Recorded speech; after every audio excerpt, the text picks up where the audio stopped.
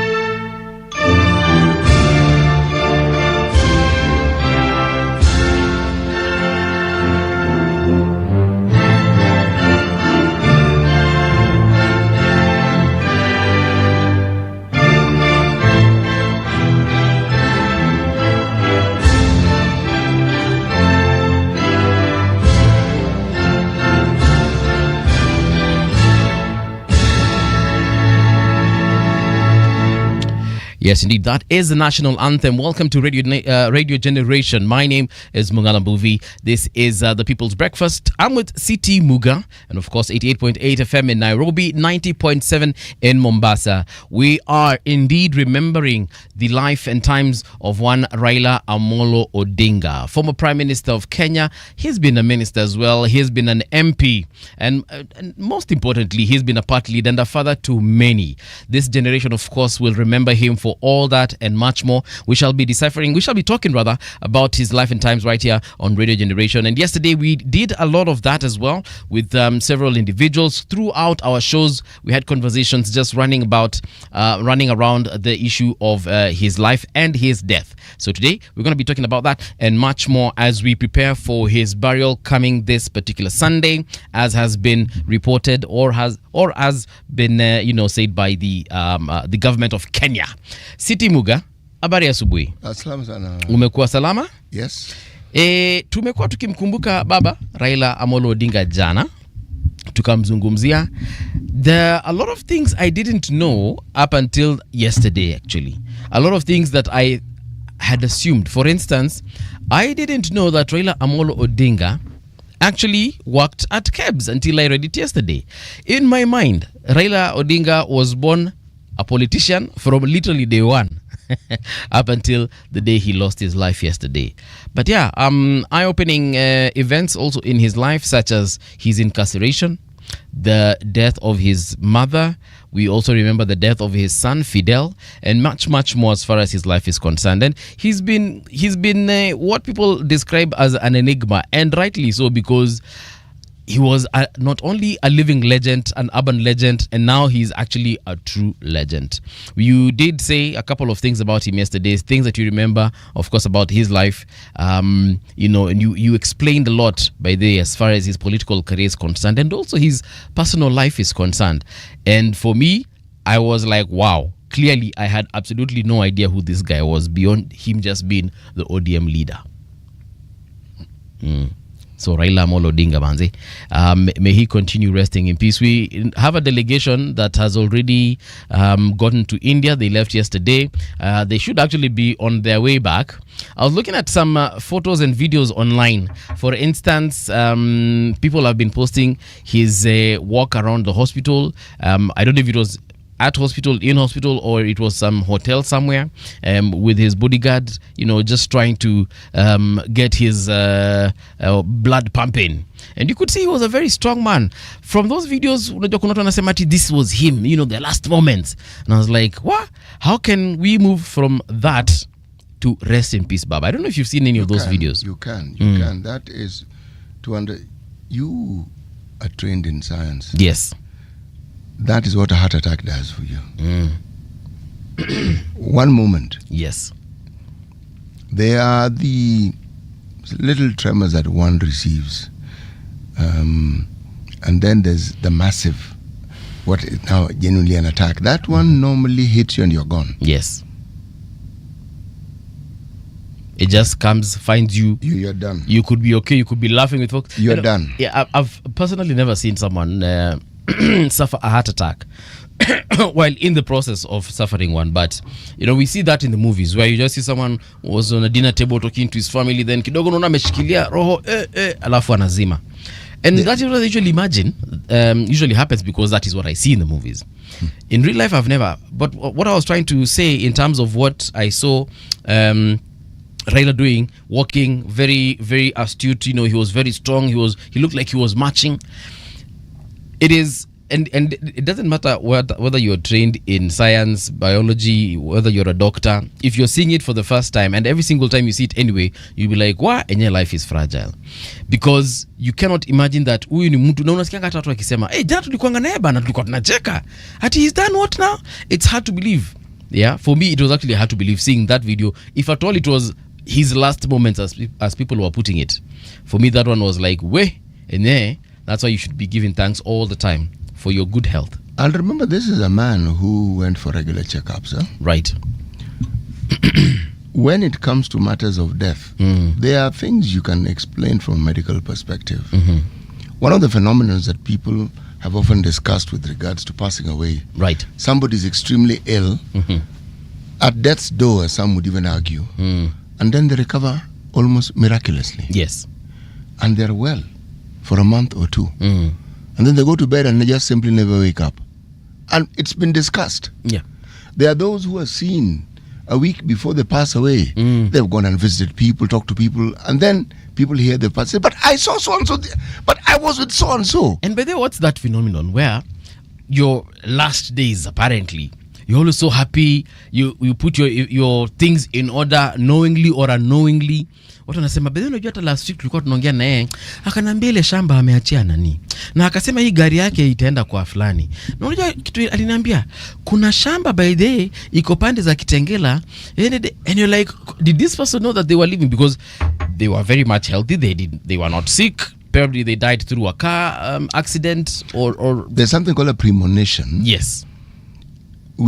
As one gets older, one is far more tuned to that element of premonition. There are those who argue that if you study this phenomenon, it's like somebody gets an opportunity to get their affairs in order and also to say goodbye. Right. So they visit very many people, they attend functions, they are actually bidding people goodbye. And then very quietly, on a day, an ordinary day, you're told, so-and-so passed away. And you say, what? Yeah. But I spoke to them yesterday. Yes. It's crazy. I'm looking at a website here. It's a flightradar24.com. So it's a website that tracks flights. And the most tracked flight right now is KQA203, the one that is carrying the body of Baba back to Nairobi. And so far it has been... let me start from the bottom. There's one that is being tracked that has 476 individuals currently tracking it on this website. There's another one from Miami to Sao Paulo being tracked by 650 individuals at this particular moment. Then the KQ flight that is carrying Baba, it's currently being tracked by 2,692 people. I'm assuming they're all Kenyans. So these are some of the details we know about this particular flight. It is scheduled to depart, if it has not already departed, at 2:40 a.m.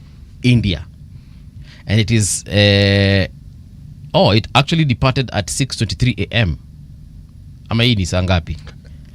naona hapa imeandikwa hivyo. Then it is scheduled to arrive at 6:25. So in the next 15 or so minutes it shall be landing in estimated arrival time, sorry, it is 9:28 a.m. So it should be arriving here at around 9:30 Kenyan time. Yes. So that's KQ flight 203 Kenya Airways, currently traveling from Mumbai to Nairobi. It should be arriving soon with the body of Baba. Itafika hapa around 9:30 a.m. So that is what is being tracked currently. Yeah. So tunangoja tusikie venye we saw a very huge delegation. Did you see it? There was a very large delegation that left Kenya. They filled an entire flight. Boeing, ini Boeing gani? Ini Boeing what? I'm trying to see. There are very many Kenyan dignitaries who are on that flight. It is B738. It's Boeing 738. Quite a huge plane. Has quite the capacity as far as passengers are concerned. But yes, they're bringing Baba. I saw videos of his while he was in hospital, when they were removing his body now from the hospital. I don't know where they were taking it, because the videos were very, like, they were all over the place. You really couldn't tell the destination, and the people were talking over the video, so sikushikanisha walikuwa napeleka hapi. But there was an ambulance as well, taking him from the hospital to that destination that I'm yet to find out. And then we saw a casket. I don't know if you saw that video as well. No, I did not. You didn't? No. Yes, there was a casket where he was placed in. I had a couple of questions as far as that is concerned, and maybe this is just me being a typical Kenyan. I don't feel like while in India he was given the VIP treatment. He was, in my opinion, from what I was saying. Why do you feel he wasn't? Ni venye I think tunafanyanga vitu ku Kenya. I think yetu inakuanga extra VIP. It's not even that. This is a hospital, man. I know. I'm aware. What would constitute a VIP treatment in a hospital? Let me give an example of what I witnessed during President Moi's burial, for example, funeral. When where did President Moi pass on? See, in Kenya? Yeah, he was here. Okay. Yeah. So kuna hata ile gari limchukua ilikuanga specially, for lack of a better word. The ambulance I saw in India, maybe that's their standard ambulance. Let me tell you something. I was expecting like a limousine kind of ambulance. The country that Right Honorable Raila Odinga was in is called India. Yes, it is called India. Yes. And the reason why he went to India was because it was understood that there are very many things those people were able to do that perhaps were not easily available or possible within Kenya. Okay?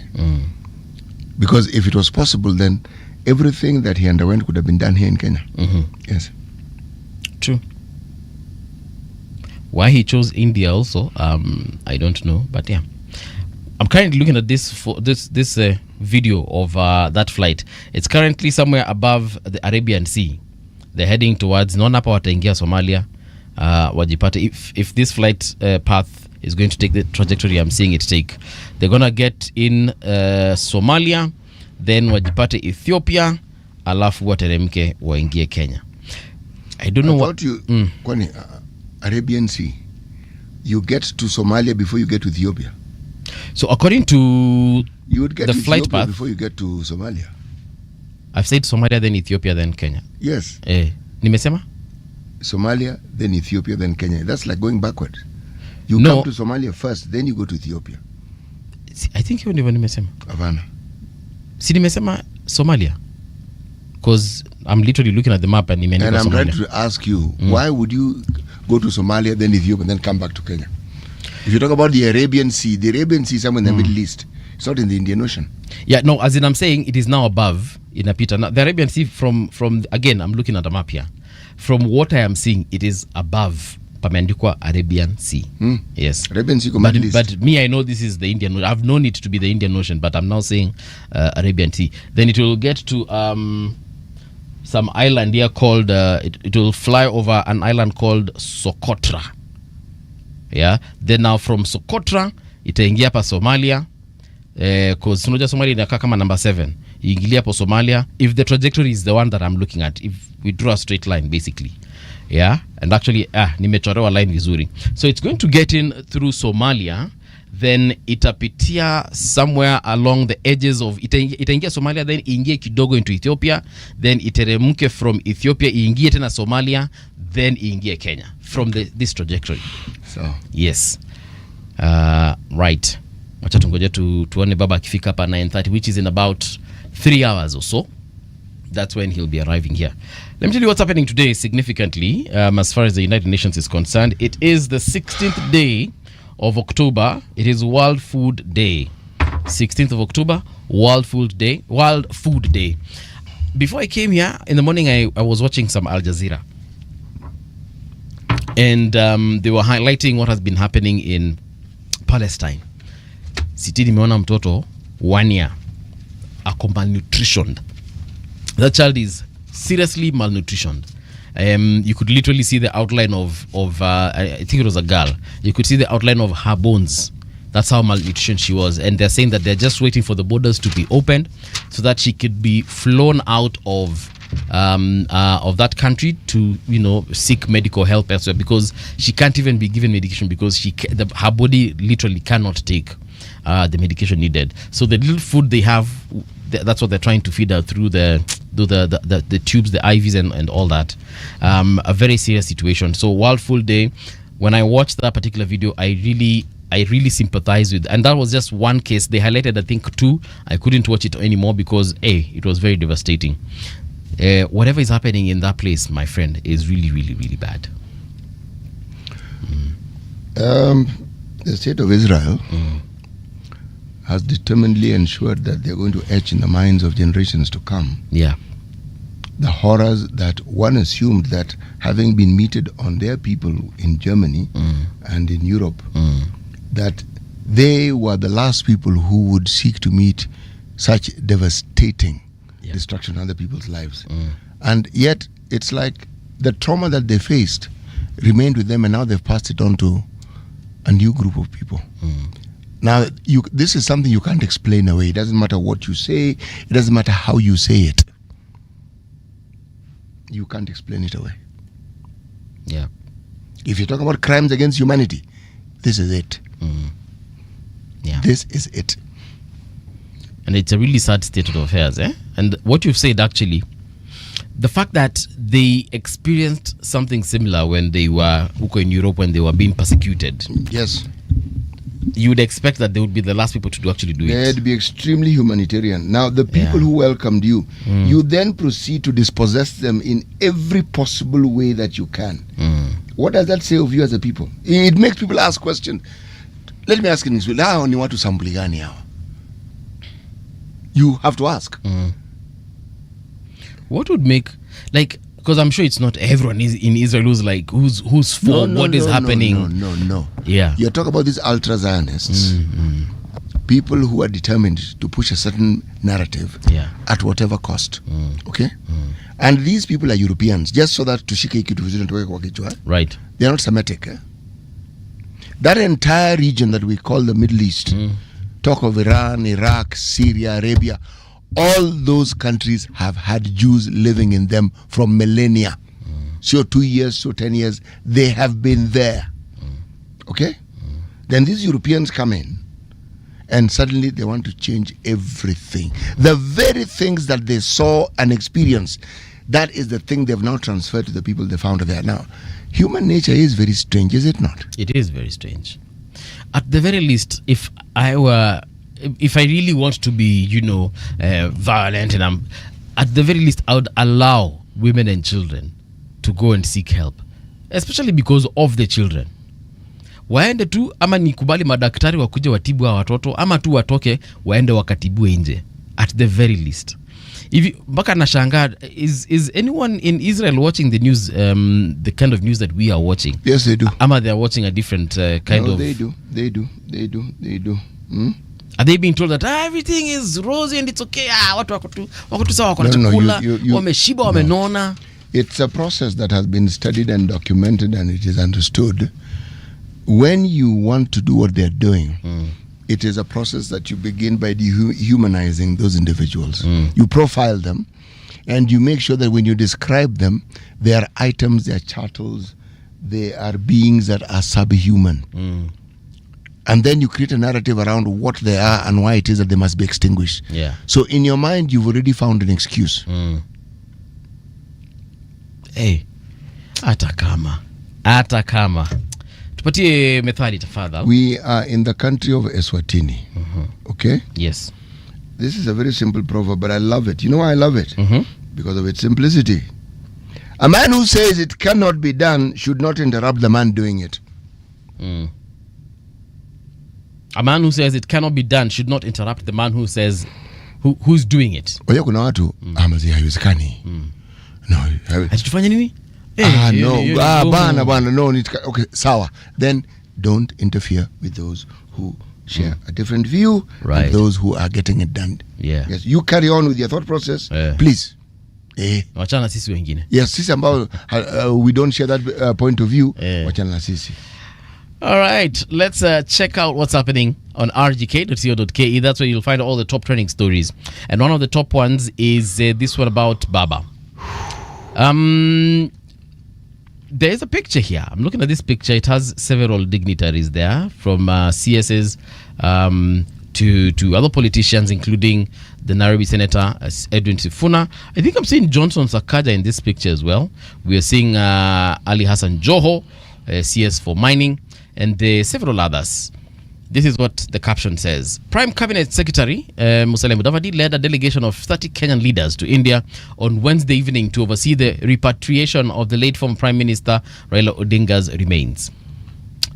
Upon arrival, Musalia's team met Winnie Odinga, Raila Odinga's daughter, who had accompanied her father during his medical treatment.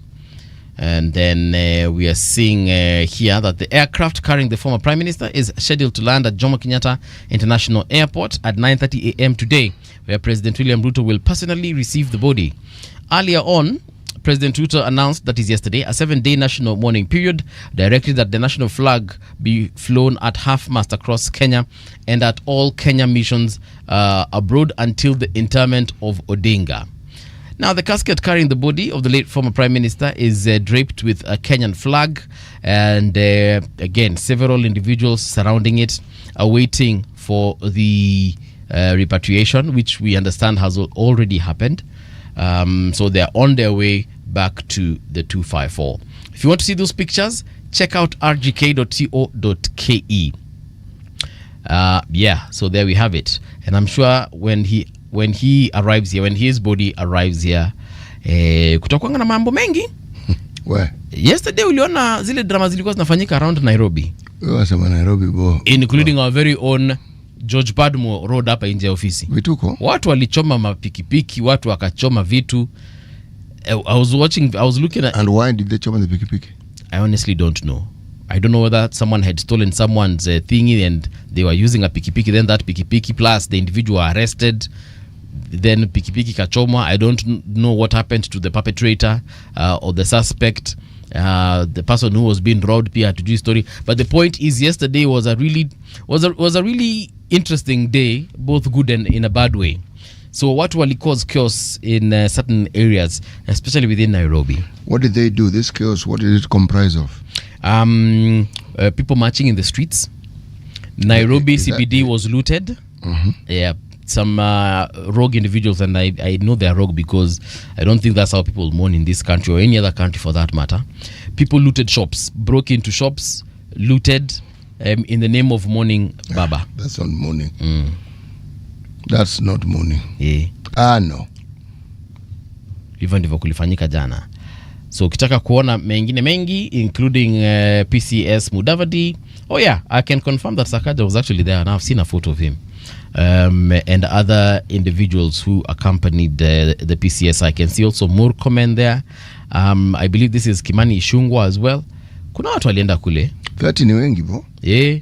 30? Yes. Those are many. The VIP treatment I was talking about, I can see cops here from what I would believe is probably Kerala police. Kerala. Yes. Kerala.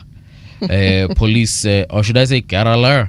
No. It's pronounced exactly as I'm telling you. Kerala. Yes. Naona askari hapo wa Kerala with their guns giving a special salute to the body of Prime Minister Raila Odinga and other dignitaries, I would believe, from India. Of course, with in the presence of our Kenyan delegation that went to receive the body. What else can I see from this photo that is of significance? 7 days by the of national mourning starting yesterday, right? Tuesday. So that means the mourning period will end on Tuesday as well. Yes. One thing that I noticed, and I've seen, what's the name of this gentleman? He's called, totally Fungwe, why I saw the post. Dennis Itumbi. Yes. This is what Dennis Itumbi posted yesterday. In compliance with the presidential address to the nation in honor of the Right Honorable Raila Amolo Odinga, the National Holidays Thematic Technical Committee has suspended all programs and activities of the Energy Mashujaa Week in Kitui County. The activities, which commenced yesterday, were scheduled to conclude on Saturday, 18th October 2025. This announcement has been formally conveyed to all participants gathered at the Kitui Teachers Training College. We extend our deepest condolence to the family, friends, and to all Kenyans mourning the great loss. Poleni sana. May God stretch His gracious hand over all of you, granting peace, strength, and comfort during this difficult time. This is the Office of the Presidential Special Projects and Creative Economy Coordination. So Mashujaa Day celebrations ni kama zimekuwa suspended pia until this mourning period is concerned. Now, is concluded. So now what happens is, will the day be celebrated on a different date or now what happens? I wouldn't know, man. Because now kama tulikuwa tukue na hiyo holiday on Monday. So utakuwa tuna holiday on Monday. Mashujaa Day. It's a national day. Yes, it is. So it's a holiday. Yes, it is. But now in terms of what happens on that day, the speeches given by the different dignitaries including the president, the people to be awarded with the state commendation. They can be sent letters. Watu wa Kitui walikuwa na ngoja. Kuna mahali Kitui imeenda. Kuna Kitui iko tu pale pale. Haijahama. Then yeah. Or now tutangoja Jamhuri Day. Jamhuri Day iko Kitui sasa, because that's I think it's the next national holiday. Yeah. I do not see a problem. Yeah. No. I mean, I'd like to know and when it comes to clarity on such matters, you know, I don't speculate. Yeah. We will be told. Yes. There are people whose job it is to give us information regarding these things. Whether Monday will still be a holiday, whether it won't be a holiday. We will wait and see. Yeah. Yes. Baba anazikwa Sunday. Sunday is good. Yeah. According to his wishes. Yeah, he was Anglican. Yes. Yeah. All right. Let me see what else is being said here. Yes, we have Raila Odinga's final journey, arrival, lying in state, and then, of course, burial. Kenya prepares to receive the remains of former Prime Minister Raila Odinga, with the body scheduled to arrive Thursday morning from Mumbai, India, aboard a Kenya Airways flight. President William Ruto is set to lead government officials in welcoming the late leader at Jomo Kenyatta International Airport, after which the body will be moved to Lee Funeral Home for final preparations. Following arrangements at Lee, Raila's remains will be transported to Parliament to lie in state, giving Kenyans an opportunity to pay their respects. In the evening, the body will return to the Odinga family residence in Karen for an overnight stay. Deputy President Kithure Kindiki, co-chair of the National Funeral Committee, confirmed that it was Raila Odinga's wish to be laid to rest within 72 hours of his passing. However, given that his demise occurred outside the country, certain logistical considerations and formalities will understandably affect the timelines, according to the Deputy President. The committee outlined the schedule of events leading up to the burial as follows. 1 a.m. Thursday. Okay. Clearly this is revised because we can see that he's supposed to be arriving at 9:30 a.m. today. Yes, but once he arrives from JKIA, the body will be transferred to Lee Funeral Home, then from Lee, Parliament buildings for viewing, and then overnight stay at Karen, and then of course a state funeral service at Nyayo National Stadium, which will happen on Friday, that is tomorrow. Then body will stay at Karen. Saturday, procession to Kisumu for public viewing at Moi Stadium. Then overnight stay in Bondo. Then on Sunday, burial at the family's Opoda farm, fulfilling Raila Odinga's wish to be laid to rest within that time period. However much it has been compromised kidogo because of where he passed on. The timeline was carefully planned in collaboration with the family to respect the former Prime Minister's final wishes while managing the practicalities of repatriation from India. Why would he give such instructions that he wants to be buried within 72 hours? Why would anyone do that? Personally, mimi nasemanga hiyo siku ikifika venye mtaamua fanyeni. Good. So write it in your will so that we know. Okay? Actually, I don't have to write that in my will. Once it's done, it's done. Sorry, once it's done, it's done. Wills are good. No, the will, I can talk about what I own, who it should go to. But in terms of what you shall do with the body, my friend, mimi nitakuwa na JC, Jesus Christ, nikidance. Let me tell you something. Binguni. The reason why, once we adopted these Western ways of doing things. Yeah. See, you have to understand that the moment you have a family, yes, the moment you have a wife, you have children, they will have their say. That will gives direction. Yeah. It helps solve problems that may come about. The other thing that you must understand is that certain communities, like the Luo community, for the longest time, yes, things like someone's passing away, if someone was considered to be an elder or a leader within the community, the family had a say, but the community had an even bigger say. Because essentially you belong to the community. Yeah. So you can liaise with the family, but the community will decide and determine. If you remember, once upon a time, there was a gentleman called S.M. Otieno. Yes. S.M. Otieno died. His wife was called Wamboi Otieno. There was an interesting push and pull. Really push and pull. And S.M. Otieno came from a place called Umirakager. That's in Alego. And the understanding by the community was that they are the ones to decide. Yeah. Wamboi took the matter to court. Yes. A gentleman who later became just a judge of the High Court, Justice Quach, was the man who led that particular case. And one of the most notable things he said was that there's a difference between a house and a home. Upper Matasia was where it was argued was S.M. Otieno's home. And they don't know, that's his house. Yeah. Yes. Home is Umirakager. Ancestral. Yes. Now, if you want to understand how interesting this particular case is, because it dragged on for quite a while, the New York Times wrote about it. Oh, yes, they did. It was considered something very interesting and peculiar. So, depending on the community you come from, wills are useful. They give direction and they help. Yeah. Yes. And especially someone like Raila.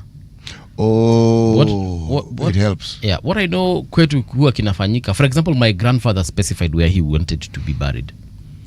And he actually designated an area where everyone else who passes after him would be buried. Yes. See, the land was his. Yeah. So he could decide what to do with it.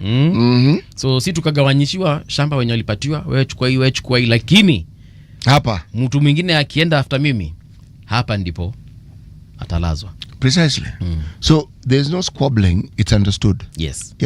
Yeah, so whether you guys decide to bury after a day, a week, a month or a year, once you're done with that, it is here. Unless, actually there was no unless, he just said it. Na hiyo story ikaisha. Good. Yeah. All right, let's check out what's happening on the roads of Nairobi as far as traffic is concerned. Traffic. All right, so I'm looking at the map here and it looks the same as yesterday. I'm beginning to ask myself, Kwani, am I looking at a recorded map that just repeats itself? Because like literally traffic is usually at the same spots. We're talking about the Joseph Kang'ethe Road, where it joins Ngong Road. Kuna ka traffic kidogo pale Woodley Estate, Ring Road, Kilimani. Kuna ka traffic kidogo Ngong Road roundabout. Kuna ka traffic kidogo, and it's because of the roundabout. Zooming out, usual suspects. We're talking about Pangani area, Muthaiga Square. Hapo ndio mkona traffic. Obviously for people coming from the areas of Survey, Mbakasi, Cabanas bus stop pale. Mbakasi joining Cabanas, that road, Airport North Road, kuna ka traffic kidogo, but beyond that there's absolutely no problemo on the roads. So as usual, if you see something you think I should know, holla at a brother. Traffic on Radio Generation. All right, so as we, check out what's happening in the newspapers, before we get into that, let me see where this flight has reached. It's actually very close to Somalia now. Ni venye siwezi waambia the kilometers away, but it looks like it's really, really, really close. That is the plane carrying the body of Baba heading towards Nairobi. Tunawatakia kila laheri wanapo kuja huku Nairobi, tuweze kufanya nini? Tuweze kumlaza Baba. There'll be a very short period by day when he arrives at Lee Funeral Home, up until the period where he's actually taken to Parliament, because it's just preparing the body. I'm assuming probably, the dress code and embalming and etc. I thought that would have been done in India. We want to make sure. It was done in India. I want to make sure. Yes, you do not want to take anything for granted. These are people who are good at what they do. You want to make sure that it is done. Because remember, the body is going to be the public viewing. Oh, yeah. Yes. So you need to keep administering certain embalming processes to ensure that the body remains intact. Yes. Okay. And Lee, of course, they're known for a very good job. Lee wanajulikana. Yes. Wacha tusome maneno ya lying in state and what it's all about. Now, Raila Odinga to lie in state at Parliament ahead of Sunday's burial. Former Prime Minister Raila Odinga is said to be laid to rest on Sunday, October 19th, following his wish to be buried within 72 hours. Now, from JKI, the body will be moved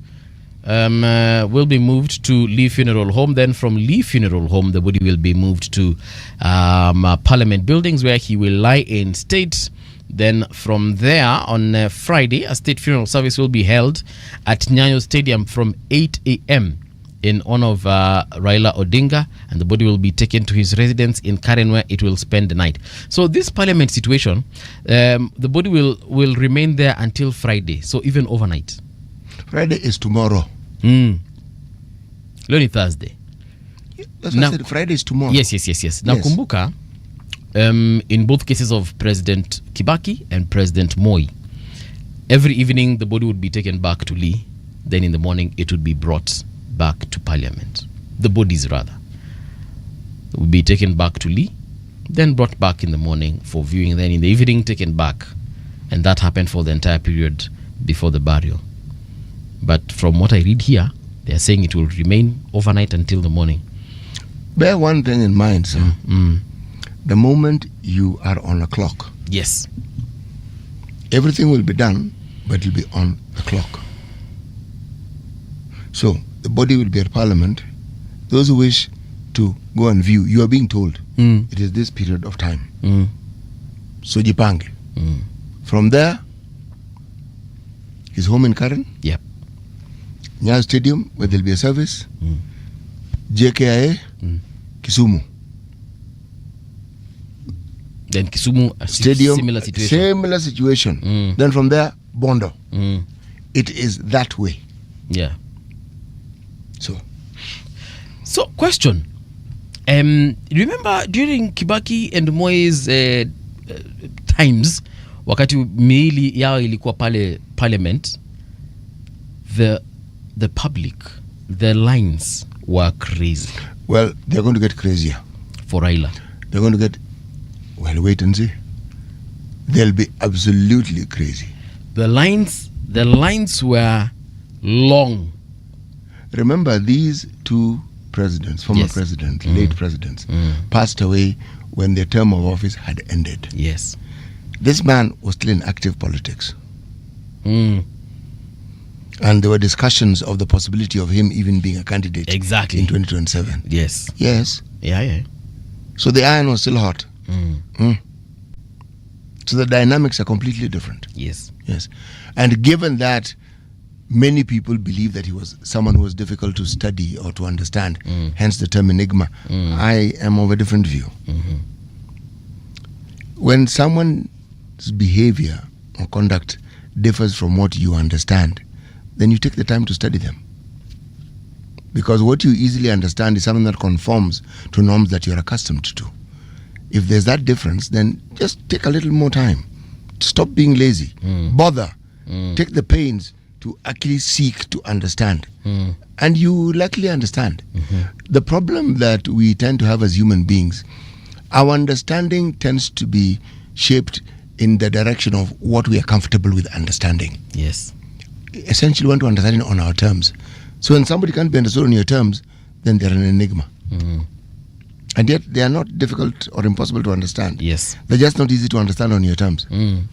Because they don't conform to the norms that you would like to apply when understanding a situation or a person. Yes. Let's wait and see. I cannot wait to see the lines. First of all, the crowds that will just be waiting for him at Lee, because I'm sure that one to airport there will be people throughout.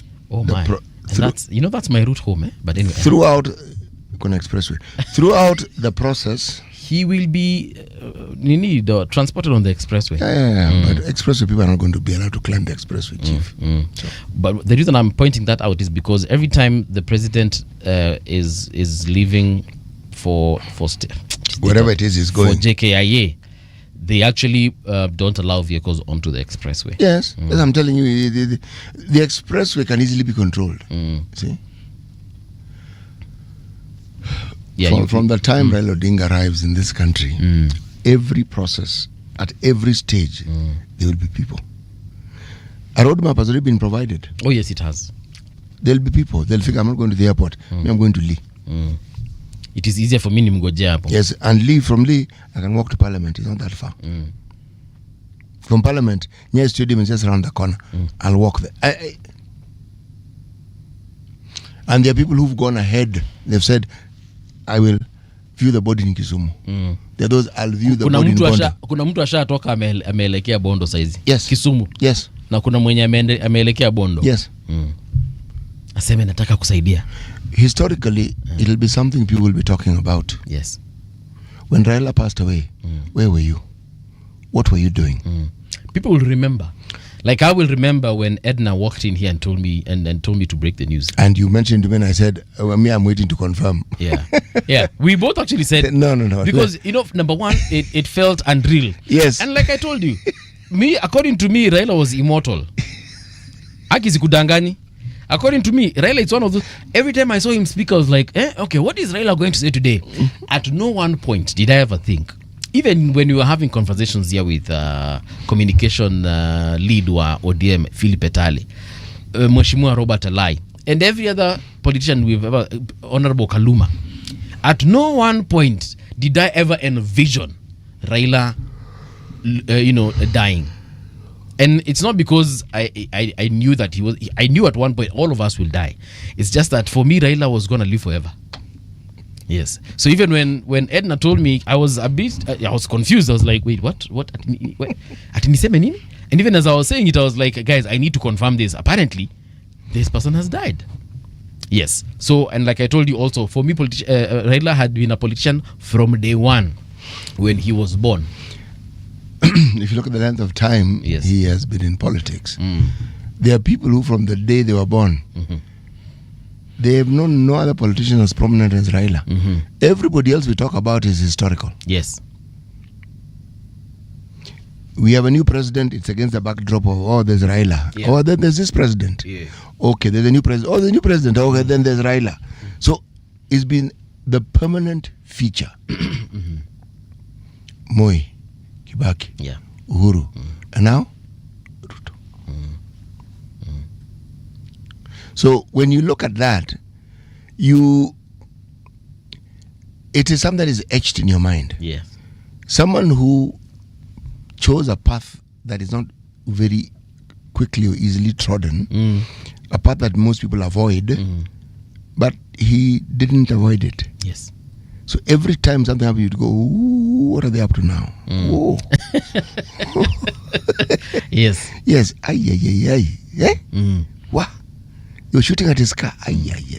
Like, are you serious? What? Even the people who shot at his car during that mandamano of was it 2003? You know, I was asking myself, how dare you? And the how dare you was Baba. It's not like anyone else can be shot at, but I was just like, hey, how do you even begin? Yes. I've just read something here. Raila Odinga will ultimately be buried on Sunday in the family graveyard at Kango Ka Jaramogi in Nyamira, Bondo, alongside his late son Fidel and father Jaramogi Odinga. Yeah. So they also have like a cemetery gravesite. They do. That's where his father was buried. His mother was buried. Yes. His other brothers were also buried there. Yes. He had 3 brothers who passed away. Oh. Yes. Oh dear. Gola, Osewe, Odima. Those are his brothers. They passed away early in life. Oburu is his elder bro. Yes. Oburu is the firstborn. Okay. So between Oburu and Raila. No, these are much younger brothers. Okay. Oburu, Raila. Then there's Akinyi, like that. Then the other brothers came along. Yes. Yes. You've mentioned Akinyi, that's a sister. Yes. Okay. Doctor. You see? Weno Akinyi. Kuna vitu ninajua saizi Yes. juu ya Raila.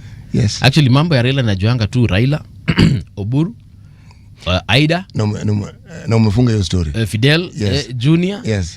And Winnie. Najua sister yake Ruth Odinga. Yes. Hiyo ndio familia ya Raila. Actually mimi ukiniambia Raila, familia ya Raila, those are the people I picture.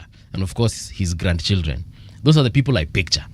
Beyond that, now you've mentioned other people I didn't know about. Well, remember his daughter Rosemary fell ill, and she was also treated in India. Now, that was a firebrand politician. For the illness, that is somebody who was spoken of as somebody who would have made a wonderful politician, a wonderful public speaker. Yes. Had a presence. See, the thing is this, Yes. with politics, I am often shy to make the sort of predictions I hear people trying to make. Oh, who will do this? Who will?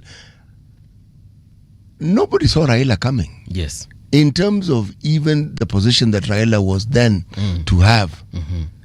Raila wasn't, if you're thinking logically, in the lineup of people who were considered to be someone who would ever become a political leader.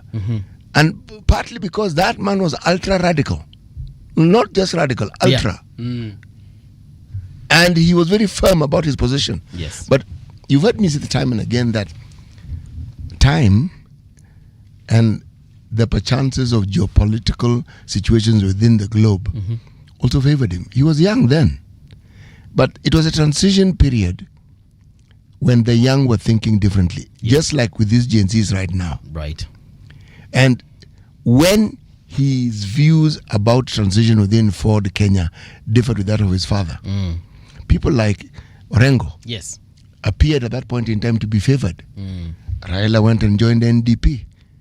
One couldn't see how a party that nobody knew about was ever going to make any headways in the politics of the Nyanza and the Western region. But they did. The people who were with Raila and NDP swept the board clean of all those legacy politicians, Achieng' Oneko, all those fellows who are there. They lost to people who were in Raila's party. Yes. And that ushered in a completely new era. So when you talk about the politics and the impact that people make, it'll be foolhardy to try and forecast a trajectory and say this is the path it's going to take. That's why you'll hear me saying this one I'm going to wait and see. Because I can tell you what I'm seeing and what I think may happen in the short term. Long term, I have absolutely no idea. Yeah. Like now, in this information age, things move so quickly. They move so fast. How are you going to actually predict what's going to happen next? You may have an idea.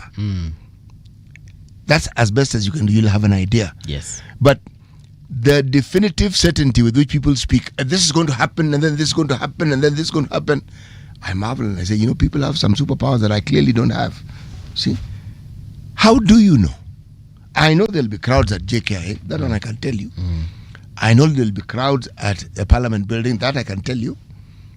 And I can tell you with reasons, and I can explain to you why. Yes. Okay? Because the passing away of Raila Odinga has hit the nation. It's a thunderbolt. It's a shock.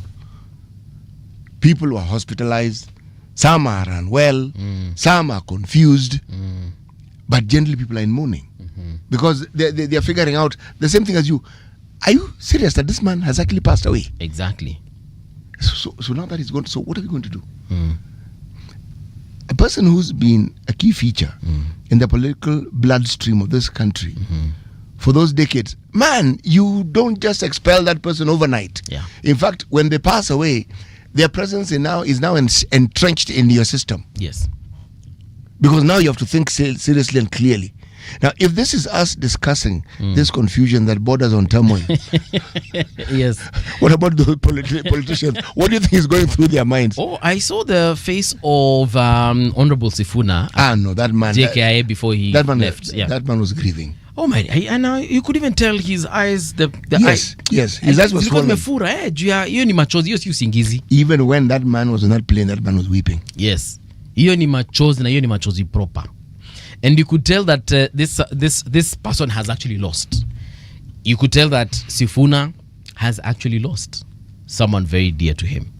And you could hear people now, crowds speaking from all over the country, and you could hear people bana waki mourn Raila and the kind of words they were using to describe this man.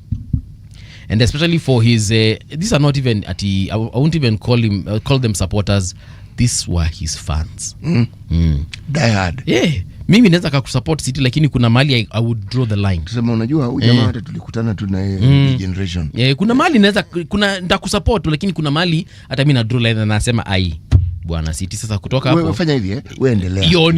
Tunaweza kukutana mbele, sio? Hawa sasa wenye nilikuwa ninaona. These are people who, for me, if I think if they were given the chance, they would actually perhaps even lay their lives for this guy. That's what I saw yesterday from the emotions that people were using to talk about Baba. I want to read a few comments here on YouTube. We have Engineer Fighter Karaoke.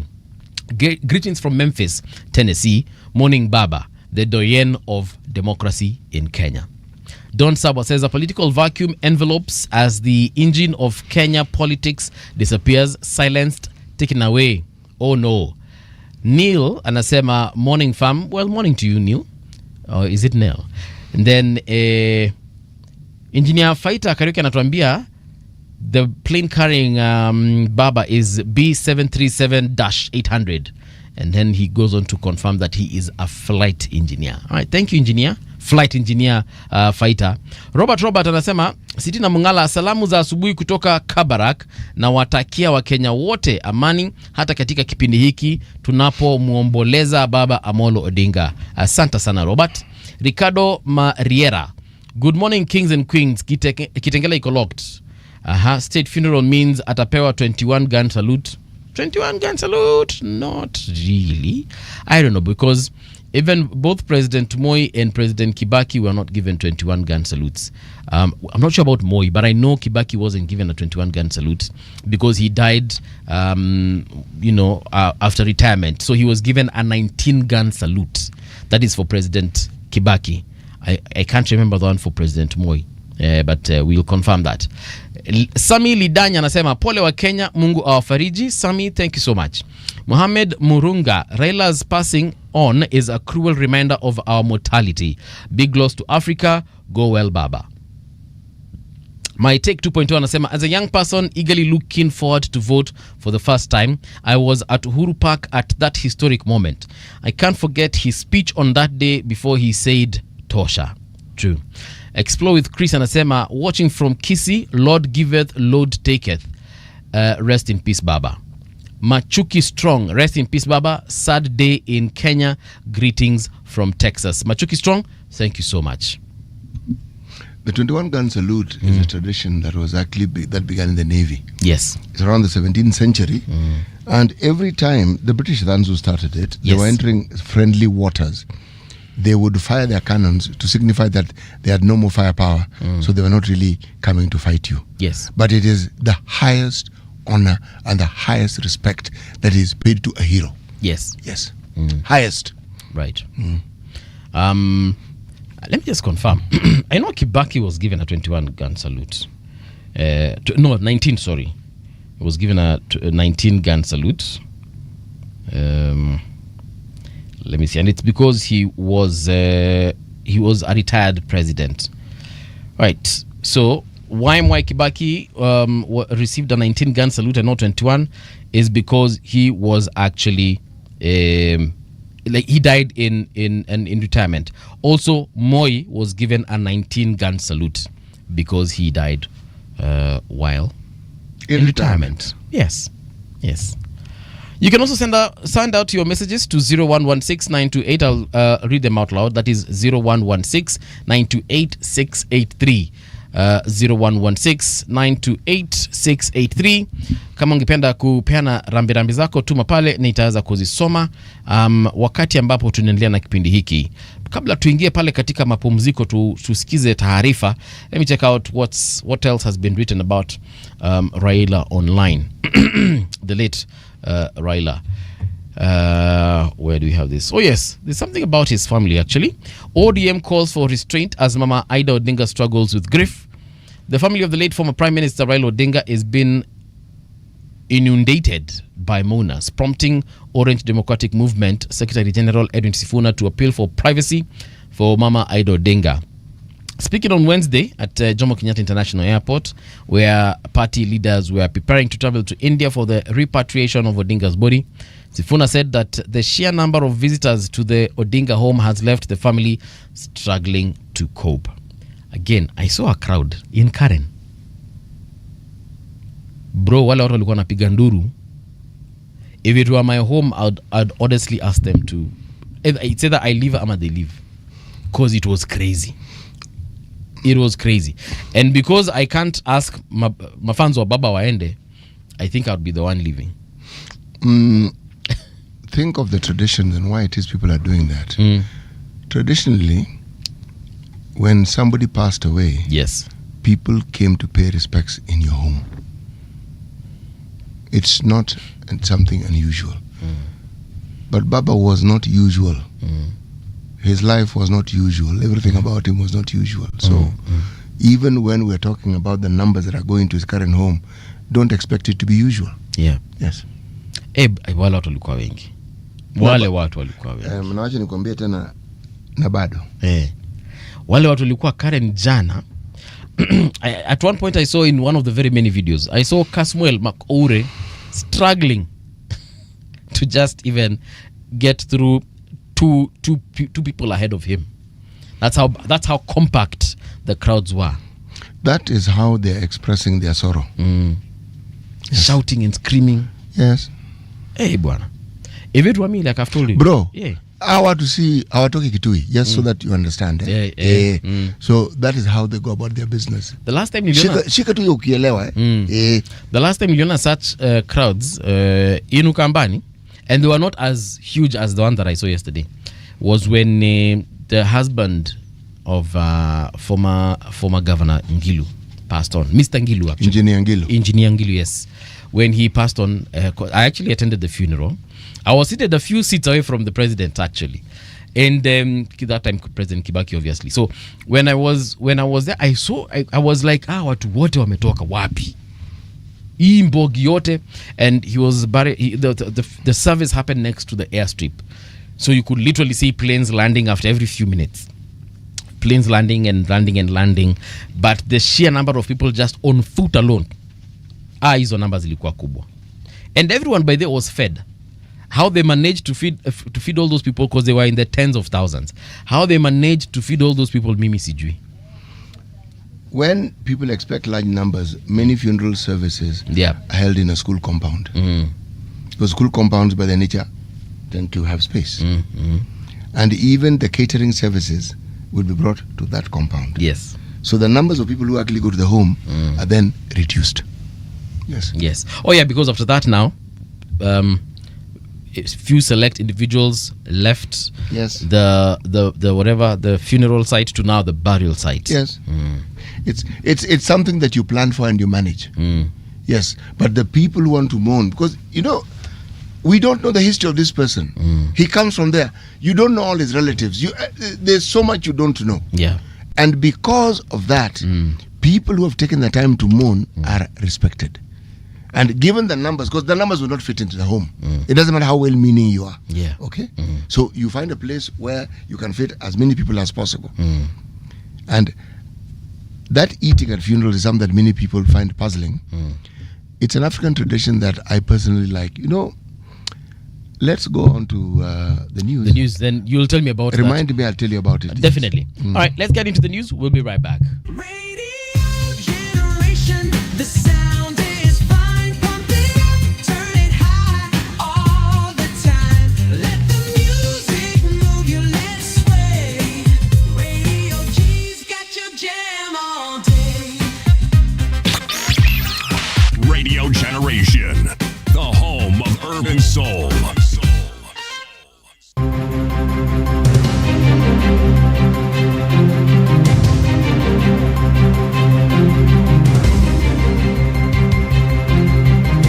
This is the Radio Generation News.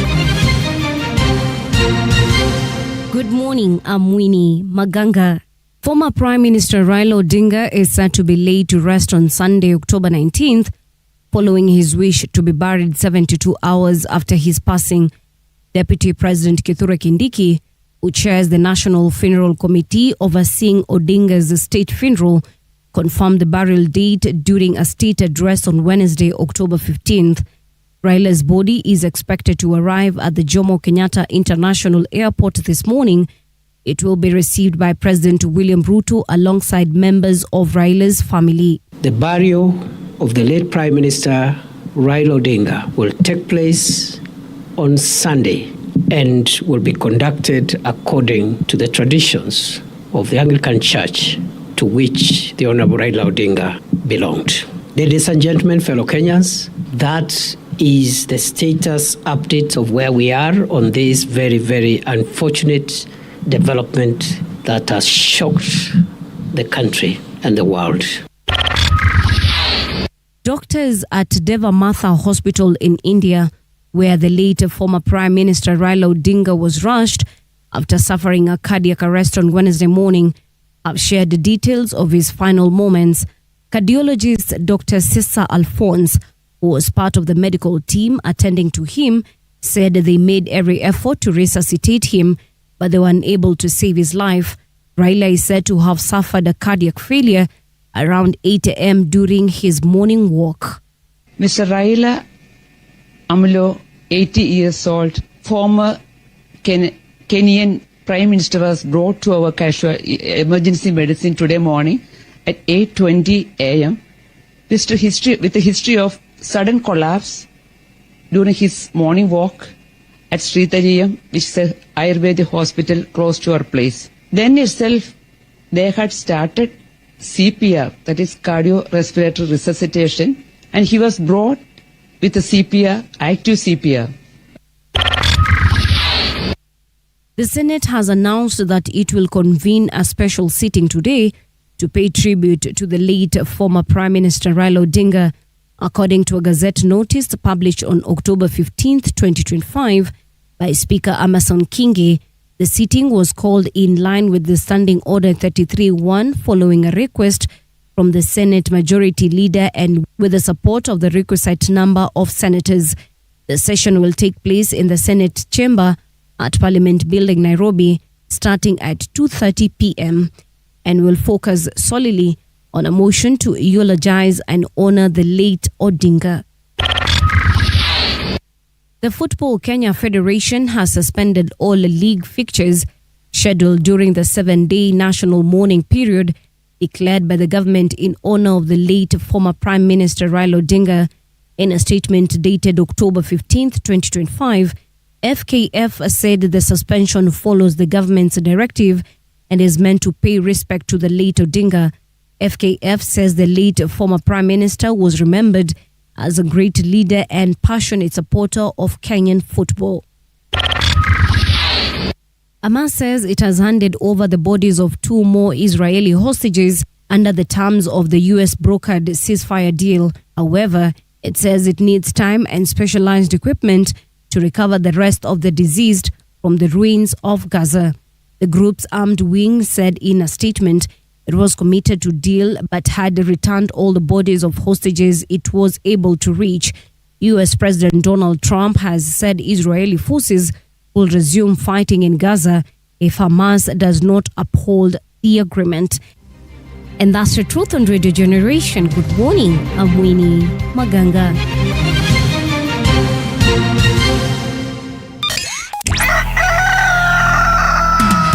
In the beginning, there was morning radio. But now there is Radio Generations, the people's breakfast. Curious and bold, getting facts from the shadows. That's what it is. Now, as the city wakes and secrets stir, a bright new voice shines. The people's breakfast. Your morning, your voice, your journey. Good morning. Good morning, my neighbor. Welcome to the home of hard truths and bold insights. Radio Generation.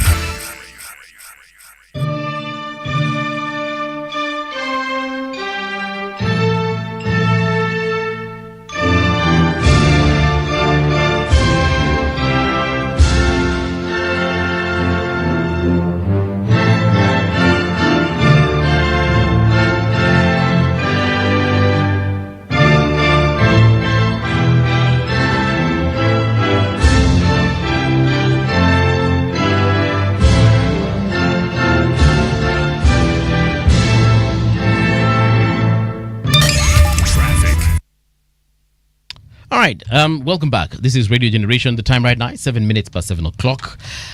Radio Generation on 88.8 FM in Nairobi, 90.7 FM in Mombasa.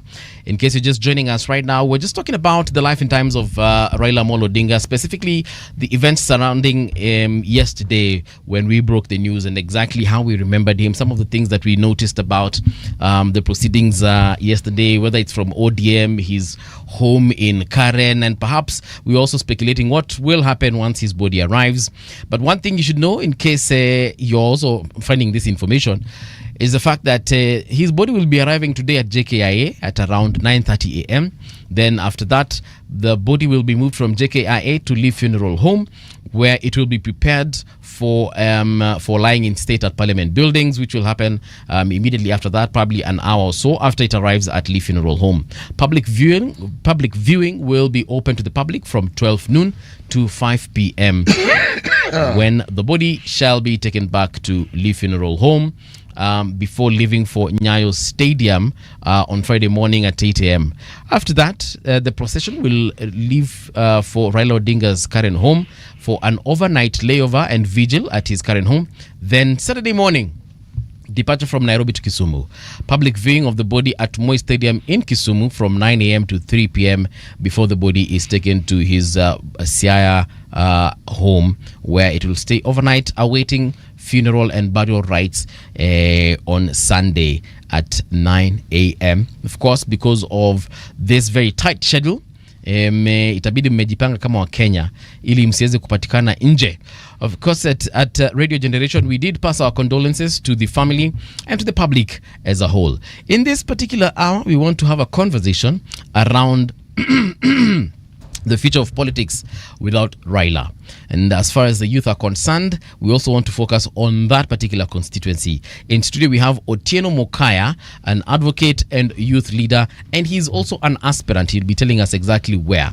We also do have political advisor and capitalist Nahashon Kimemia. Gentlemen, a very good morning to you. Welcome to Radio Generation. Asante. Yes, let me start with you, Mukaya. Good morning, Mukaya. Good morning. Niko na swali hapa kuhusu Esquire. Yeah. Hii Esquire tunaisemanga Otieno Mukaya Esquire. Yes. So hivyo ndivyo. That's how hivyo ndivyo inatamkwa. So the way we say Dr. Flani, Yes. we say Mukaya Esquire. Yes. Good. All right. Nahashon Kimemia, good morning. Good morning. Uko salama kabisa, eh? Niko salama kabisa. Right. Let me ask you, Nahashon, where were you yesterday when you found out Raila had passed on? Yesterday I was at one of my premises. Business premises. Right. And it was a shocker. It was a shocker because one, I'm looking online and I'm seeing, and now it's time to verify. Yes. Because already rumors are already there. Which source did you see first? On social media, I believe I saw, a couple of guys saying, you know, rest in peace, rest in Acha tu nikusumbue kidogo. Naomba ukaribisha microphone yako ikuface kama yangu. Oh, Yes, like that's that. okay. Oh, Good. sorry about Good, that. Good. You were saying something. Yeah, so the first source I got was on social media. I got a few reports, but none of them are being verified. And the mainstream... Sorry, again, let me ask you. When you say social media, was it like a tweet you saw from someone? Was it from a media outlet? Was it from a politician? To be honest, Yes. it was a tweet that I saw. From a Several random tweets. Kenyan? Yeah, random Kenyan. I'm seeing and I felt very disturbed because these are, you know, a bit credible sources. So now I had to dig in and find more credible sources. At around what time was this? This one was around... I can't be sure. I can't remember. All right, but it was in the early morning. Early morning. Okay. Early morning. Mokaya, where were you, and where was the source for you? Immediately after waking up, that's the first thing I saw on my phone. Which is What time what did time? you wake up? At like 7:30. Okay. Yes. Okay. Then I received a call from one of my friends, and he's what, hey, your guy, because I've been an ardent Raila supporter. He actually told you are guy. Yeah, your guy is gone. What? Then I confirmed it was true. It was a shocker because some of us who have followed Raila for some time, blindly so, we had elevated this man to immortality. Nobody among my circles ever believed that you'll wake up one day and Raila will not be there. So we didn't even accept the mortality of Raila Odinga because every day you'll see him in the newspaper. No newspaper article, no news article will go 2-3 days without Raila Odinga being a factor or the center of it. Really, for my whole life, that is the Times, a section of city's life. This guy has been controlling, or at least having a say in what happens in this country. Yeah. So really, it was a shocker, and some of us have not really sat and let it sink in that Raila Odinga is no more. When you say Raila Odinga, when that person said that Raila Odinga is your guy, and you've actually said that yes, indeed, you have supported Raila for a while. Explain to us the support you're talking about. Did you support him politically? Was it his ideas? Did you like when you say you supported Raila? What do you mean? And were you still supporting him up until the time he died? Raila Odinga has been the shaper of our politics and our narratives. You disagree with him, but not for so long, then you realize, I think he was right. The name Agwambo or Baba meant a lot. That number one is something you don't understand. Number two, it's somebody whose opinion somehow you'll have to comply with. Your father will ask you, which school will you want to go to? You'll say, I want to go to Kisii School. He wakes up the next morning, tells you you're going to Nyansiongo Boys High School. What can you do? So I have followed Raila because as a lawyer and a historian, you see, rarely has he been wrong. Even against his father, he was right. Even following risking his political future for things he believed in. Taking a back seat when he doesn't have to. Telling Moi, I'm going out of parliament and I'll be back. And he came back. Most of us here, most of the politicians can't dare lose their seat even when they disagree in principle and in many ways by their political party. They take the cowardly self-preservation stance of sitting back, chickening out and watching it play. So it's somebody who you'll hate, you won't like how he does things, but with time you are like, there's a reason he's Baba. There's something he saw that I didn't. Okay, is self-preservation necessarily cowardly? Self-preservation is cowardly because to me courage means taking a road not taken. Safety is only for the people who seek to self-preserve. You say you introduce a concept of recklessness. Yes, not recklessness. But that, I take that to be courage. Recklessness and courage are not the same thing. They mimic each other. They do. Actually, they're very close cousins. But remember, somebody who seems reckless sometimes is not. They may be reckless in your eyes, but they may have considered the odds and decided, as they say in Kiswahili, liwe liwalo. They figured, okay, let's see. Bad. Yeah, let's see where the chips fall. See, that's courage. Not necessarily. You can be foolhardy, but you're not necessarily courageous. Okay. You see, I know that I'm dealing in semantics, but there's a reason why I'm dealing in semantics. Yeah. When we create labels, we have adjectives by which we describe people. We need to be clear about what it is that we're actually saying. See? At some point, Raila's activities were seen as reckless. True. If you are opposing a single party state president, it's like suicide. It's suicidal. Because the law is on his side. He can do whatever he likes with you. He can detain you, can jail you. You can even get killed. So, you will say it is courage. Someone will say, but the consequences of such an action are clear. So, why do you throw yourself at this?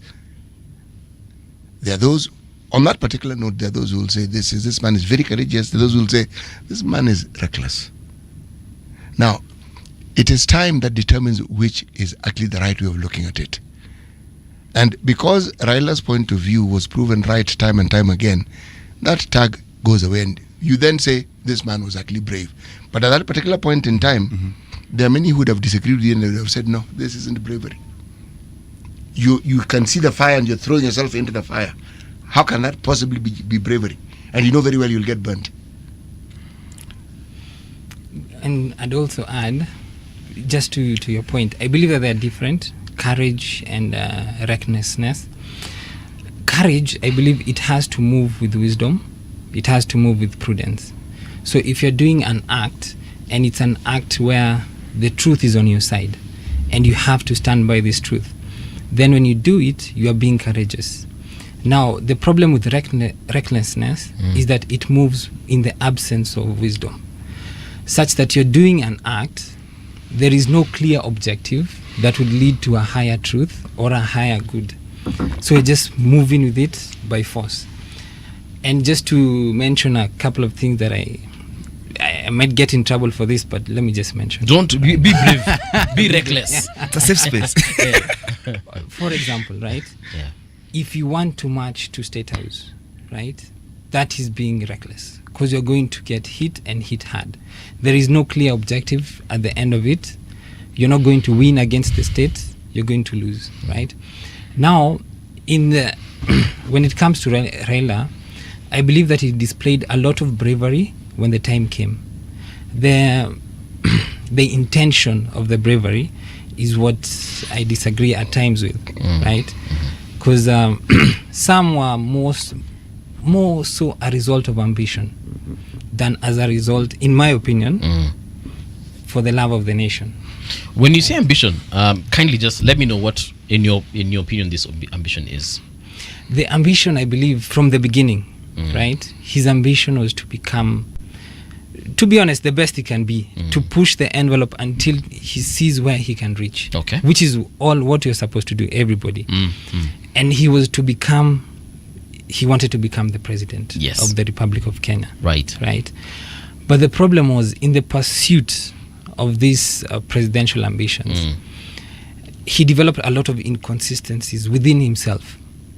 He's fighting for this today, tomorrow he's fighting for that, right? Whereas in terms of courage, a courageous man would have consistency in terms of character, in terms of belief, in terms of principles and values. Okay. Right? Mandela from the start to the end. Mahatma Gandhi from the start to the end. Martin Luther from the start to the end. There was at no point where he would, you accept tyranny and then you're okay. Mandela was in prison for 27 years. The fighting was being taken on his behalf. And Mahatma Gandhi was a pacifist. But there was a whole movement of the country of India that was behind his particular thinking. Your analysis seems to say that, in fact, if you ask me, I'm listening to it, that Raila actually had a plan. If I'm listening to what you just said, yes, it that he actually understood the consequences of what he was doing, and he was willing to take the step in that particular direction. I struggle. Mokai, you have something you want to say? I struggle with how we choose to read our history, and for long we have been reading the wrong script. And I always encourage our people, black people, people of Nywele Ngumu, to read our history as written by their brothers. Because when we allow our stories to be told by foreigners, then we won't be reading our story. We are the same people who are calling Lake Victoria by the name of Muzungu, as if our Luo guys never saw that lake. Namlolwe. It could be. That is the right name Yes. for Lake Victoria. But we have read white history as black history. Nelson Mandela is an icon. We respect him. But I'll ask why, when he went to jail saying this white man must go, why did he come back and say, we have to allow these people to stay with us? Why are South Africans still landless? Why are we accepting the narrative that South African believe the Nigerian, the Kenyan is the problem? Because we have been taught to hate ourselves, hate our skin, and adopt anything that does not look like us. That's not the history we want to read. Back to Raila Odinga. I said Agwambo is a name that means something you can't understand. It means there are decisions Raila made that looked selfish. There are decisions that Raila made that looked reckless. How many sons of former vice presidents will dare leave the comfort of their father's house to join the common Mwananchi in the struggle? For what? They could as well sit and wait for their father to make a call and they be appointed something. How many of sons of any father will defy their father publicly and on their face? That is reckless but courage. Because you are only a man when your father dies, or at least after you kill him, figuratively. How many people will stand up to Moi, of all people, and tell him things he doesn't want to hear? How many people will come out of a decade of detention without trial and do exactly the same thing? How many people, when they know it's their time to lead, after being a party leader, will stand in a public rally and say, Siata Kibaki anatosha? The media reported to say that Kibaki tosha. It was a question. How many people, after a bloody election that you know you have won, will defy the advice of the Pentagon, run away to Naivasha and say, country is better than my ambition? Which ambition are we talking about? How many people, when they know they have more than 45% of the vote, they are popular than the government that just got sworn in, will walk to Arambe House at nobody's surprise when the Supreme Court has said, chances are you won, go do it again? We'll just say, my brother, you have won, they have accepted, let's move on. How many people, when you know how ruthless government can be, will wear a black cloth, walk to Uhuru Park when everybody is saying, will he be sworn in? Then do exactly the right thing. How much of ambition can a man have to sabotage himself so many times, even when you have it? To take a back seat so many times, even when it's your time? To do the same thing repeatedly when you have tested the consequences? I think there are times selfishness is good, but selfishness wrapped in strategy. That what looks like self-sabotage can be the most generous thing you can do. Even going to India to die there in such a lonely manner, it's courage. Do you think he planned to go and die in India? He didn't plan, but when you're facing one of the biggest battles, especially sickness, at that age, you want everybody around you. But the lonely photos that we see is like, this is me to go handle it, and I'm going at it alone. He could have gone with a battalion of how many people are willing to go on a plane. We saw a fully chartered plane going with ministers. He could have done that when he was alive. But I realized I don't have to do this. Even the will saying that in 72 hours my story should be done. We could have won Raila for 30 days. We have the time. But he said again, I'm big enough for now. My story is closed. And when I'm done, people just move on. My chapter is closed. What is it about Raila's life that touched you so deeply? It's that there is no progress in this country that doesn't have his three names on it. Positive progress. Speak of it. 1982 coup, you can really apportion blame on him. 1992 multi-party democracy, you have to blame him somehow. The Constitution of Kenya 2010, you can say new, but nothing 15 years old is new. You can name it on him. The end of the Nyayo era, you can blame it on him.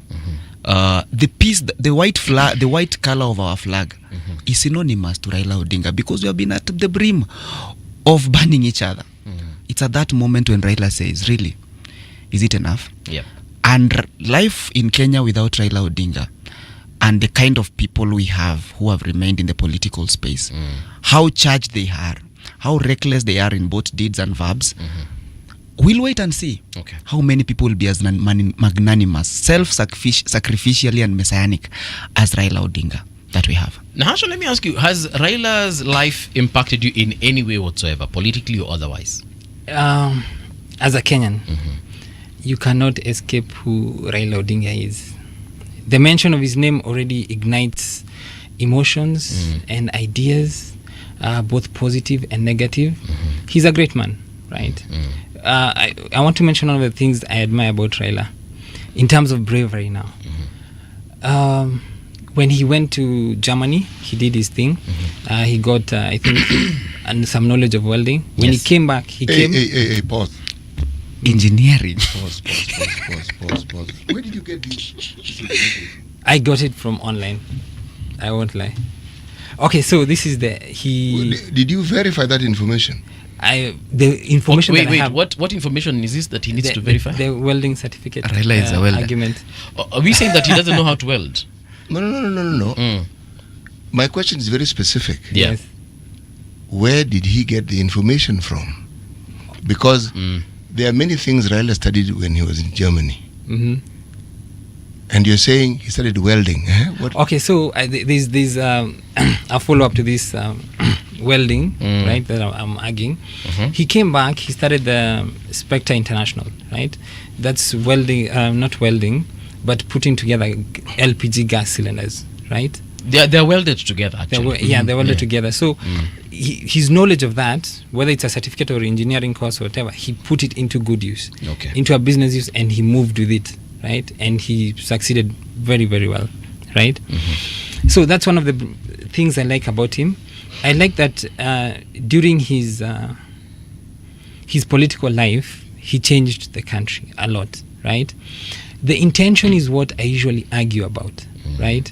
Because you can change because you want Kenya to become better. Yes. You can change things because you are ambitious and you want a higher position than you had. So my main problem with most political players in Kenya is that the change that they bring about is more so in tune to some higher ambition for themselves. I usually say, you don't hate the oppressor, you don't hate oppression. What you want to become the oppressor. You're just an oppressor in waiting. That's usually what I think about most Kenyan politicians. Okay. And I know guys will argue a lot about that, right? Because he's been on the opposite space a lot. But the reality is, when he got the chance to get into government, there are things that he did not oppose. There are things that he did not push hard. Such as, for example, when Raila was outside government, the first time I knew about the NYS scandal, that was Raila. The first time there was another scandal, that was Atur brothers when they came, that was Raila. Yes. He really went hard on the government at that time. Actually, that's the first time I heard of the word mercenaries. Exactly. And you're looking at these guys, you don't know them. Yes. And then the drug deals, they're so, it was just, the country's going. Okay. It's just going. And then when you look at the recent Gen Z protests, right? The murders that are occurring, the people that are being picked up from the quarry dump site, right? And you know that if he was in the opposition, he would really push hard against this, right? Okay. He would actually call for the government to resign. He would actually be pushing, get out of government. He would basically hold them to account. To the highest extent possible. But then he would not do that when he's in government. Okay. All right. So basically, and the reason I asked this in terms of, where were you when you received this news, what impact it has had on your life, what it means to you and so on and so forth, is because I would like to understand from a youth perspective where we are headed now that Raila is out of the picture. Yeah. He used to be all those things you're saying. So, number one, who's going to take up that position, for example? And where does that leave the youth voice? And again, Nahash, and I'll still start with you. How do you think now it's going to shape the politics of young people, whether Gen Z, Gen X? What's going to happen now? I believe, just like when a tree falls, or when a wildlife, an animal falls, it nourishes the earth. The earth, yes. Right? And it brings about a new renewal. Or when there's fire and it cuts down everything. There's a rebirth, yes. There will be, I think we're entering into one of the greatest phases in Kenyan history. There will be a renaissance, right? A very big one. And I believe it will start in his backyard. I believe that there will be a newfound level of freedom for the youth to speak, for the youth to rebel, and for the youth to grow, to have their own voice. Yes. Not strings being played about. They will no longer need to,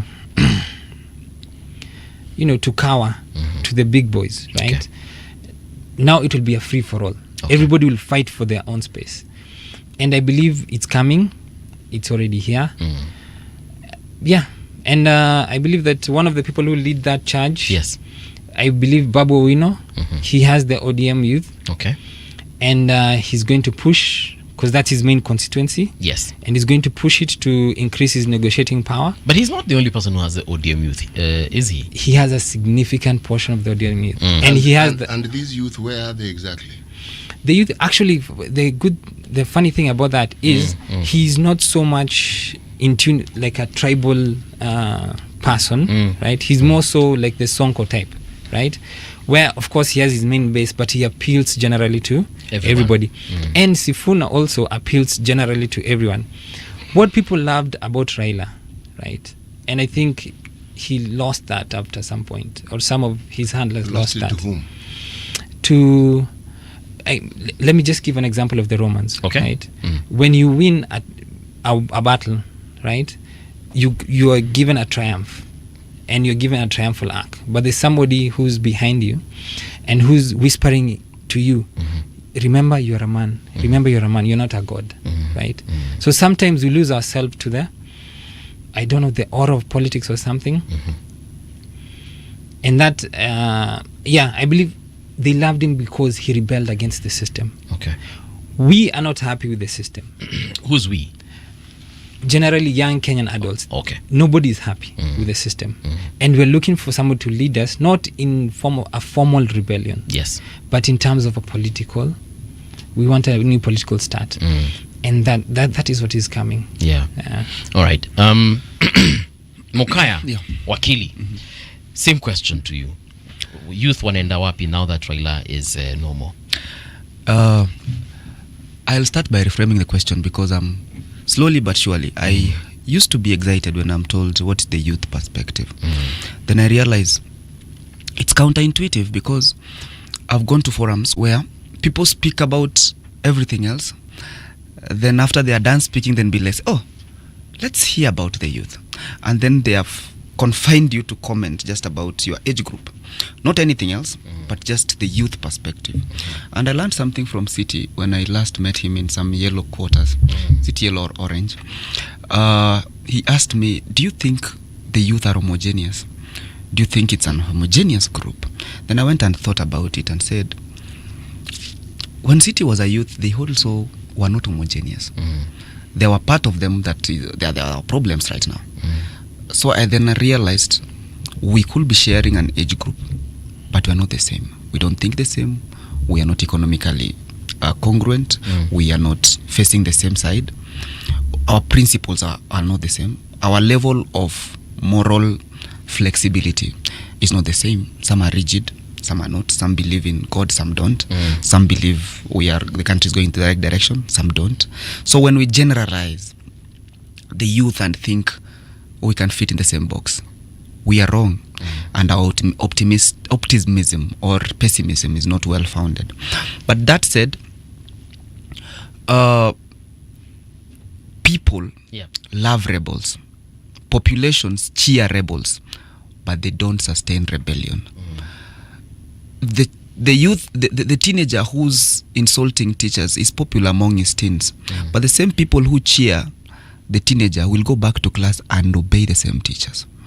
The very people who cheered, who are the face of the maandamano in June 25th, are not the same people who are basking in the glory of it. Because the rebels that paid the price cannot be sustained by the public that is cheering them on. And Raila understood that. He understood that as a rebel, I'm popular, but the population will not sustain my rebellion. He had to sustain his rebellion on his own. So Raila as a youth represented something. He didn't represent rebellion. He represented the change that he could see. There is a popular speech that is doing rounds on social media. Right. That when Raila says, I'm doing this not for myself, for you. I might not get to where I'm taking you, but I'm happy that you will get there. So there is two things that happen when Raila dies, but both involves the death of careers and the birth of new careers. There are two phenomena when you talk about Raila, and I hope the whoever that writes Raila's biography will capture it. That there is Raila phobia and Raila mania. Both aspects of Raila made careers. In some quarters of this country, you became a leader by praising Raila. In Luo Nyanza, you just needed to say chama ni ODM na baba ni Raila Amolo Odinga. You became MP, governor, senator, whatever you wanted to. And there are quarters where the loudest insulter of Raila became a leader. So depending on where you are, Raila phobia or Raila mania will work for you. How much hate you can spread on Raila's name, in Raila's name, how much love you can show to Raila, made people. And that got some good people in power. It also got some mediocre people in power. But after Raila, then we'll see a new crop of leadership that will have to act on something else. I really want to pray that after Raila, the leadership of the quarters I mentioned will be anchored on issues, not love or hate. And we have voted in that pattern. And with the death of Raila, I want to hope that such a kind of politics will die too. And we'll have a birth of leadership based on issues. But we can't save ourselves from that if we keep adopting slogans that are foreign. If we keep adopting dreams that are not ours. If we keep adopting associations that we are not part of. In that sense, I dare say that many Kenyans who have voted less than thrice are yet to vote for purpose, are yet to vote for a dream they believe in. We have been fashioned to vote based on hate. This person is hated by someone. They have their familial issues. We inherit them. We vote them out. Okay. Who are we voting in? We don't really care about it until this guy is sworn in and they were like, wait. But do you understand the genesis of this politics that we have in this country that you speak of? Maybe you guide me. No. I don't understand, but I know what it's founded on. Understanding of it. Let's say, I'll dare say that even the person who started as the best politician to ever occupy State House was voted out of hate for Moi. You know, if you go back into the history of this country, yeah, the largest tribes that are independent were the Luos and the Kikuyus. True. And they were the ones who were in Kano. The Coast Province, Rift Valley, some Eastern, many of these formed Kadu under Ronald Ngala, Agiriama, from a place called Ganze in Kilifi. Now, when Kadu folded up and joined Kano, we moved along nicely for a while until Jaramogi formed KPU, parted with Jaramogi. In 1969, there was oathing that took place in Gatundu. There are stories around this oathing. There are those who say the oathing was that the presidency would not pass River Chania to go beyond it. There are those who said that the oathing was to prevent people who were threatening the presidency. The person who captures this story well is John Gatu, who was the Secretary General of the Presbyterian Church of East Africa. And he talks about it in his book, Fanning the Flame. He talks about how it affected his family personally. the things that people were made to do. He explains it quite well. Now, the understanding then was that the people who, the committee from when Jaramogi came from, once KPU was formed, it was argued that they suffered the most. People who had been in positions of authority in government, if they were seen as seen as Jaramogi supporters, that was either the end of your career or you never moved. You fast forward it, and there seemed to be that permanent disagreement that almost verged on enmity between the Luo and the Kikuyu. So that narrative prevailed. When Raila came to the fore, that narrative hadn't gone anywhere. In 2002, when there was an understanding and it was said that Raila was part of the MOU was that he would be prime minister, and that was denied of him, and people like the late Michuki spoke clearly and said, look, we made promises because we wanted to have power. That enmity was reignited. And the narrative was that the Kikuyu nation never vote for anybody other than their own. Come President William Ruto, that particular narrative was debunked. Because that community, that nation, voted for William Ruto. These are dominant narratives that we've had. A dominant narrative now is that the presidency in this country has been between the Kalenjin and the Kikuyu. Now, the gift that William Ruto has given this country is in creating a new tribe. It's called the Gen Z. When he talked about the dynasties, and then he talked about the hustlers, he changed the narrative. We stopped thinking in the traditional tribal ways in which we thought. But he has done us one better. He has gone and pulled and gone back to the very people he told the hustlers they were fighting against. So now it is clear to those who are hustlers that they are clear on their own. These very people whom were told were the people who were behind our problems, but it looks like our president has joined them because he's coalescing them around him. But the beauty of it is that there's clarity in our politics now. So those old enmities and the way we see them, if you're poor, your poverty doesn't know your tribe. You're poor.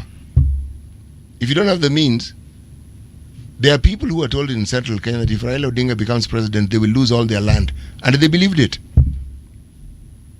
There are reasons why they believed it. Those were narratives.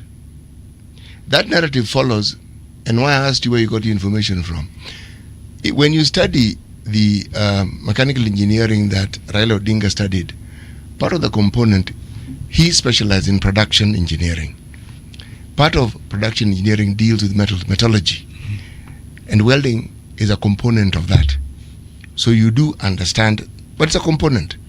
But that is what he studied. So he didn't study welding. Yeah. I understand now. I'm just explaining. So that you understand that because of our politics, there are those who chose to present Raila as a welder and somebody who doesn't even have a master's degree. So you would argue that when he taught at the university, what was he teaching? Welding. The University of Nairobi did not teach welding. Welding was probably taught at the polytechnics. He did not work at the polytechnics. But you're right in that he helped set up Spectre East Africa. But that was his training. His training was in production. That's what he understood. That is what he studied. So he was actually very well placed to start that company. These narratives that we have with each other, it is your generation that must put these things to rest. And we will. And you must not follow the dictates of my generation and those before us, where you were sold narratives that you cannot actually support or back with facts, and you propagate them further. So you find you have created enmity with somebody you have no quarrel with whatsoever. So that I learned the point before I forget it, I find it difficult to, even I can't dare to argue with City when it comes to history, because I've read it, he's lived it. The question that Mbuvi posed, where is the political or leadership of Kenya post Raila? And my last point was, we have repeatedly never voted for leadership. We have always fathered narratives and stereotypes that we have been repeatedly listened to until we have formed a background of acceptance. too that those narratives could be factual, which is not. People have chosen the welding part of an engineering career and sang it so many times, and nobody has ever questioned how many welders can create a gas manufacturing company, and that people trust those cylinders to put them in their house. Very few can.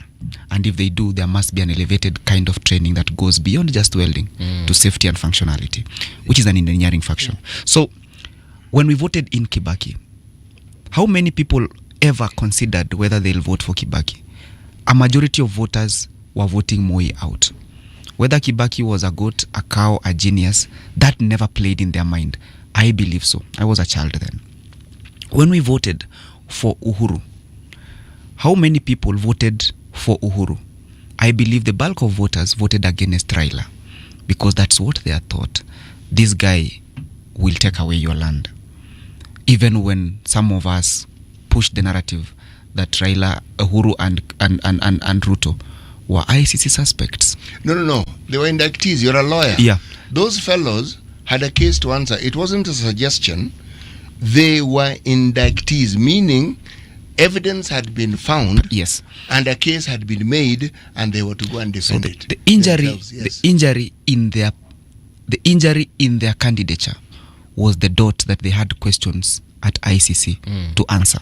When we voted for Uhuru Kenyatta, for William Ruto, Right. how many of us thought about the candidature of William Ruto in the in the meritorious manner? But we thought about it. We are chasing away dynasties. So, and such has been our voting pattern, our voting cycle, that even now I'm so sad that there are some of us who are saying we don't care who we vote in, as long as the current government must go. I want to implore our people that we don't have to care who's going. Can we, for once, in this marriage we are entering into, look at the wife we are marrying, not the one we are divorcing? I wanted to mention a couple of things. Yes, please. I'm not sure if you've noticed, right? But we've actually agreed on a lot. When it comes to the youth, I believe you've already said that there are people who, when it came to Raila, they got into power because of Raila phobia, others because of Raila mania. Now that's gone. Now Has it gone really? it's reduced. Let's say it's reduced, right? It's, to sustain Raila was an enigma. Agwambo, it means mystery, right? Now that he has gone, there's nobody else who's picking the shoes. Really ever go away? There's somebody who the Muslims talk a great deal about. He's called Muhammad. That guy died a really long time ago. Then there's another fellow called Jesus, whom Christians have wonderful things to say about. That fellow died even much longer ago, and he's still spoken of. If I bring it to modern times, there's a guy called Mao in China. Oh man, that guy died such a long time ago. When people die, there is the thought process and the thinking that what they stood for dies. To the contrary, sometimes what they stood for now really comes alive. And it's even stronger than when they were alive. Do you want to include Gor Mahia into that narrative? Okay, so that it's a parastatal. just an example of that. I believe when like Jesus, Muhammad, and Mao. You know, I hadn't actually finished. Let me just mention two more. Dedan Kimathi died a very long time ago. Yes. Have we stopped talking about him? No. You see, my point is, there are certain types of leaders who don't really die. Yes. Please, now you can go on. So I think, sorry, allow me to just interject kidogo. I think what Nahashon means here is that fact that sasa hii historia kujitetea na Raila going forward kidogo hiyo impact itakuwa imeisha. And I'm trying to tell you that what you're saying is not true. Because in Kenyan politics, forget religion. In Kenyan politics, sasa huwezi jitetea na Raila going forward. No, you can't. There are many people who still can.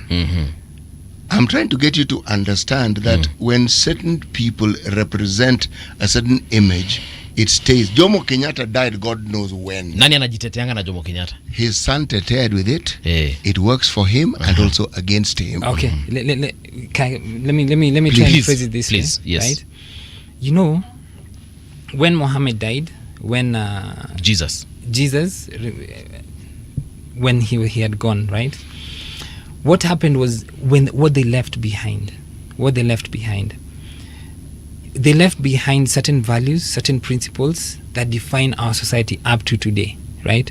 Those values and principles were consistent, most of them, throughout time, right? Like what Jesus taught back then, 2,000 years ago, is still relevant to us today. How he taught it and how he lived is still relevant to us today, right? The problem with Raila Odinga, in my opinion, right, was that there was a certain level of inconsistency in what he fought for and his values, right? So what would live after him would not be his inconsistencies. Let's talk about the inconsistencies. What are they? Okay. In one section, right, you're fighting against corruption. On the other hand, you're joining the corrupt government. One hand, you're fighting against, wastage of government resources. On the other hand, you're here propagating BBI, right? One hand, you're fighting against injustices, right? People dying, freedom of speech. 1992, you really suffered for that. And on this other hand, you're seeing people being picked from the quarry, and you're still in that government. That's a bit of inconsistency. So what would be left behind, in my opinion, because you never really go away, would be the material resources that you had. For example, Jomo Kenyatta left behind significant material resources that Uhuru Kenyatta was able to latch on and connections and use, right? But in terms of value sets, nothing was left behind. When it comes to the political landscape in Kenya today, right? The amount of political connections that Raila left behind, he has not left an heir apparent, which means, in my opinion, there'll be a fallout within ODM. So that's one of his problems. We don't have a monarchy in this country, do we? Must he leave an heir apparent? I actually believe that in Kenya, what the system that we follow, let me try and give this example, right? When Jimmy Carter died, the daughter of Jimmy Carter, Jimmy Carter, nobody was announced they are going to join government, right? Or going to get a position in government, right? Now that Raila Odinga has left us, right? There are expectations, right? From the public, I think, generally. I've just seen it on social media. But expectations that somebody is going to be given a position. We take care of their family. It does not happen in America. The only time where it actually does, but go on. Okay, to a lower scale. What happens? How did you have two Bushes being presidents if that doesn't happen? Two Bushes being president. But the Bush senior did not necessarily yet endorse his son. He did, yeah. But there was capital that Bush. My friend, do you really took think that if George Bush Jr. his father had not been president, that he would have had an easy time becoming president? Do you really think so? No, what I'm saying is, it's not like when George Bush Senior was leaving the presidency, he said, "And here thou, my son, shall be the next president of America." And where is it said? Look, the history of this country, if you look at how we choose our leaders, there are many people who owed Jomo Kenyatta a huge favor. And many of them returned the favor in many ways. President Moi being one of them. Kibaki being another. All right? The political inheritance that we speak of exists, okay, but not in quite the same way that you think that someone's child of necessity must be the person who follows through. When we speak of a government like this one of William Ruto's, this government has received a lot of flack, and rightfully so, because they raised the bar when they made promises and documented them, so people can actually quote those promises and hold them to account for it. But they're not the only government in which people have died. The Uhuru government, people died. That's why we're fishing people from the Yala River. And that's every government that we've had in this country has had issues, and Kenyans have died in large numbers. This government seems to have had a rather direct focus from very many people or certain quarters where it's like there's nothing these guys can do right. I had a friend, he passed, and there's something I looked for in the tributes that were paid that I didn't find. Everybody talked about the fun they had, how much meat they ate, and how much booze they consumed together. But that friend to me was a mentor. He was a professional father. He was the person who taught me how to do what I do. But I waited for that to come out. It didn't. I want to warn Kenyans, and especially my brother to my left. We need to look at life not unidimensionally. And at least culturally, we are owed to say good things. We are advised to say good things about people who can't defend themselves, especially people who have gone before us. We are not perfect. We don't expect them to be. And I've said when CT is sitting the same angle that is sitting from me, that you always think your father was foolish or even wrong, and you know he's right the day you have a son who thinks you are wrong. We'll have our chance to make our own mistakes. Raila doesn't. So while we are owed to learn from his mistakes, we also owe it to him to say a wholesome story. We have the duty to learn from the inconsistencies that Raila had, just like we'll have the duty to learn from the inconsistency we will have, but we also owe it to him to credit how right he was in the inconsistencies that we see. You know what I thank you two gentlemen for is a sober manner in which we are discussing these issues. And it is good that people say what they see and what they understand. And when you have a differing perspective, you then explain why it is your perspective differs. You see, in my opinion, every time we've had a handshake, there are people who have screamed and said, why on earth do we have this including handshake? myself. They have yelled and said, what? That word. Yes. Now, with hindsight, some people look and say, actually, there was a point I hadn't quite seen. People who speak have never walked in Raila's shoes, so they do not know what it is that leads him to do the things he did. They were not jailed. They were not detained. They didn't have their family being followed by police. They didn't have their family being harassed by the security services. They have not walked in his shoes, so they do not know what it is that he went through and saw and why it is he does what he does. But this is what we need to seek to understand. As we see it and as we pronounce it, let's try and see and understand, why did this person do this thing really? Why? Because we can see it, but why? Yeah, so I have a different argument when it comes to suffering. I believe that we can suffer for the good of man, right? And we can suffer for the wrong things. Or we can suffer when our intentions are not right. And it's the reality of human life, such that somebody can go through a lot of pains, but the end objective was not sincere. Yet he's going through a lot How of do you align pains. that with Raila's life? So what I do, you have to look at the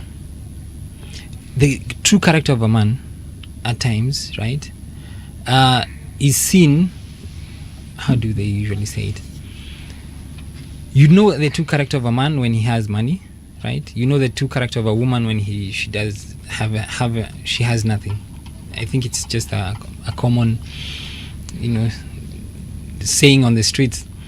So when a man is in power, when a man can exercise power over you, that's when you see his true character, right? When he's in a position of influence, not when he's fighting against it, because he could be fighting against it because he wants to be at a certain level. When he gains it or when he's close to it, that's when you know who he really is, right? So when Raila suffered or endured a lot of pains, right, it is not only important to look at the results of it, because there was a lot of good that happened for the nation because of what he went through, right? You cannot take it away from him. But his intention would tell you what he would become. And how would you read and understand his intention? For example, if let's say today somebody comes on with a car and then he splashes me, I'm walking on the streets, and then I'm angry. Or let me just use high school. High school, there was people who are being bullied when they were young, right? Form 1, a lot of bullying. When they go to Form 4, that's when you know their true character. because they would argue against the bullying. They would say this is not right. This Then is in Form 4 they bully. They in Form 4 they used to beat people up. It's like the, I was- the Israelis and the Palestinians. Gentlemen, we have come to the end of the show. I'll give you 10 seconds each, like literally 10 seconds. Ndakuzimia mic usiponini. Last words. Nashon, start with you. Speak the truth even when it hurts. Speak the truth even when it hurts. Go to war with the truth, and the Lord God will war for you. Have you known that Engineer Raila was not a welder?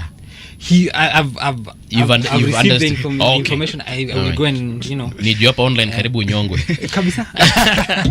Mokaya tafadhali. Last words. So it's an honor to be given this opportunity to speak about a man I have iconized for a long time. Yes. I shared the same support of Raila Odinga with my late father, and even in his grave he understood that among the people who will be first on breakfast show to talk about Raila Odinga, I think he'll know he had a son.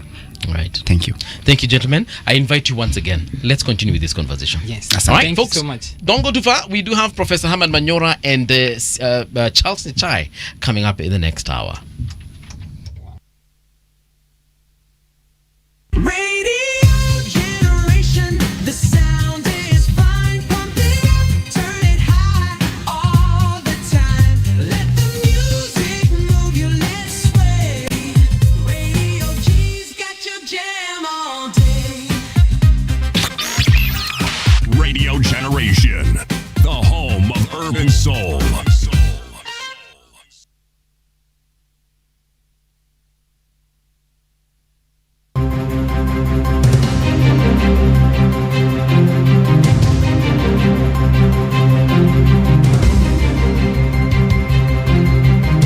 This is the Radio Generation News. Good morning, I'm Winnie Maganga. The government has declared Friday, October 17th, 2025 a public holiday to honor the late former Prime Minister Raila Odinga. In a special Gazette notice issued by the Cabinet Secretary for Interior and National Administration, the declaration was made under Section 3 of the Public Holidays Act, giving Kenyans across the country an opportunity to reflect on Odinga's life and legacy. The announcement comes as the country continues to mourn the opposition leader who died yesterday in India. Kenyan embassies and high commissions around the world will from today open condolence books for the late former Prime Minister Raila Odinga. This will allow citizens living abroad and members of international community to pay their respects. According to a statement from the Ministry of Foreign and Diaspora Affairs, the books will be available for signing from October 17th to October 22nd in all Kenyan diplomatic missions globally. Former Prime Minister Raila Odinga is said to be laid to rest on Sunday, October 19th, following his wish to be buried 72 hours after his passing. Deputy President Kithure Kindiki, who chairs the National Funeral Committee overseeing Odinga's state funeral, confirmed the burial date during a state address on Wednesday, October 15th. Raila's body is expected to arrive at the Jomo Kenyatta International Airport this morning. It will be received by President William Ruto alongside members of Raila's family. The burial of the late Prime Minister Raila Odinga will take place on Sunday and will be conducted according to the traditions of the Anglican Church to which the Honorable Raila Odinga belonged. Ladies and gentlemen, fellow Kenyans, that is the status update of where we are on this very, very unfortunate development that has shocked the country and the world. Kenyans have described the late former Prime Minister Raila Odinga as a towering figure in the country's political landscape. Those who spoke to Radio Generation said they will deeply miss the former Prime Minister who died on October 15th, 2025 in India. Here are some of their tributes. Ni mtu mmoja mwenye alikuwa analeta amani Kenya mzima. wakati watu wanapigana hakuwa anaangalia nini, alikuwa analeta peace Kenya mzima. Mimi ni Mluya lakini pia naomboleza kifo cha baba. Hii kitu inatuumiza sana kama Wakenya, manake alitupigania sana. Jina langu ni Veronica Obor. Tunahuzunika kupoteza baba. Baba amekuwa nguzo katika nchi yetu la Kenya na katika jamii la Wajaluo. Freedom yenye tuko nayo saa hii, kuongea tu hadharani ni baba ndiye ameleta. Ni mtu mwenye alikuwa anapenda amani sana. Ni mtu mwenye alikuwa anapenda amani. Hakuwa anapenda vurugo. Ni mtu mwenye alikuwa anapenda amani. Tunahuzunика sana kwa sababu ya baba. US President Donald Trump has confirmed a report he authorized the CIA to conduct covert operations inside Venezuela, provoking outrage from the South American nation's leaders. US forces have already conducted at least 5 strikes on suspected drug-carrying boats in the Caribbean in recent weeks, killing 27 people. Speaking at White House, Trump said the U.S. is looking at land as it considers further strikes on drug cartels in the region. We are certainly looking at land now because we've got the sea very well under control. When they're loaded up with drugs, they're fair game.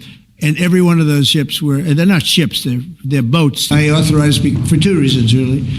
Number one, they have emptied their prisons into the United States of America. They came in through the border. They came in because we had an open border policy. And the other thing of drugs, we have a lot of drugs coming in from Venezuela. And a lot of the Venezuelan drugs come in through the sea, so you get to see that. But we're going to stop them by land also. And that's the truth on Radio Generation. Good morning. I'm Winnie Maganga. The views and opinions expressed on this program are those of the guests and do not necessarily reflect the views of Radio Generation. Radio Generation assumes no responsibility or liability for the interviewee's views. This is Radio Generation. In the beginning, there was morning radio. But now there is Radio Generation's The People's Breakfast. Curious and bold, getting facts from the shadows. That's what it is. Now, as the city wakes and secrets stir, a bright new voice shines. The People's Breakfast. Your morning, your voice, your journey. Good morning. Good morning, my neighbor. Welcome to the home of hard truths and bold insights. Radio Generation.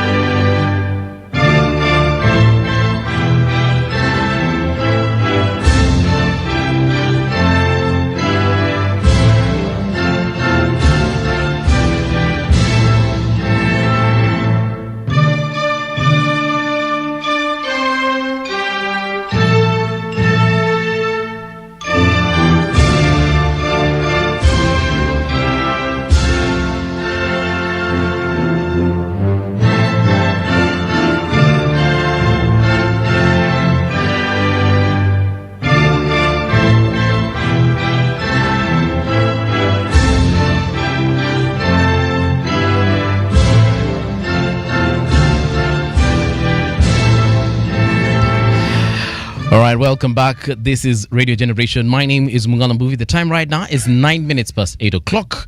We are still remembering the late former Prime Minister Raila Amolo Odinga. And in studio, we do have Charles Muga. He's in the studio. We're still having this conversation. And we also do have Professor Herman Manyora. He's a political analyst. But also joining us today for the second time, it is Charles Nyachai. He is a constitutional lawyer.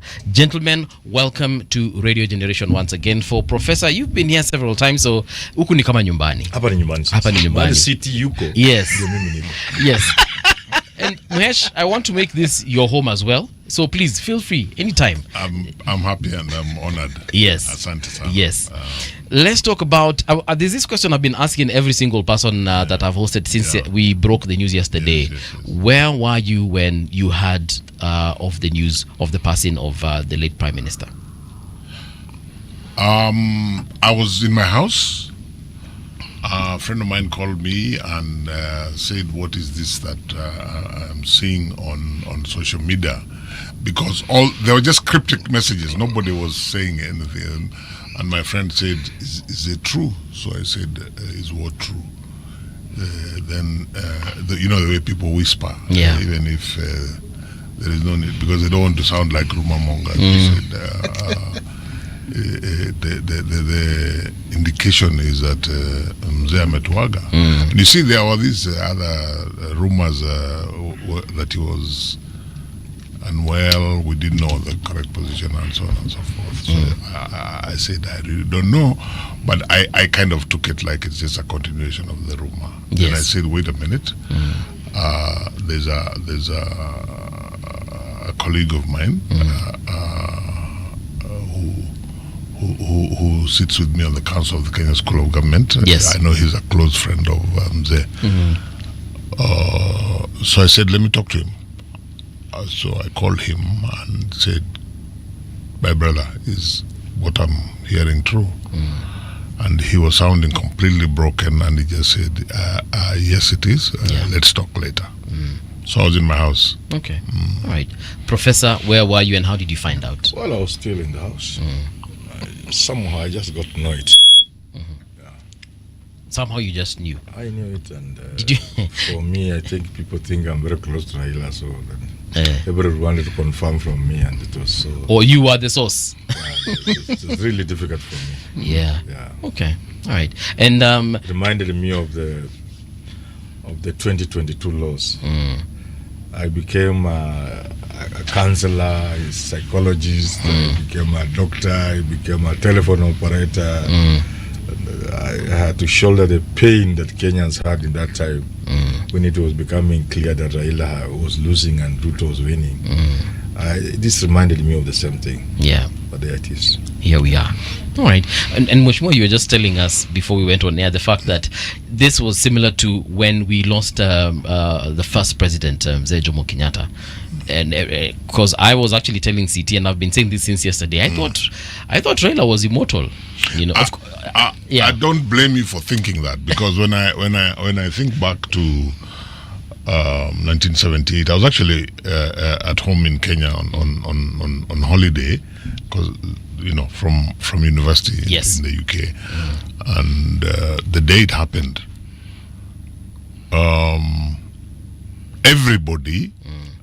everybody who around, including even senior people, senior in terms of age and so on. Yeah. It's like everybody reacted that, how can Jomo die? So since yesterday, a lot of people have been and probably still are in denial. But it's a big hit. Is it a figment of my imagination? On that day, did you see an overcast cloud which wasn't there before it was Very probably. All days are cloudy. Yes. Okay. So going forward, how is his death going to affect our politics? Because he literally was, for the last couple of years, maybe two decades or so, he's been very, very vocal about every single political aspect in this country, and now he's not going to be there. How is that going to affect our politics going forward? Yes, you, Mheshimiwa. A good question. Yes. Like I was saying, I don't know whether it was before we went on air. I was saying one of the things Professor Manyora says consistently, and that I agree with him, is that there's Raila the man, but beyond that there's Raila the spirit. Okay. And Raila the spirit is really what his imprint in Kenyan politics is about. I think the answer to your question will largely depend on another question. Is there an individual or a group of individuals on the Kenyan political terrain who can marshal that a spirit. Okay. In a particular direction. If the answer is no, then it's very difficult to predict what is going to. Okay. That's my view. Yeah. Professor Herman Manyora. Yes. Same question. How is this going to shape our politics? How is it going to affect, ODM? How is it going to affect the broad-based government? What are we to see going forward as far as those two aspects are concerned? I think I would agree with Charles that it's not a simple thing. But first, let's send our condolences to the nation, to the family, to Raila's comrades in struggle, to the living and the dead, and to all those who believed in a new Kenya through Raila Odinga. Secondly, I will want to say one thing before I address this issue. Yes. I think these 3 days we have given for mourning Raila Odinga is too short. They're insufficient. The soul of the nation is disturbed, and it cannot be appeased in 3 days. And since Raila is a spirit, I was thinking we could have engaged the spirit of Raila and asked for forgiveness, so that we violate this wish, if indeed it is true. Sometimes these things are never true. Sometimes somebody could conjure the idea that prolonging Raila's mourning could cause chaos in the country. Let's lie that it is said, but I'm not saying there's a lie. Assuming there is. So we negotiate with the spirit of Raila Odinga. Yes. We extend the mourning.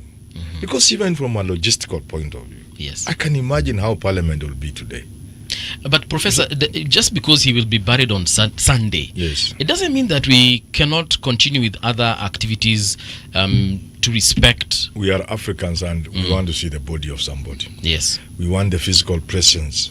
We want to bring closure to an issue. Why do people search for bodies in oceans and forests like Cameroon why do they do that? Why can't they just say, okay, Amanda, let's pray, and it helps to bring closure to an issue as big as that.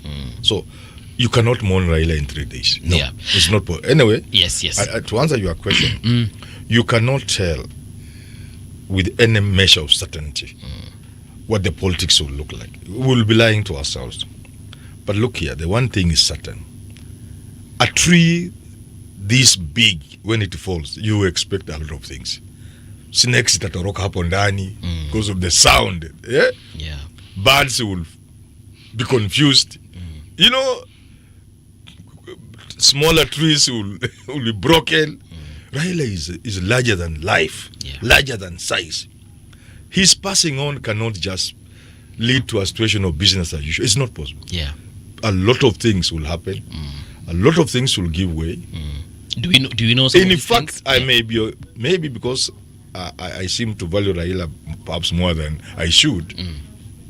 I'm tempted to imagine this can be a turning point in Kenya's history. I'm writing an article and I'm drawing parallel with Julius Caesar. That the death of Julius Caesar marked a turning point in Roman history. Yes. It's a major turning point from a republic that had been painstakingly put in together to what then became an empire and so on and so forth. Long drawn wars and things of that nature. Yeah. Raila's death cannot just pass like that. No. Not a man who has controlled Kenyan politics for 40 years. In the past 20 years or so, no individual in this country, not Charles Nyachai, not Manyora, not Uhuru Kenyatta, not Kibaki, no individual has been more powerful than Raila Odinga. Even without sitting in State House, he has been more powerful than any president in this country. Right. Those individuals have had authority as heads of state and heads of government, but they have not had the power Raila has had. A man like that cannot just pass and you say things will be the same. Yeah. But what it will be like, we can only speculate.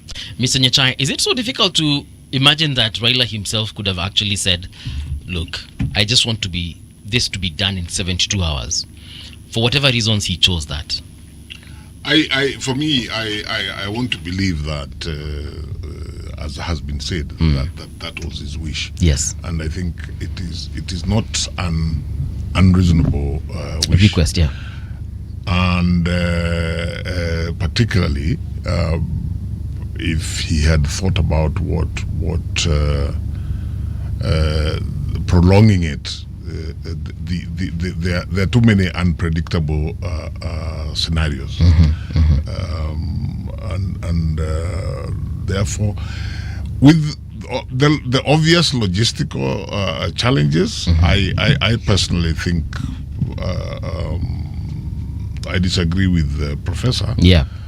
I don't think Africans we may be, but I don't think interring Jacom means we stop celebrating him and so on. I think this is a man who will be remembered and celebrated many years to come. One of the reasons being what happens in response to the question that you asked. Yes. Which direction does the Kenyan leadership and politics take? And I'm sure at every corner, as it takes whatever direction it takes, we will be remembering. This is a man we will be remembering. Raila. This is a man. City will agree with me. It has been virtually impossible for any Kenyans who are any 2 or 3 Kenyans who are alive or concerned about the country and what's going on to sit down for a cup of coffee for an hour and not mention Raila Odinga. So, Prof. Yes. Attack is equal in 3 days. Yeah. The spirit will continue. So for me, if logistically it can be done, yes, we can bury him. I mean, they have already made plans, and we know his body will be arriving at around 9:30. Yes. And there are plans underway to make sure that indeed everything follows a certain program. Earlier on, the same way Professor Manyora wants to draw parallel to the life of Julius Caesar.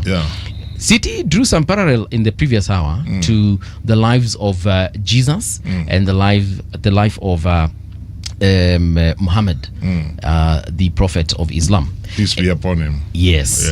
And one thing that came out of that conversation is that we haven't forgotten those people centuries later. For Jesus, it's been 2 millennia, and we are still influenced going forward. Do you feel like our politics will be defined in a similar manner? Drawing contrast to, ODM achieved this, Raila achieved this, and every other president after him is going to be talking about what that prime minister did, what that politician did. Perhaps I need to either do the same or outdo him. I hold the view that Raila Odinga is the most consequential politician in Kenya's history.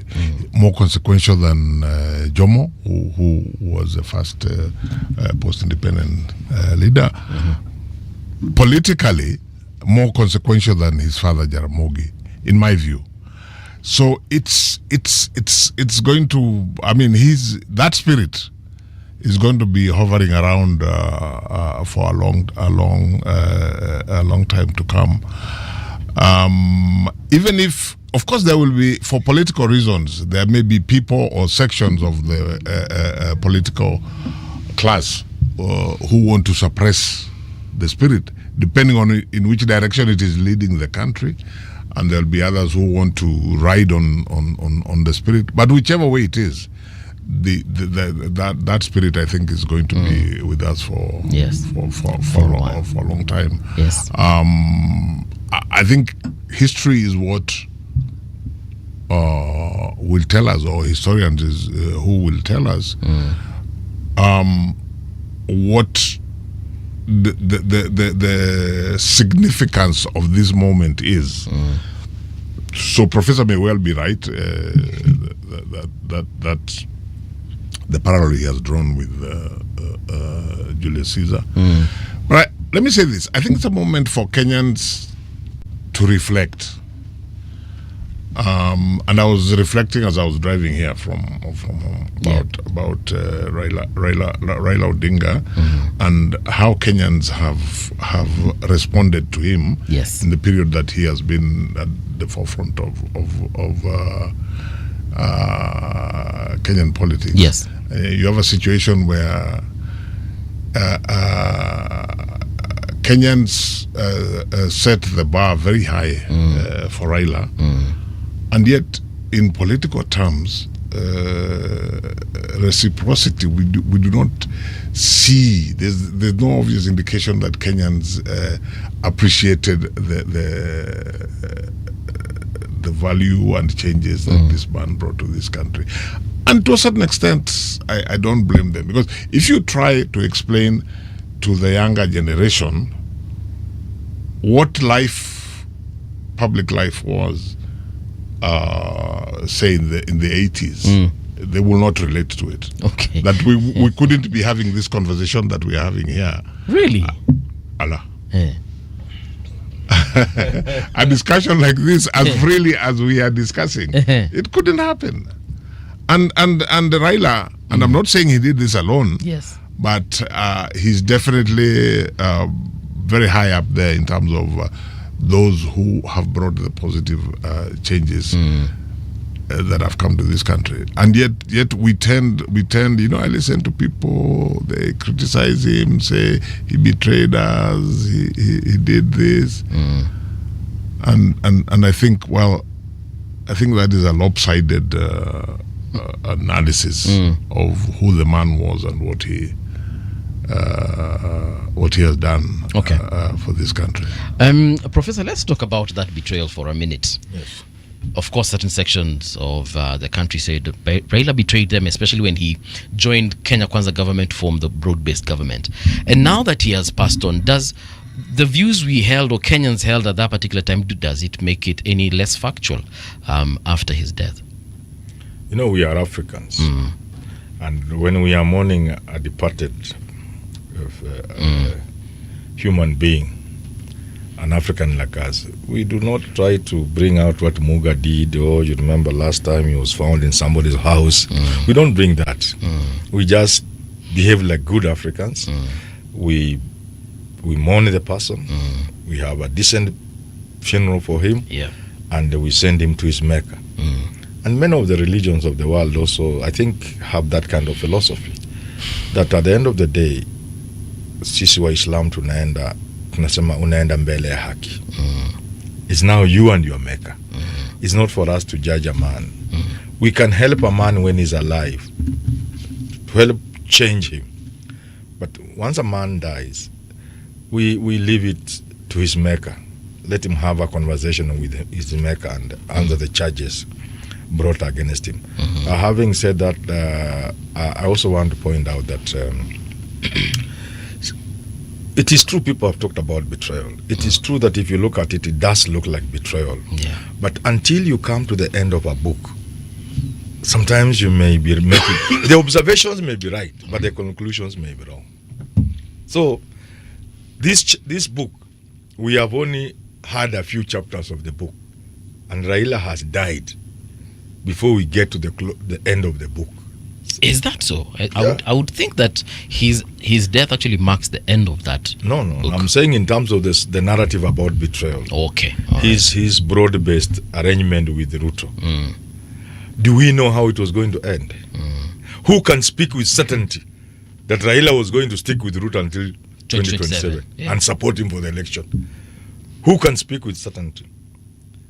He went with Kanu. I don't think it ended that well. He was with Uhuru.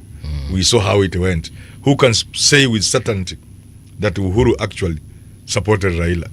Until the book comes to an end, sometimes we may draw early conclusions. Yes. But based on the observations, people are saying if he hadn't supported Ruto, then Ruto would have been sent home. But now for those ones, now Raila is not there. Send Ruto home. Let's see. The discussion in the earlier hour, when I mentioned Jesus and Muhammad, I also mentioned less celestial beings like Dedan Kimathi. Yes, you did. in this studio and many studios, the discussions that revolve around the former president, Daniel Arap Moi, the late former, and Kibaki, many things are attributed to them, many things are said. Now, those people are dead. We still speak about them. Oh, yes, we do. The things they did still influence us. And I tend to agree with Charles. You see, Raila and the politics he represented was consequential beyond the boundaries that anybody can actually imagine, because it actually goes beyond what people see or envision as the politics they understand or believe in or want to practice. For this reason, why is it that every time there was a handshake, there was a huge hue and cry? Ah! Why? Because the people who felt, why are you engaged in this handshake? There are other things you could do. At every phase, there were naysayers. And then when you look back, you realize, it's a good thing we did this. Because in the absence of this, who knows what might have happened? Yeah. The latest one being this issue of the Gen Zs. But when we discuss our politics, often the problem we don't discuss it honestly. It isn't as though the country was yelling. There are always pockets of individuals within the country who have a certain perspective when it comes to politics. Yes. And they have a certain perspective when it comes to certain individuals. You heard me say in the previous hour that there are people for whom this government cannot do anything right. It does not matter what the government does. They are wrong. Now, there are people like that who also believe that there's nothing Raila could do right. That is why when someone goes and studies mechanical engineering, without understanding the aspect of mechanical engineering he specialized in, production, what is involved in it, the plant mechanics, metallurgy, and within that, there is a huge welding component. They forget everything else that has to do with the master's degree and they focus on the welding. Yes. And then it is said that he wasn't actually at the university, and yet he was at the university and he was teaching at the university. You only need to check. It's not something difficult to confirm. Now, revisionism is something that people use as a political tool. The facts are here before you, but you take it upon yourself to give it a twist that suits your purpose. It's something that people do. Okay? Now, unfortunately, it makes the conversation about our politics false. Yeah. Here we are at a point when people are saying, oh, this is the end of an era. Actually, it isn't.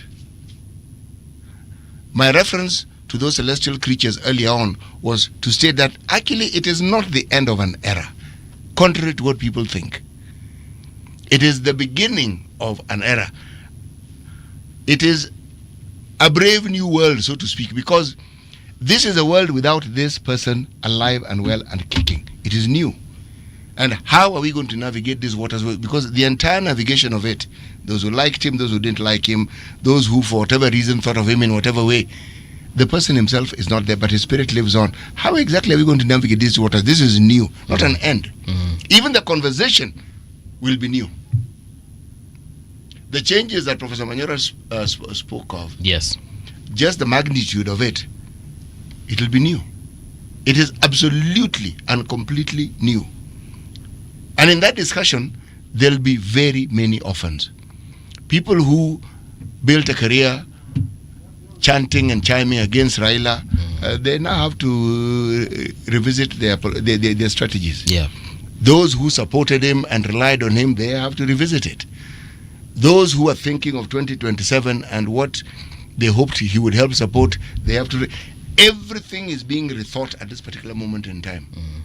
So how can it be an end when it's a clear beginning? You know, Charles, now that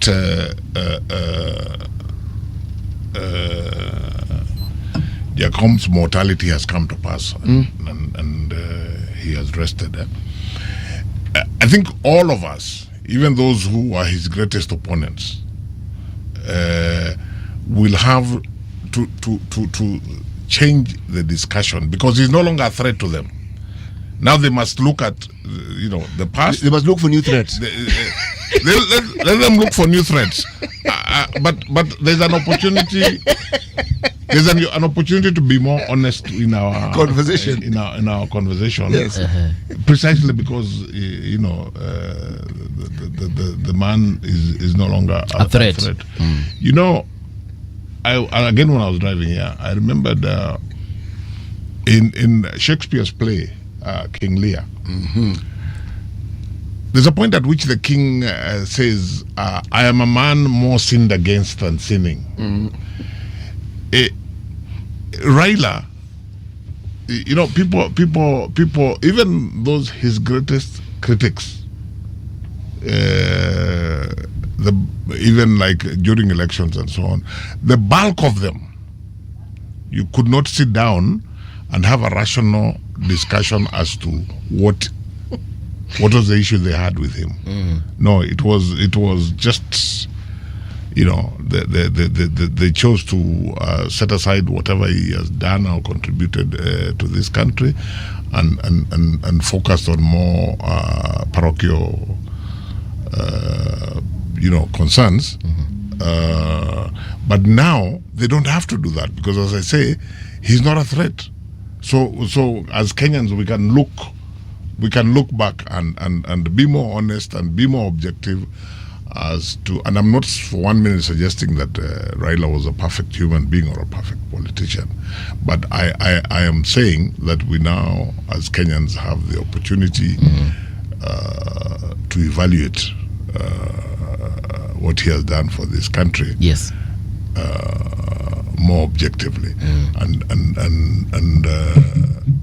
I agree with Charles that many years to come, people will still be looking back and saying this is the contribution that this particular person did for this country while he was on the stage. Yeah.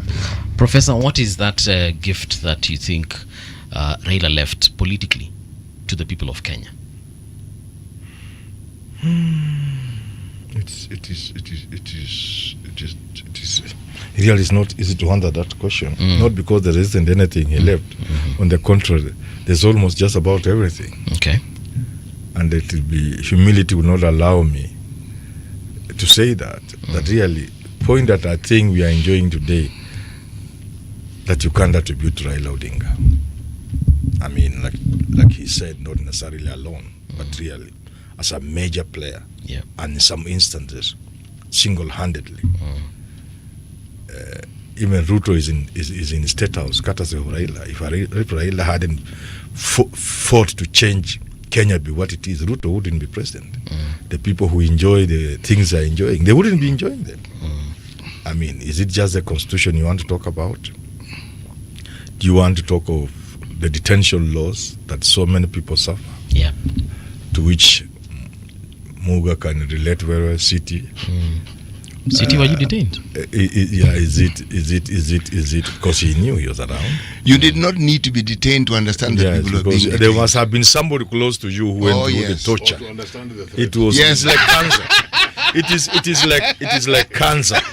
It is like cancer today. Yes. It is difficult for you to find a person or a family that hasn't had an experience with cancer. You know, either directly within the family or the extended family or the neighborhood. So it was something that was so present. You felt it. The fear we lived under was so strong. All of us had to go through that experience, and therefore, it is so many of these things that Raila helped change and bring about the positive ones that makes it very difficult to answer that question. Yes. Because sometimes when you are reading about great philosophers, about discoveries, about ancient Greek, great fellows from Greece, the Aristotles, the Platos, it puzzled me when I was young. How would one man have done all that? The things they did. Sometimes people do so much that it's difficult to attribute that to a human being. That is not humanly possible. Of course, when it comes to the Greeks, we later found a lot of it was plagiarism from Egypt. But Raila has done so much. When the history of this country is properly written. If people are forgetting what happened a few years ago, after 100 years, the debate will be that this is not true. Unless you accept he's a legend. One person could not have done what Raila did. It's not possible. Now we can see because we are experiencing. Yeah. But in another 100 years, nobody will believe. They will see it as exaggeration. Because this is one man who has carried this country on his shoulders. You see, that's where revisionism comes in. Yeah. Because when you look at the history of our independence, Jomo Kenyatta is placed right at the center of the fight for freedom. And you have to ask, this freedom he fought for, where did he fight for it and when did he fight for it? And what role did he actually play? Because there's Jomo Kenyatta in the UK, Jomo Kenyatta back in Kenya, Jomo Kenyatta at Kapenguria. At what point did he actually do this fighting that we are speaking of? It's difficult. So, but you see, we don't discuss it, do we? All right? Now, what we also don't discuss is the people who genuinely were in the bushes fighting for their land and fighting. Okay?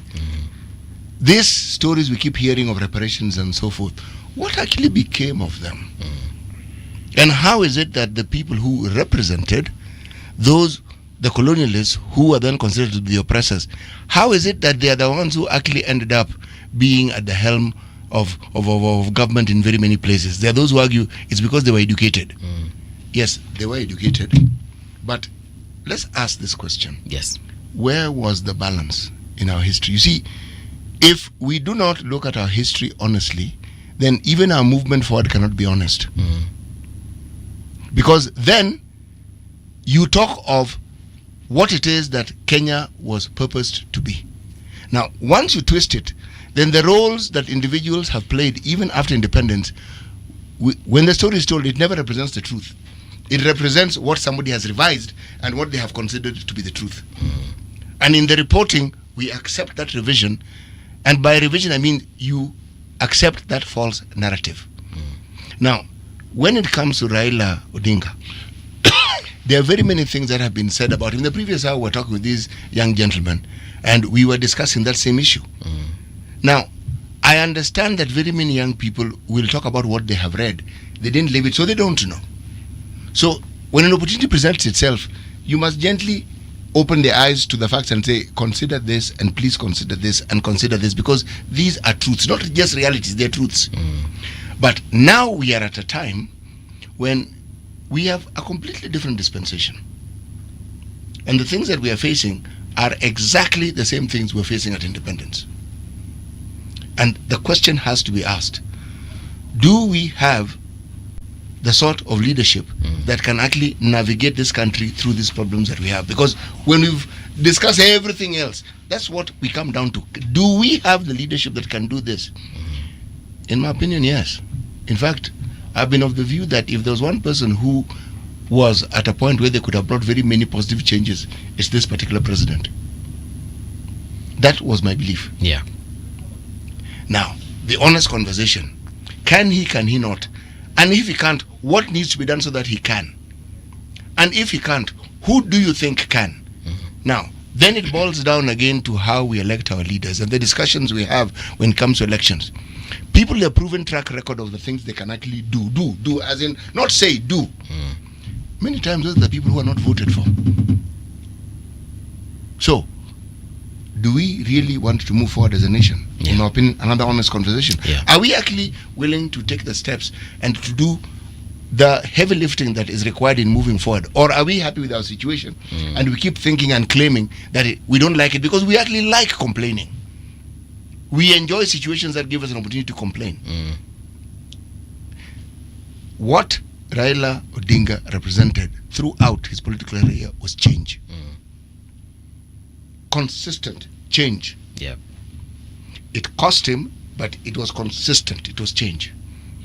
There's a statement, I believe it was by former President Uhuru Kenyatta yesterday, and he was thanking the family of Raila Odinga for sharing Raila with the rest of the world, with Kenya. But I don't feel like we Kenyans have really grasped that statement or understood it in this way, because to be honest, Raila did actually, we shared Raila with his family, and I feel like we had the larger share as Kenyans. I don't know what do you think? that to acknowledge that sharing, we first need to acknowledge what exactly has been Jacom's contribution to this country. Then, when you look at the magnitude of it, yes, you look at what it cost him personally. You know, the years in detention, the all the hide and seek in the earlier years, even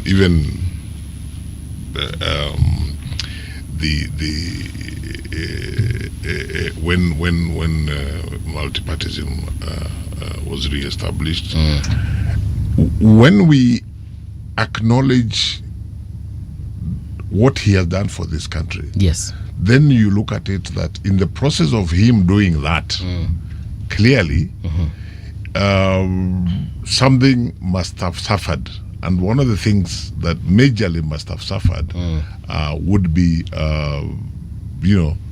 the rest of his life, the life that was not the politics and leadership of Kenya, right? And so I think I share that view that we as a country owe that great debt of gratitude yes to his family, right? I think most of these things, and I think Professor said this earlier, will unfold and will be better understood with the passage of time, and to a large extent, the understanding will also depend on the initial question you asked. Yes. What next? What is going to play out in the next 6 months, in the next 1 year, by the time we get to the next election? That is when, Prof, I think, as things unfold, people will be looking back and inevitably saying, if Jacom, or I normally call him Owadgi Akinyi, if he was around in the political terrain, how would this have played out? Kenyans inevitably will be asking themselves that question. And I'll probably ask Professor Manyora, how 2027 politics will play out now that Jacom has passed on. But as we get to that question, I'm just looking at a map of flight KQA 203, which left Mumbai a couple of hours ago. It's currently over the Kenyan airspace, just past over Wajir, heading towards Nairobi. So like they said, I think that flight is actually on schedule. Might actually land at JKIA in the next couple of minutes. They said it will be arriving around 9:25, thereabout. So yes, they are actually on schedule. Again, that flight is in the Kenyan airspace, currently heading towards Nairobi. Something else I've seen as far as the news is concerned, and you can check this on rgk.co.ke.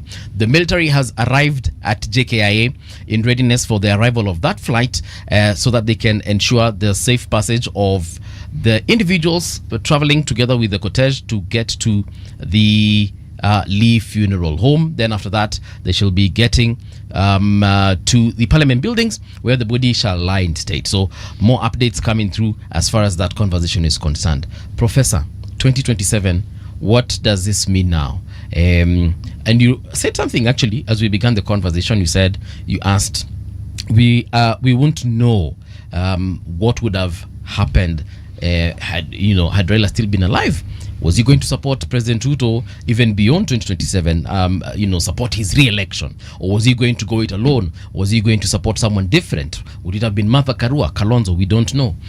But we can speculate. What do you think now going forward we are going to see as far as 2027 succession politics are concerned?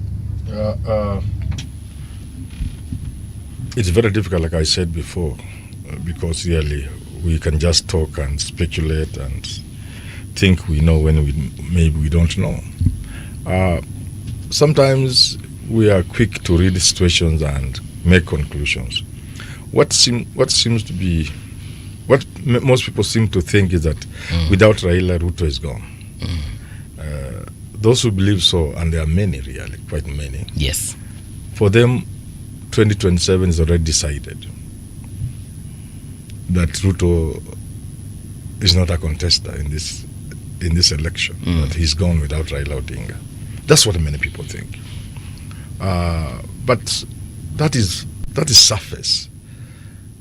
You see, Ruto is a shrewd politician. I'm not saying he could have known that Raila could disappear, but Ruto would be very naive to have worked with the assumption that he will be with Raila till 2027. Till 2027 and beyond. And I'm not talking about death. I'm just talking about politics. Partnership, yeah. Yeah. He could be very naive to think so. See, in politics, you can't work like that.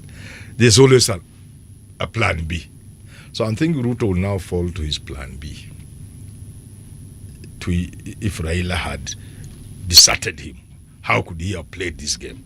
And Ruto, being who he is, may not be what people think he is. He must be having something up his sleeve. He must know something he can do. He must be working on other strategies. One of the things I think Ruto could do is to use this period to pacify some people. You know? Push them into saying, okay, this journey was started by a man you all love, Raila Odinga.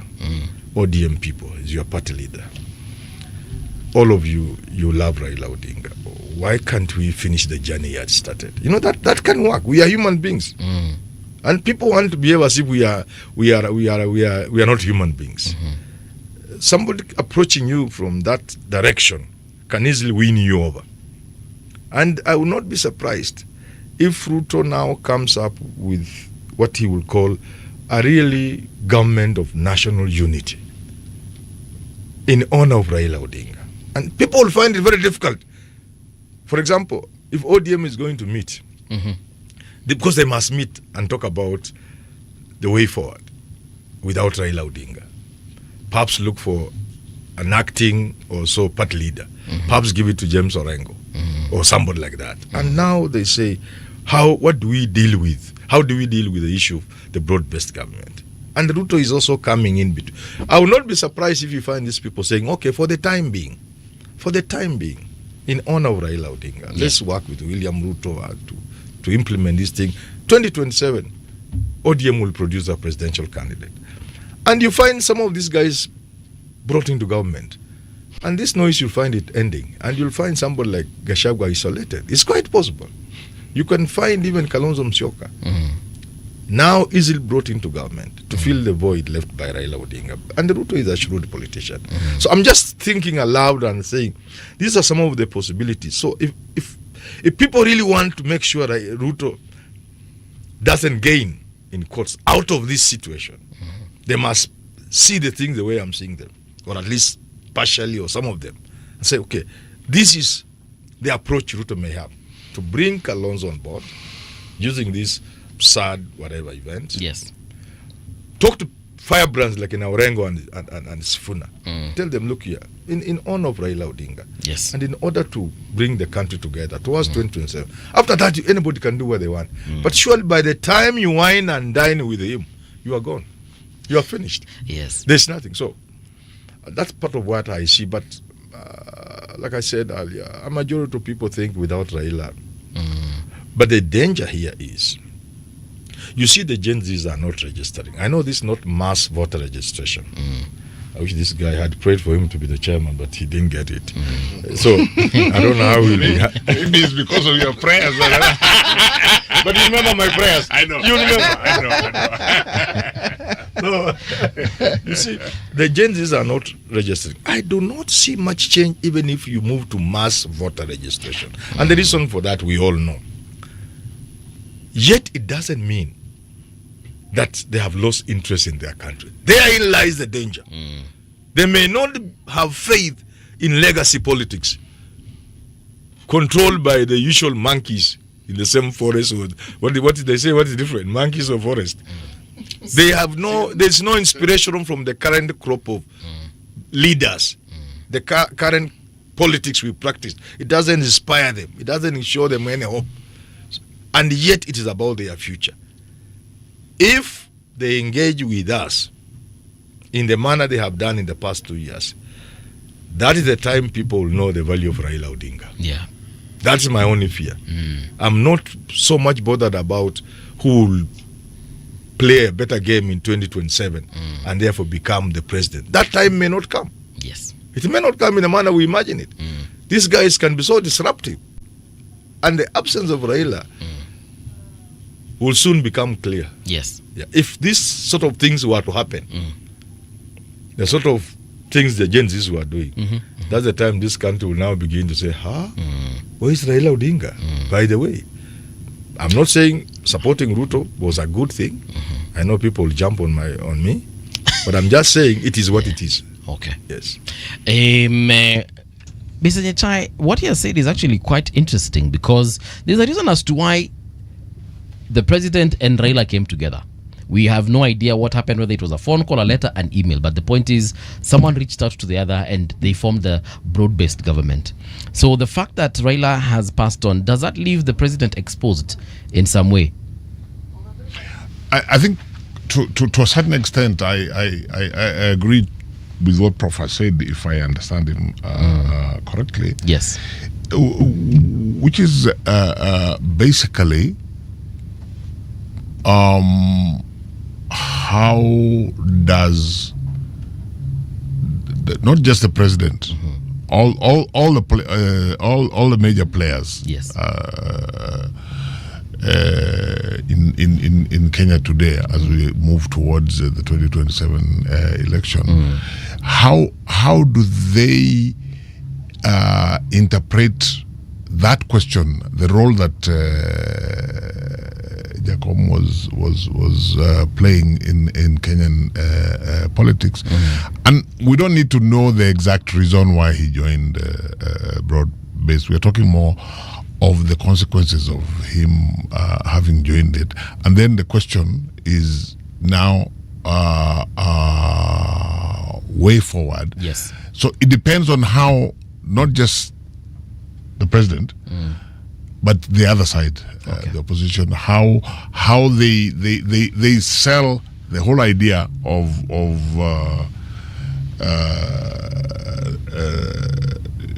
Jacob's participation in the broad-based government, and how that now, because everybody will be speaking or selling the idea of what they think is best for the nation. Okay.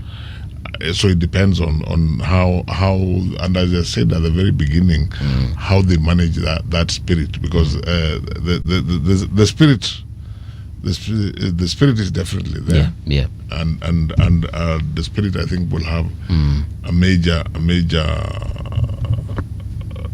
effect on going forward. And I am one of those people who think that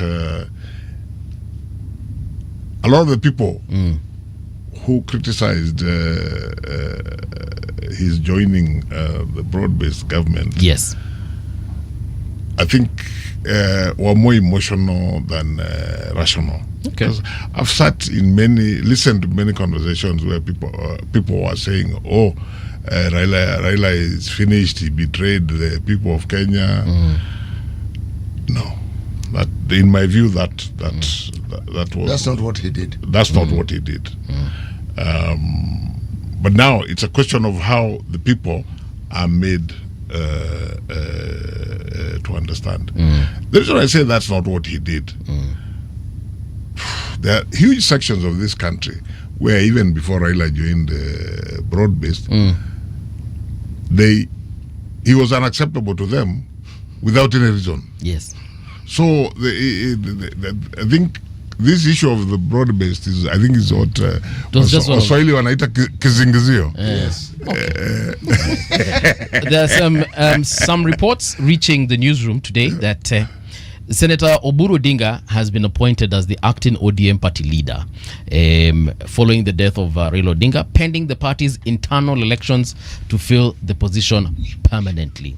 So he's the acting ODM leader right now, but we shall be unpacking that in a couple of minutes. Also, his flight that I mentioned earlier on, currently above the Kenyan airspace, heading very closely by there to above Mwingi National Reserve before it finally gets to JKIA. Yeah, imefika. It is now 1 minute to the top of the hour, so that means again they are very much on schedule to reach Nairobi JKIA in the next couple of minutes. I'm with Professor Herman Manyora in studio, and also with Charles Nechai. The conversation is around the passing on of Raila, remembering him, and of course what that means for the country. Don't go too far. We will be right back. Generation, the sound is fine. Pump it up, turn it high all the time. Let the music move you, let's sway. Radio G's got your jam all day. Radio Generation, the home of urban soul.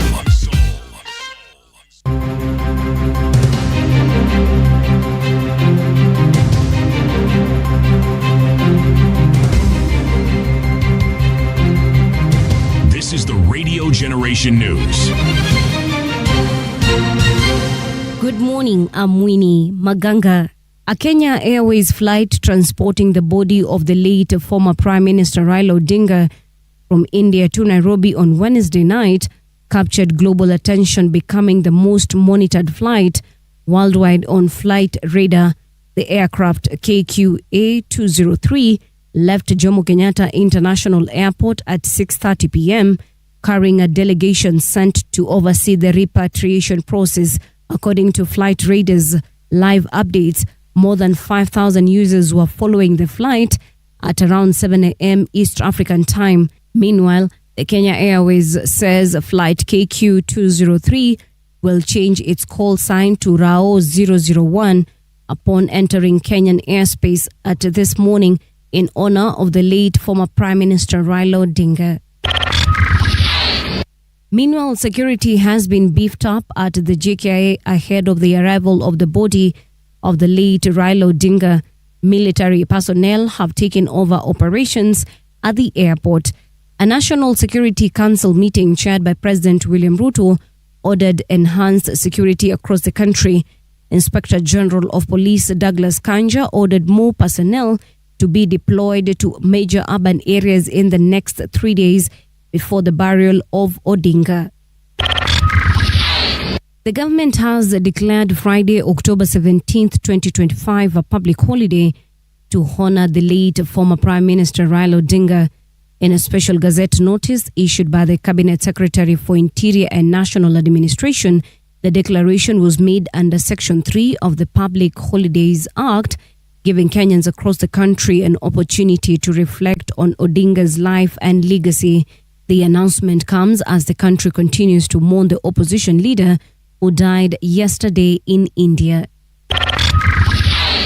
Kenyans have described the late former Prime Minister Raila Odinga as a towering figure in the country's political landscape. Those who spoke to Radio Generation said they will deeply miss the former Prime Minister who died on October 15th, 2025 in India. Here are some of their tributes. Ni mtu mmoja mwenye alikuwa analeta amani Kenya mzima.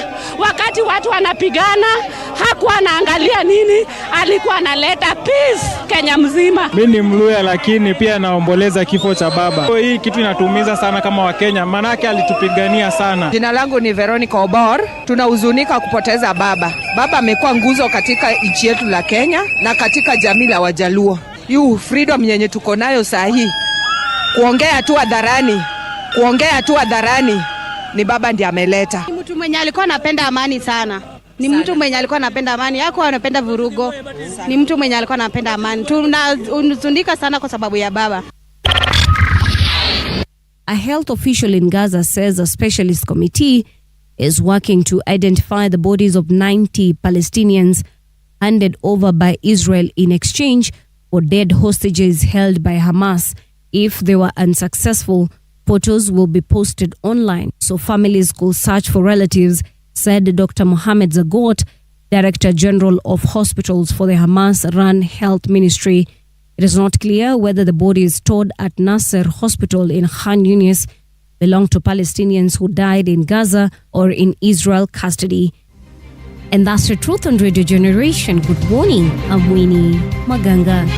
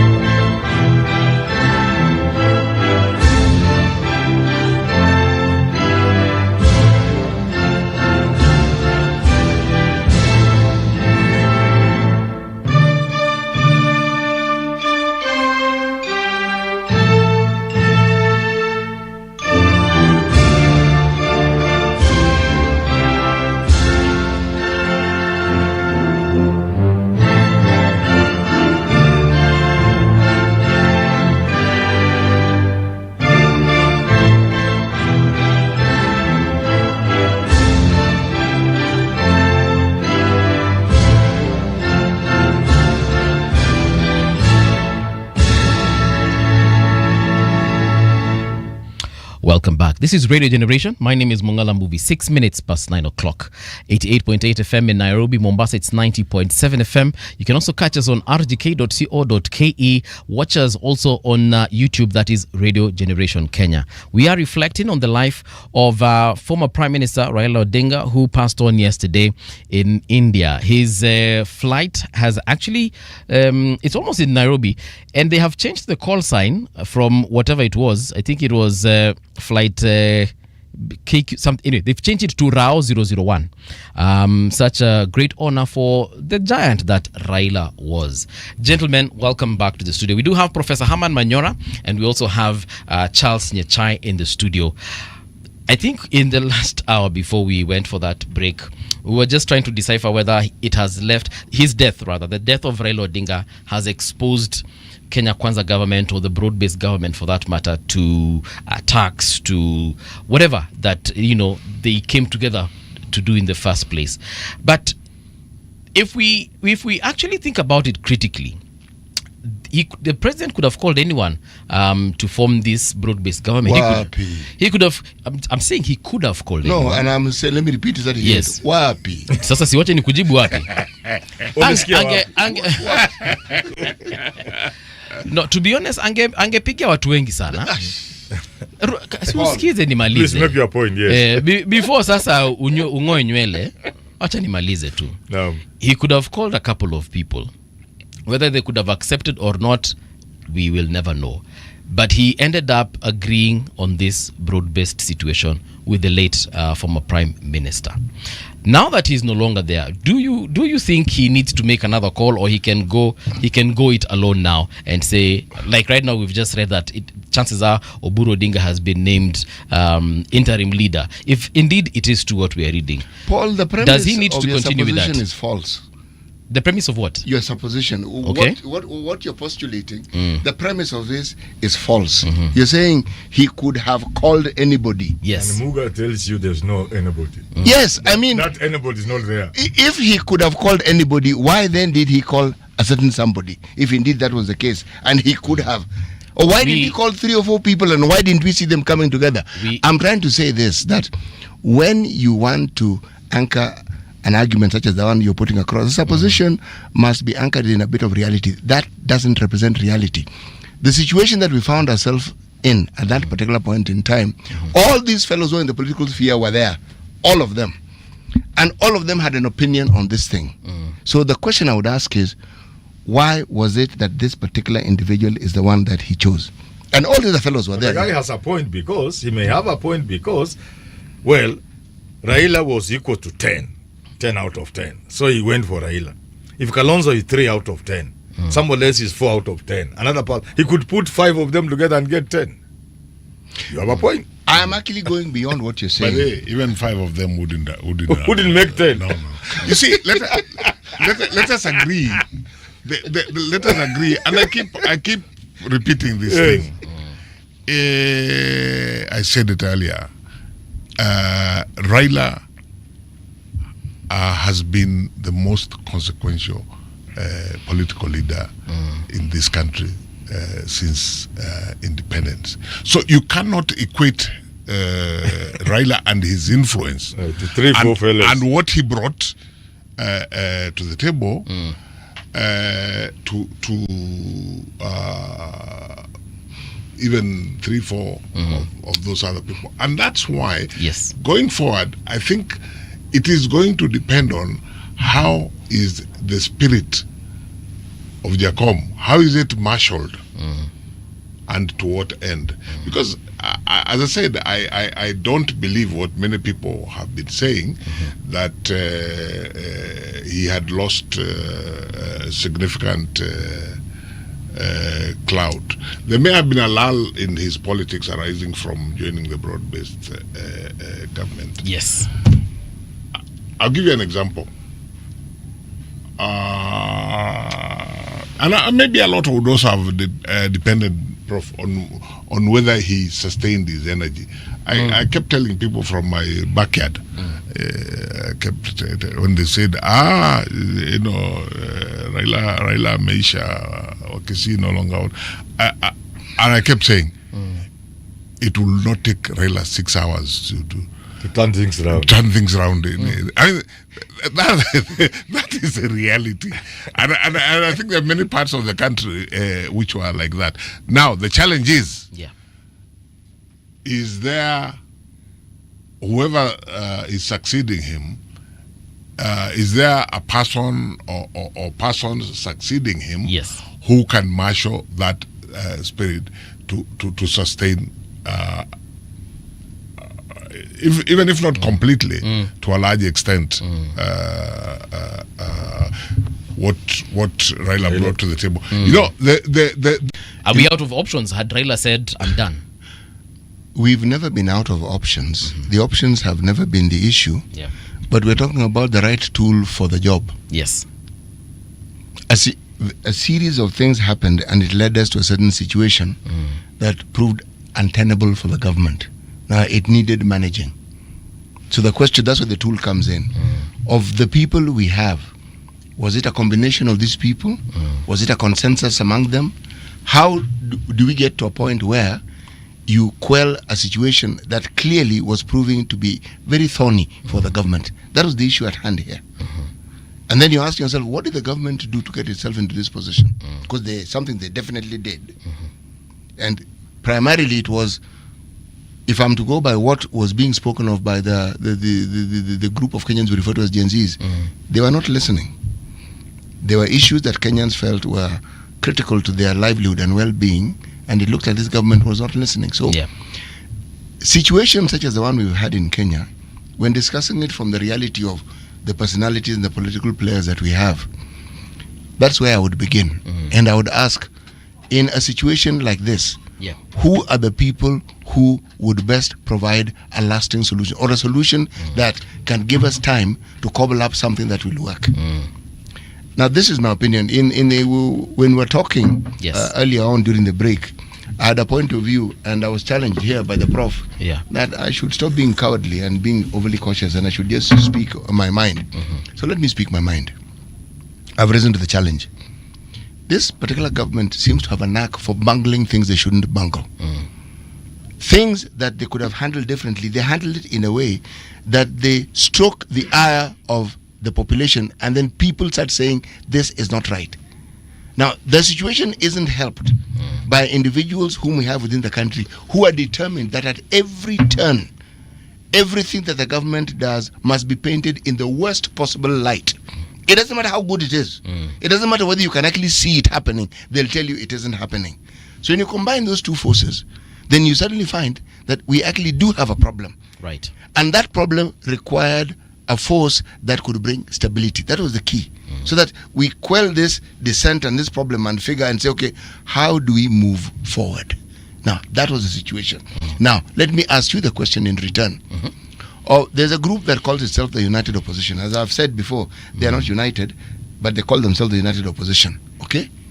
Of that group, yes, what mix of individuals in that within that group do you think could have been called in to bring about the stability that was brought about by this one individual? Let me attempt. Muga has raised a very important point, and I've made this observation elsewhere many times. Ruto has told us, in trying to dismiss the deep state, I think in 2022 when he was campaigning, that hakuna kitu. That in the year 2002, when it was obvious they were losing, they knew, everybody knew they were losing. Even when the votes were already out, Ruto says they kept believing Moi had something he would do. You remember that? There was something Moi was going to do. I saw it even when Raila lost in 2022. I'm very close to these people. Yes. Now that's what Muga is saying. Things happen in this country. Decisions are made. And you ask yourself, is this the best from these people? When people, government or these players are caught up in a situation, you think they can see the problem well enough. They have answers. You'll be surprised to know there is nothing they know. That's all. What they are doing is their best. Look at Oburu Odinga. Okay. To these people now, that's the best. You take Oburu Odinga, give him ODM. There can never be a worse decision than that. Responsibility. All of us who are in school. Even if you are one of the most chaotic students, if you became a prefect, that brought you down somehow. It tamed you. Sifuna, yes, Babu Wino, Orengo have not been having very kind words for the broad-based government. Is that right? Orengo has spoken openly, Sifuna and all these people. Even Anyang' Nyong'o spoke at some point. Yes, even Anyang' Nyong'o. But if you left ODM in the hands of Orengo, he can do a better deal. Orengo, Sifuna, and the rest of these people, Anyang' Nyong'o. Right. They can do a better deal with Ruto. Not a deal, the negative kind of deal.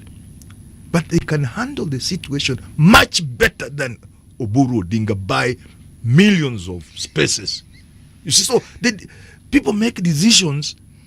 You think, we say, oh, the government will be informed by the intelligence, NIS. They will see this thing.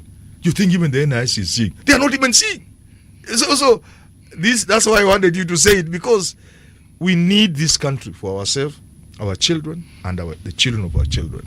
We must know that no country, no society has ever survived or will survive without brain power. You see, so we need people who can think through situations. Now, to address the issue you said about Jacoma and whether you can, I have said this. This is something big. Raila was a monument. Yes. When the monument collapses, things happen. Kenya may not be the same again. Something he mentioned, he also mentioned. Let me just use that as a small example, very micro. Nyanza politics by Nyanza, let's just call it Luo Nyanza, will not be the same.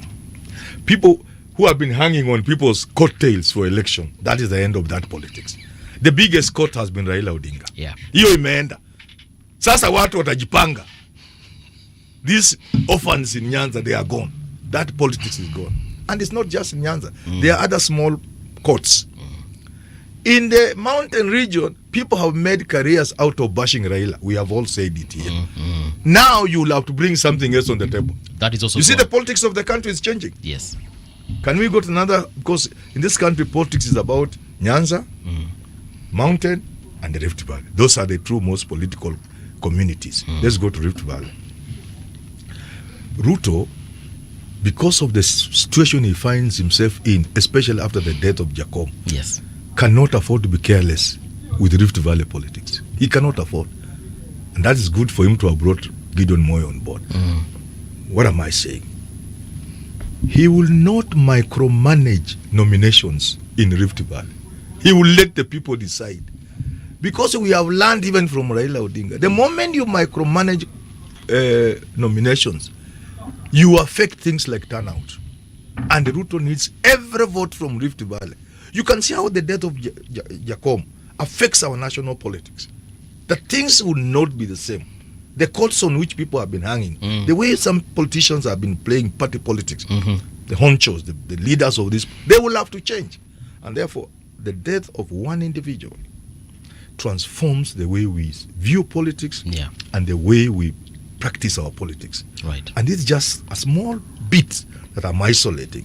There are a lot more. And Raila, we learn so many things. We are going to learn a lot of things from. I'm a director at Nairobi Hospital. We have our own challenges there. I listened to the doctor explaining about Jacob's death. I'm sure you also listened. The Indian doctor? Yeah, that lady. The lady? Yeah. I also looked at the facility. I don't have the information properly, but I'm not convinced that was a serious arrangement. I'm not convinced those facilities were serious facilities and those were serious doctors. It's like that lady is talking about, we are being told by the doctor. Surely being told that Raila had this challenge. I thought the moment he went for this specialized place for whatever they were doing there, they would have been ready in case of anything. Then they would rush to that hospital. By that time, they have the information, they have linked to that hospital, that the doctors there are waiting to be told Raila. I looked at it, and even physically, then I feel very disturbed. Nyachai. Yes, I have now. Perhaps what took I him- must call him Nyachai now. Nyachai, and I have the reason for calling Nyachai. I'll come back to Charles later. Okay. You see, Nyachai, you people in this country, you don't even know what's good for yourselves. Look at the way people are messing Nairobi Hospital, for example. They need this hospital. If Nairobi Hospital was what it ought to be by now, this 70 years of Nairobi Hospital, ya mzungu, if it was what it ought to be now, these big people who go outside, they will be getting, because sometimes, even to make it to your destination in certain conditions of, certain medical conditions, it could make your situation worse. To be flown to India, UK, South Africa, that, you know a cabin, a cabin, that air, the plane, the pressurized thing and so on. Those 4-6 hours of flight or 9 could have an impact on your life, whether you live or not. Yes, they so could. sometimes I ask ourselves, Nyachai, do we even love ourselves, you big people? You find things go to the judiciary. This is a very serious lawyer and a judge in some, I don't know where he's still there. I'm looking at the Nairobi Hospital. I'm looking at the Nairobi Hospital case. Yeah. Some big people in this country are betting the mess in the hospital, the judiciary handling Nairobi Hospital cases, in the cases that are obviously manipulated. I wonder, do you people love yourself? You know me, I don't belong there. I was addressing the press in this wars we had at Nairobi Hospital, and I said, look here, gentlemen. Had or still have? Well, I was just addressing that. We still have a lot of problems. I was telling people, and the journalists were laughing, they were not believing. I told them, look here, me, I don't belong to Nairobi Hospital. My class is not Nairobi Hospital. And if I went the highest, I'll go to Aga Khan Hospital. Mimi si mtu wa Nairobi Hospital. Hii, Nyachai, hiyo ni yenyu. So sometimes show some love for yourself. If there are institutions that can help you people, don't oversee the destruction of those institutions, because you need them. If you fell sick here, the first port of call, if you are in a child, is Nairobi Hospital. So if you are in an institution like the judiciary, or you are in government, a big person in government, or you are somewhere, and you see mess going on in that institution, play your small role. Small, kidogo. I don't know whether I'm making sense to you. What I'm wondering, and I'm listening to you, is what is this role that this class of people you believe my friend Charles here represents, Yeah. what is this role that they could play Yes. to avert the downfall of this institution that you speak of? Let me tell you, an institution of that magnitude cannot just collapse. The people who mess an institution, any institution of that magnitude, or like for example, I was on another show, I was saying, you cannot blame the governor of the city of Nairobi. Many things are beyond him. The cartels who ruin this city, surely the governor cannot handle them. You get what I'm saying? So whenever there is a mess in a certain institution, looking at the magnitude of the institution and the magnitude of the mess, you can easily conclude that the people doing so are under patronage. So are you suggesting therefore that, or saying that the bandit economy that we have spoken of many times that exists affects many institutions, and that it is full grown now, yes, and once it permeating every institution, yes, whether it's at the county of Nairobi, yes, whether it's Nairobi Hospital, yes, everything we have, the only so that even the judiciary should stop. If you see a case affecting an institution like that, because you need a functioning Nairobi city, and you see some mess concerning the city, and they are brought before you, if somebody tries to talk to you, don't listen to him. Say, this is my city. This is the future of this country. This is where I will leave my grandchildren. I will not listen to this. You know, if you see a hospital where if you collapse and you are a judge, that's where you'll be rushed, and somebody is trying to manipulate things, please don't be part of it. That's what I'm talking about. Don't be part of it. Because karma, they say karma is a what? It's a bitch. Yeah. You'll find Charles, there's something you wanted to say. You know me, I have a very good experience. In the year 2007, I suffered from, none of us here is a doctor, from acute pancreatitis. The pancreas is a small organ, but it can mess the body. It affects everything. The lungs collapse, the abdomen stops movement. That's the time I knew Kumbe movement is life. Yeah? And many things happened to you. I was in Kisumu. I could not have made it to Nairobi. Forget about South Africa. Nairobi, I could not have made it by air. I would have died. By the time I collapsed in the hospital Aga Khan, what am I trying to say? I'm saying I'm alive because there was a hospital of the size of Aga Khan. Of the magnitude of Aga Khan in Kisumu. If it wasn't, I would not be in this studio. That's the point I'm making. When the former governor of Nyeri collapsed, there are those who failed, although the accident was very dangerous, very, very bad, messy and so on and so forth. The world is lost. If there had been a facility close by, perhaps they could have tried to save his life. And therefore, the big people I'm talking about, these institutions you people need for your own survival, please, I beg you, do not destroy them. You know, the point I wanted to make, Prophet, I hear you and I agree with you, except that I go further, and it's not about what you're describing as big institutions and so-called big people. It's essentially what are the minimum standards that we have set for ourselves. And in fact, for me, I would even not, I agree with what you're saying about the example you're going on Nairobi Hospital, but me, I would even focus more on public institutions, because that's where the majority of Kenyans would end up. And apart from Nairobi, to a certain extent, Mombasa, and maybe to a slightly lesser extent, Kisumu, the rest of this country, if you have a medical emergency, you're done.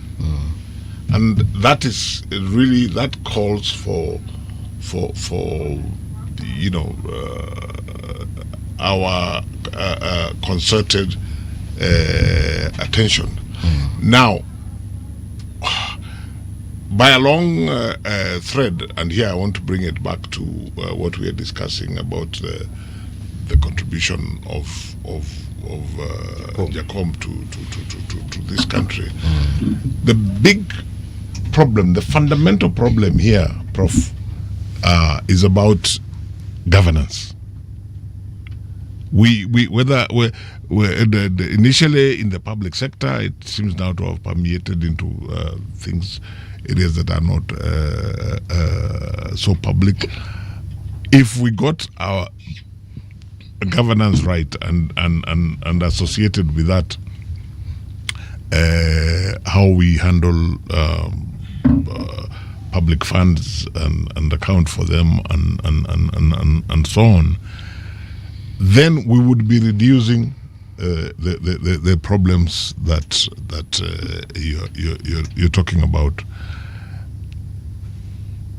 Earlier this week, on Monday specifically, I had an occasion to attend a burial at the Nairobi Langata cemetery. I've not been there for a long time. I really felt very sad. We cannot even maintain a basic cemetery. You saw the state it's in, isn't it? It's really pathetic. So we have a long way to go, and what Jacom's passing should be inviting us to do among us, this towering leader who he may not have attained the highest office in the land, but he has done a lot in changing this country. How do the leaders that are left behind, how do they pick that baton and run with it so that we can reduce the kind of challenges that Professor is talking about? I think that we have an opportunity to reflect on that. All right. The flight RAO001, that is RAO 001, has actually landed and has taxied at Jomo Kenyatta International Airport.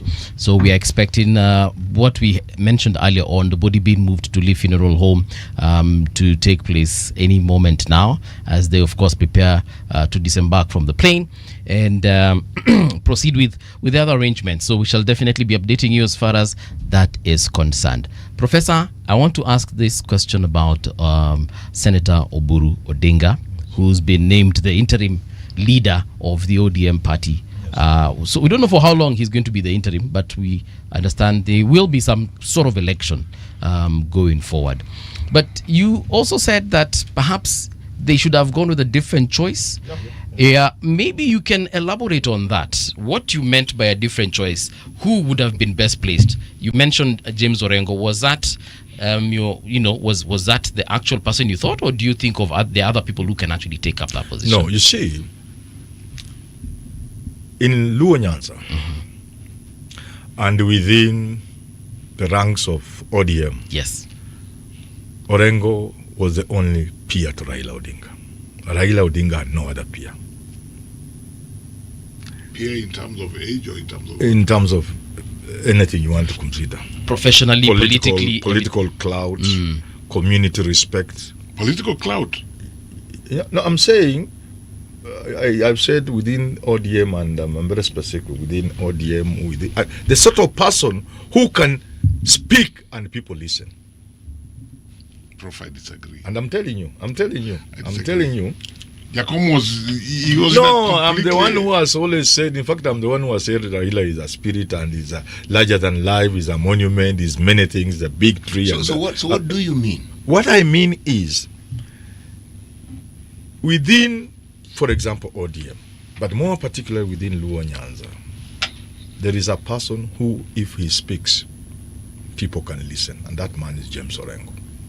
So that even at a personal level, some of these things we interact with these people, we know the kind of respect Raila has for Orengo, or had, if you want to use past tense now, I don't think he had the same for any other person. Orengo, my friend Charles, now I have referred back to Charles. Yes, please. Orengo is a giant tree, only dwarfed by the bigger giant tree. A person suppressed by Raila's bigness and greatness. So that the two of them could not have been fighting for space. But just kwa hiyo corner, around the corner, there is Orengo. So the Orengo is a person. I know he has his challenges, For now, I think he has been unwell and so on and so forth. We all are old people. We can become unwell. But that is the only name. That is the only name in Luo Nyanza for now that people can listen to. I'm telling you, outside Luo Nyanza, and me, I'm advising the Luo Nation and ODM for free. Stopgap, interim. In the meantime, Orengo. But they must use Raila's death to allow for transition.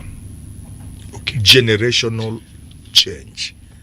And the man they must really look at is Sifuna. First, ODM must not fall and go the way some parties have gone. You make it your party. Ideally, you make it a Luo party. A Luo party. You are Luo. Ideally, the Luo membership of the party must know Raila's legacy. ODM is part of Raila's legacy.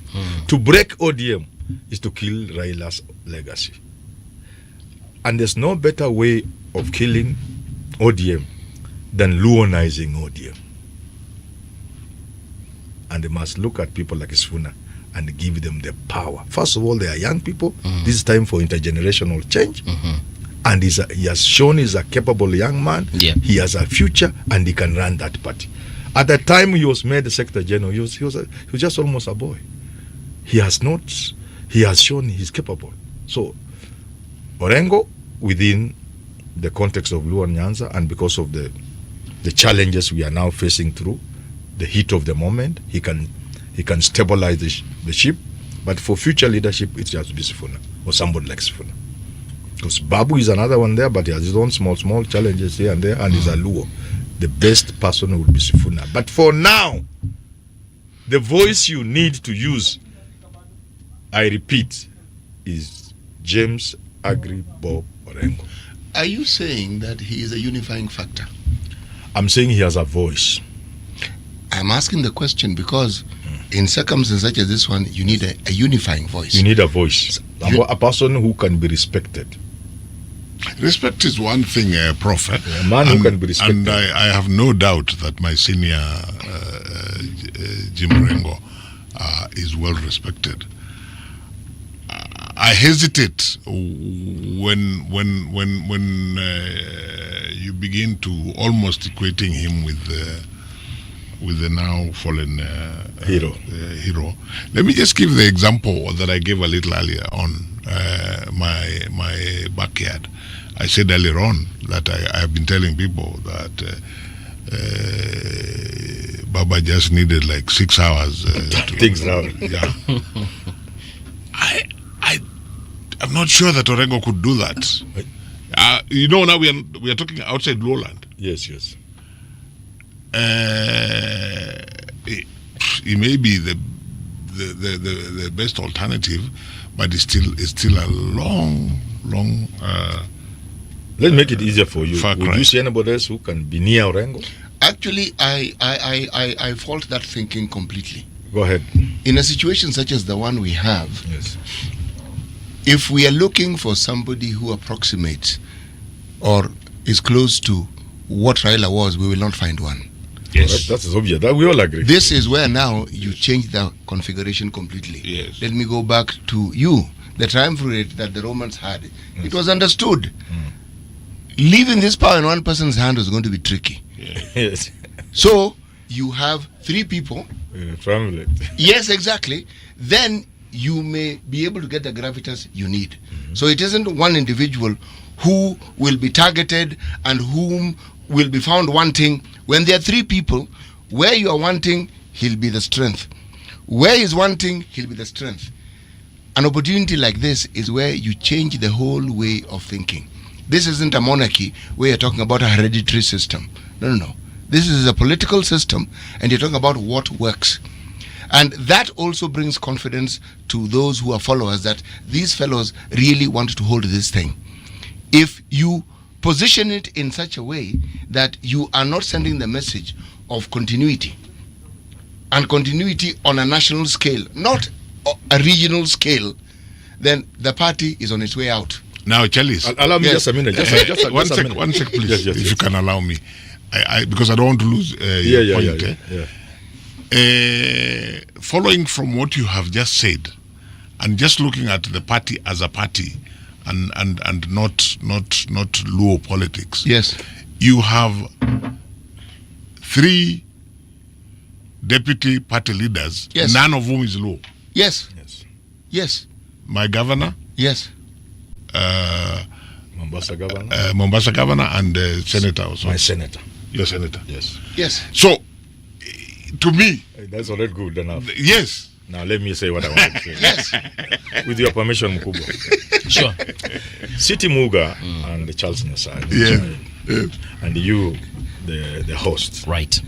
I want to open you to certain reality, which you already know. Just to remind you that the ODM party in the past few months has been divided.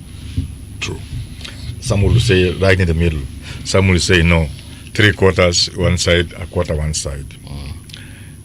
There are many people, a number of them vocal. Sifuna, at some point Orengo, Anyang' Nyong'o, Kina Babu, Kina Caleb Wamisi of Sabaut, quite vocal against the broad-based government. Still a big chunk against it, but for survival's sake, quiet. Especially those from Raila's background and those who have benefited from the broad-based government. They know if they speak. Now, if you give the leadership to a hawk, which is what Oburu has been in this arrangement, is a hawk, advocating for the clearing of people like Sifuna. Clear them. There are people who believe kwa pita na hao kama mnataka tengeza chama yenyu. So you give a person like that, and yet there's a very significant number of people who have been against the broad-based government. It's only Raila who has been stabilizing, trying to create the balance in public, even trying to create the balance when everybody thought Sifuna was going. In fact, there are those who say Sifuna's protector has died. So what am I saying? If you give this to a hawk like Oburu Odinga, to the problem both for ODM and the nation, because if this thing is being managed by the Sifunas and the Orengos, they may not directly agree with the broad-based government, but they may see sense in some semblance of cooperation and continuing with what Raila was doing. On the contrary, if you give Oburu Odinga, him it is we are in broad-based in Dani.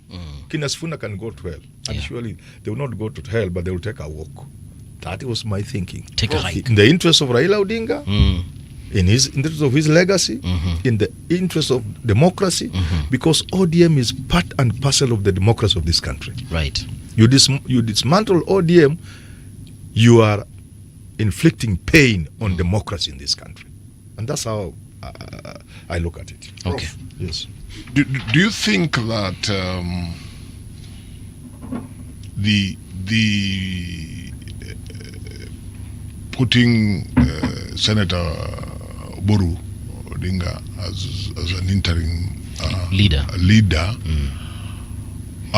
the thinking, is it possible that the thinking is that way you, for the time being, you invoke the Odinga name and keep the party intact while working out what to do next? I'm just thinking out loud. That might be the thing, but the wrong thinking. Because no question will arrive on the table faster than broad-based for ODM. That's the question that is going to land on their table faster than any other question. How do we move forward? Raila is not there. Yes. Do we move forward with the broad base or not? Oburu Odinga cannot preside over that table that is answering that question. And I'm telling them openly, and Oburu Odinga is a good person. Yeah. And he knows I respect him. He is a very good person. But he's a wrong person for that. How do you bring the Raila family from Ruto? There's going to be a cabinet reshuffle, whether we like it or not. You know, it's not just because Gideon has come in and your child might also be, and don't forget me, please. Yeah, I know you could go there. Don't this guy has a tweet for me today. told Gachagua, I know I can see you. We were in studio with Gachagua. And I told him, I can see you becoming deputy president on TV47. You predicted. I told him, you will be deputy president. I told him not to forget you. He has not forgotten very much. Once in a while, he can buy me a cup of tea. Yes. I hope you not forget.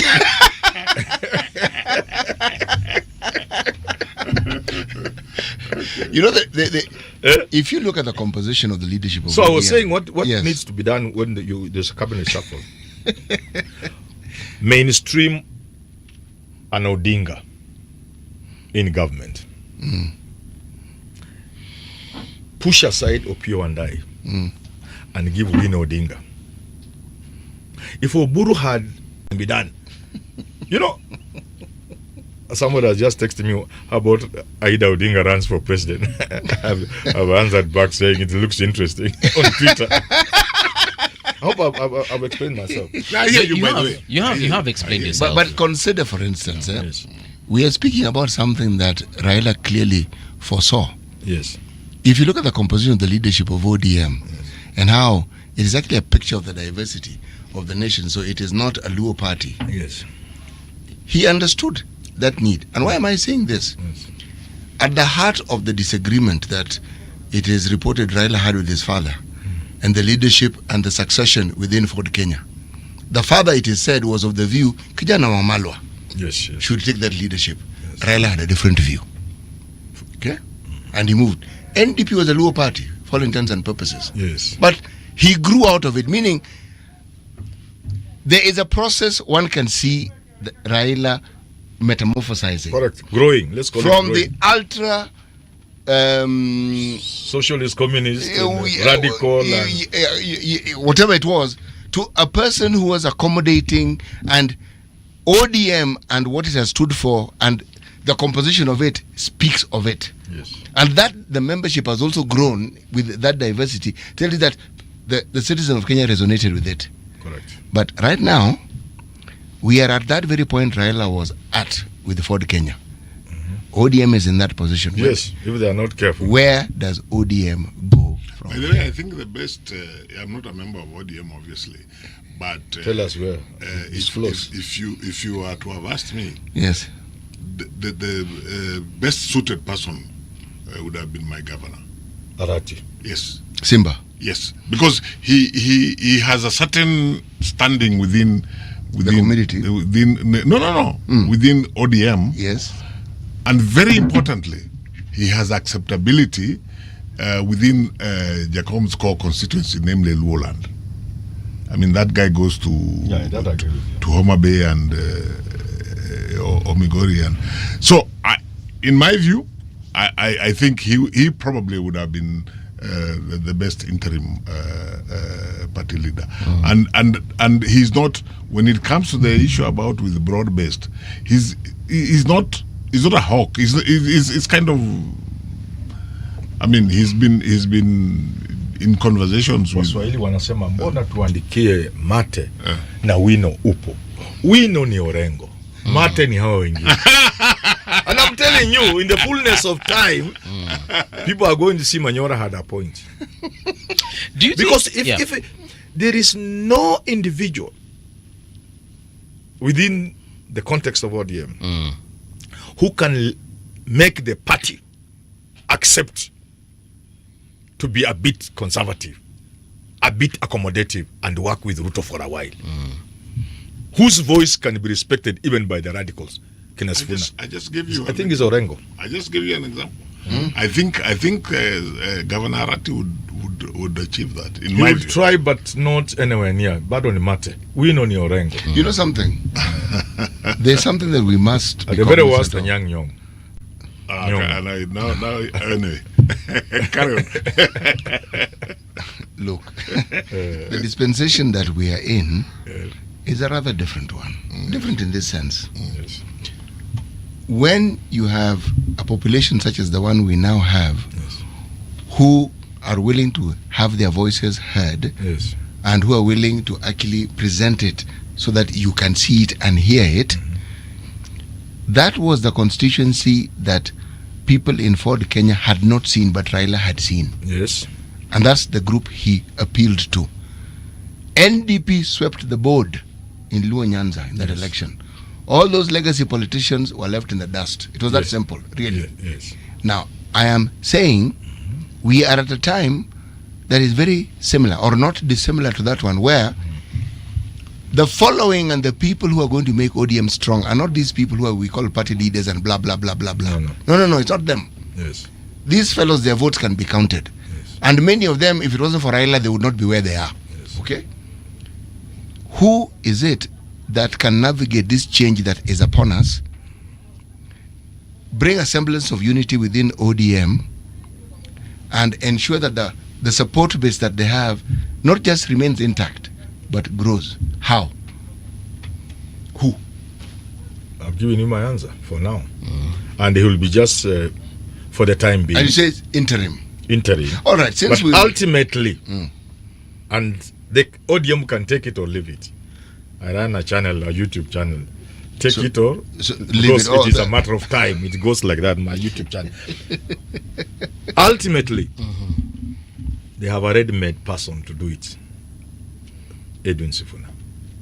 You think that is after the interim situation is done? Arrangement. Okay. And the radicals like in Ababuk, in Music, in Sifuna, and the rest within ODM need a person they can respect and listen to, even if he's taking them to broad base, which they have openly disagreed with. He can more or less moderate them, because he himself is not a hawk. That's Orengo. He himself has clearly stated in the past, but only for pragmatic reasons and respect for Raila and what have you, has he accepted to go the broad way, the broad-based way. But he has made it clear he did something he didn't like. So it is easier for him to navigate this thing whichever way they will want it to go. Prof, I want to throw the cat among the pigeons here. Yes. I'm leaving ODM out of the discussion. I'm talking about Luo Nyanza politics. Yes. There's somebody whose name isn't mentioned. Yes. And he's somebody who was once the governor of Nairobi. Babu, you know. Kidero. Evans Kidero. Clearly, you've entered a prophetic phase where you are looking into the future. And no, me, I'm still here. Yes. Kidero. Yes. Kidero is not a nobody. Yes, of course. In Luo politics. Okay. By the time you are governor of Nairobi, you cannot possibly be a nobody. Yes. What role do you think such a person would play in Luo Nyanza politics? If I leave ODM out of just the discussion, once you talk about Luo Nyanza politics. Once you have stabilizing ODM is also stabilizing Luo Nyanza. Once Luo Nyanza has been stabilized because ODM is stabilized, a natural leader will emerge. And on the table, I can see 2-3 names. The young man, Bobo Wino, is competing for that space and is doing so well. But in the background, there is a giant, Evans Kidero, EK as people call him. He can very easily take over. Remember, there are also others like Raymond Omondi who may want to occupy that space. But I can see the competition being between Evans Kidero and Babu. Charles, what do you think? I think that, like I say, in the first instance, to stabilize ODM as a party, I would have gone number one for somebody who there is no doubt in anybody's mind that this person was a disciple of Jacob. Yes. Number two, I think it would be better if that person was not from Luo Nyanza.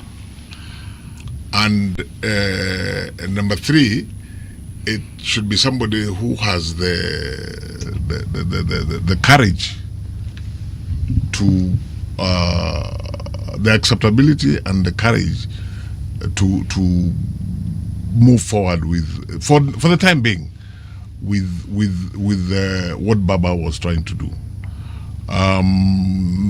My friend Evans, because he's my friend, I agree with Prof that would be later. He cannot be the one now at this stage because he doesn't meet any of those criteria as regards the relationship with Baba and so on.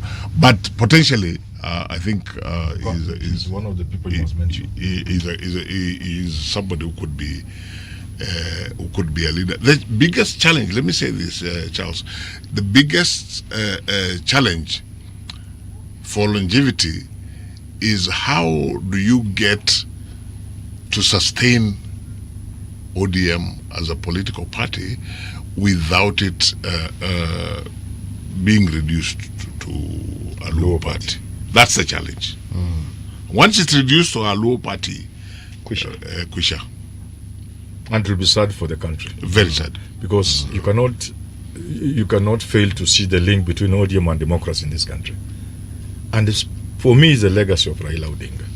Nobody should allow ODM to collapse or be turned into a village party for the sake of Raila's legacy. And like Charles here is saying, one of the ways is to ensure that it goes beyond Nyanza in terms of leadership. Yeah. And they are lucky, like I'm saying, there are people outside Luo Nyanza who can help them maintain ODM as a strong party in the interest of Raila's legacy and democracy in this country. We're looking at pictures online from several sources. The body of former Prime Minister Raila Odinga has actually arrived. Throngs of people have actually arrived at JKIA, and we can see the body has already been, how do I say this? Imeshatolewa kwa ndege. And now, from the pictures again that we are looking at, heavy security there from the police and the Kenya Defence Forces, ensuring that indeed that is going to be a smooth operation. We can see a lot of mourners there. Others are overwhelmed by the situation. Lots of comments coming through. If you have those particular kinds of sentiments, you can send them through, and we'll definitely read them in subsequent bulletins. Something worth mentioning is the flight that brought in the body of former Prime Minister Raila Odinga was the most tracked flight in the last couple of hours, with over 60,000 individuals tracking it online, and that is just from a single website. Other websites also that provide that kind of service had similar numbers, if not much more. It was actually the most tracked flight in the last couple of hours. That shows that indeed this particular individual was of the importance that we have accorded him. Gentlemen, thank you. Said he's yes. the slip of the tongue president. Yes, I almost said president. You yes. know, if you look at the funeral, yeah, Jacom's funeral, I think that's the way it is being planned by the state. Right. Is a sort of funeral you can only give to head of state, a former head of state. You know, we must say that, and we must thank Ruto for recognizing that Raila is the president we never had. So according to a state funeral of that magnitude, really is a testimony not just to what he has done for this country, and that we are appreciating that, but also the president of this country has done a good thing to recognize on behalf of us Kenyans. Yes. And we must thank President Ruto for that. Yeah. Indeed we must. We do. We should. Yeah. Mweshima, there's something that we've been talking about here, and it's literally about succession. Something I thought perhaps we'll start talking about at a different time. Maybe after next week, after the former prime minister has been buried. But clearly, it's already taken center stage, even as we continue with arrangements to bury him. Yes. Do you honestly think that right now is the best time to for people to actually decide or consider who might be what, especially now that the family is in mourning? They are also going through their own probably family situation, trying to figure out who is going to do what going forward, even in terms of his businesses that he ran. Is this the time, or is this actually the best time to do what? To discuss succession as far as ODM is concerned and the Odinga family is concerned? Sorry, go ahead, Charles. Yeah, no, I was just going to pick on what Prof said earlier on. Right. In everything we are saying, we are talking about what is Jacom's legacy. A major part of that legacy is outside the private space. It is in the public space. Yes. It is the party that he formed and has led for over 20 years. It is who he has been. Now I'm talking about succession in terms of leadership. Who Jacom has been. I think we would fail, actually, and we would be undermining his legacy. Yes. If we did not discuss that, and I don't think they are mutually inconsistent. We must, of course, everybody related to Raila in very different ways. Yes. Either just as an ordinary Kenyan who looked up to him as a leader. There are others of us who had the privilege to work with him.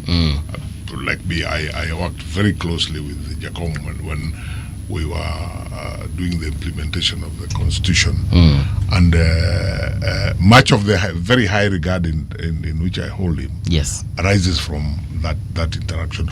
Different people relate to him differently, and that is a legacy that we are seeking to address. So to answer your question, I think it would undermine his legacy if we shied away from looking at how is it to be sustained. I hope that answers the question. It does actually. It is true because first, generally, men make tough decisions during tough times. Yes. You would be expecting during a moment of pain is when people will not make decisions. So surprisingly, that's not the way it is. This is the best at moments of that nature that people make monumental decisions that have even shaped the course of world history. Secondly, even at village level, decisions about the dead are made when the dead have not even been married. It is true. Major decisions are made, even at family level. People make decisions because once the thing is over, first of all, physically people scatter. You can't get them again together. Secondly, what binds them, what drives them, will soon disappear because we are human beings. So while that is still there and they are still together, while the nation is mourning Raila Odinga, that would be the time for certain decisions to be made. And I can assure you, as we speak in this studio, a lot is happening in State House. A lot is happening in Karen. Oburu and Ida are having to face a lot of challenges and address those challenges and ask questions and provide answers. They can't wait until Raila is buried. No. At family level, so much is going on. Yes. At national level, so much is going on. And it will be foolhardy for ODM. I hope they are not going in that direction. To think there will be a better time to handle matters of ODM than now. And that's why I repeat, and it's very unfortunate that I have to repeat it. Yes. The choice of Oburu Odinga is a wrong choice. They should reconsider it. Is it possible that, because, and this is me thinking like a kawaida Kenyan, because that's who I am. Is it possible that Raila was planning to come from India and say that, you know what, guys, I'm actually now tired, and I think now we need to decide who's going to take over from this whole Raila situation? You know? Raila is not that kind of person. When Raila was planning to go to the AU, the person who was named as party leader in that point was Anyang. Anyang Nyong'o, yeah. Yes. Raila was alive and well, and for all intents and purposes was heading to the AU. So Anyang had been mentioned. So it isn't as though that particular thought process was not there. Okay. It is still there. Yes. Is it possible then they can just pick up from what the blueprint they used then to just implement it right now? But they have There's not a done big so. difference. They have departed, and situations are different. Yeah, there's a big difference because I think even if Baba had gotten the chairmanship of the AU Commission, Baba the spirit now would have continued to be running ODM. Yes. And being in the country. And he told us 2 hours from Yes, to yes, I believe so. So at that point, that Baba was a strong person. That must have affected his choice at that particular time. But now we are talking about who can step into his shoes, him having gone, not being there. Having gone physically. Yeah, having gone physically. But you see, Prof, the important thing is him having gone physically. The person that we're talking about must be somebody who can manage and marshal that spirit so that the legacy is sustained in the best interests of and to answer you, I'm not one of those people. In 2013, after Raila lost the election, if you think he lost, a lot of media houses, especially international media, they kept asking me, Manyora, is this the end of Raila? Because that's what everybody thought. I told him, what are you talking about? I kept telling them, what are you talking about? Raila is around with us. Raila can go.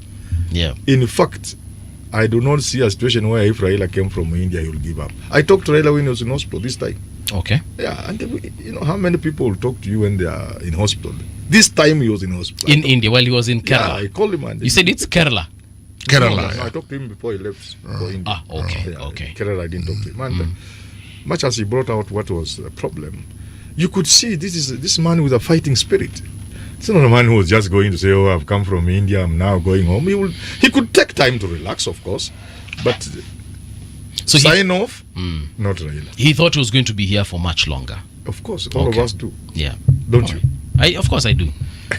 I do. I do. And we pray that you should. Yeah. And Raila Amen has to gone that. to 80. 80 is also, let us also thank God for giving us Raila this long. 80 are not 8 years. They are not 18. It is 8, you add a 0. Those are many years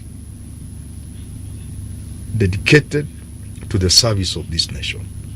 We must thank the Almighty God for giving us Raila and keeping him alive for all these years. And that explains why we must celebrate him. Yeah. More than mourn him.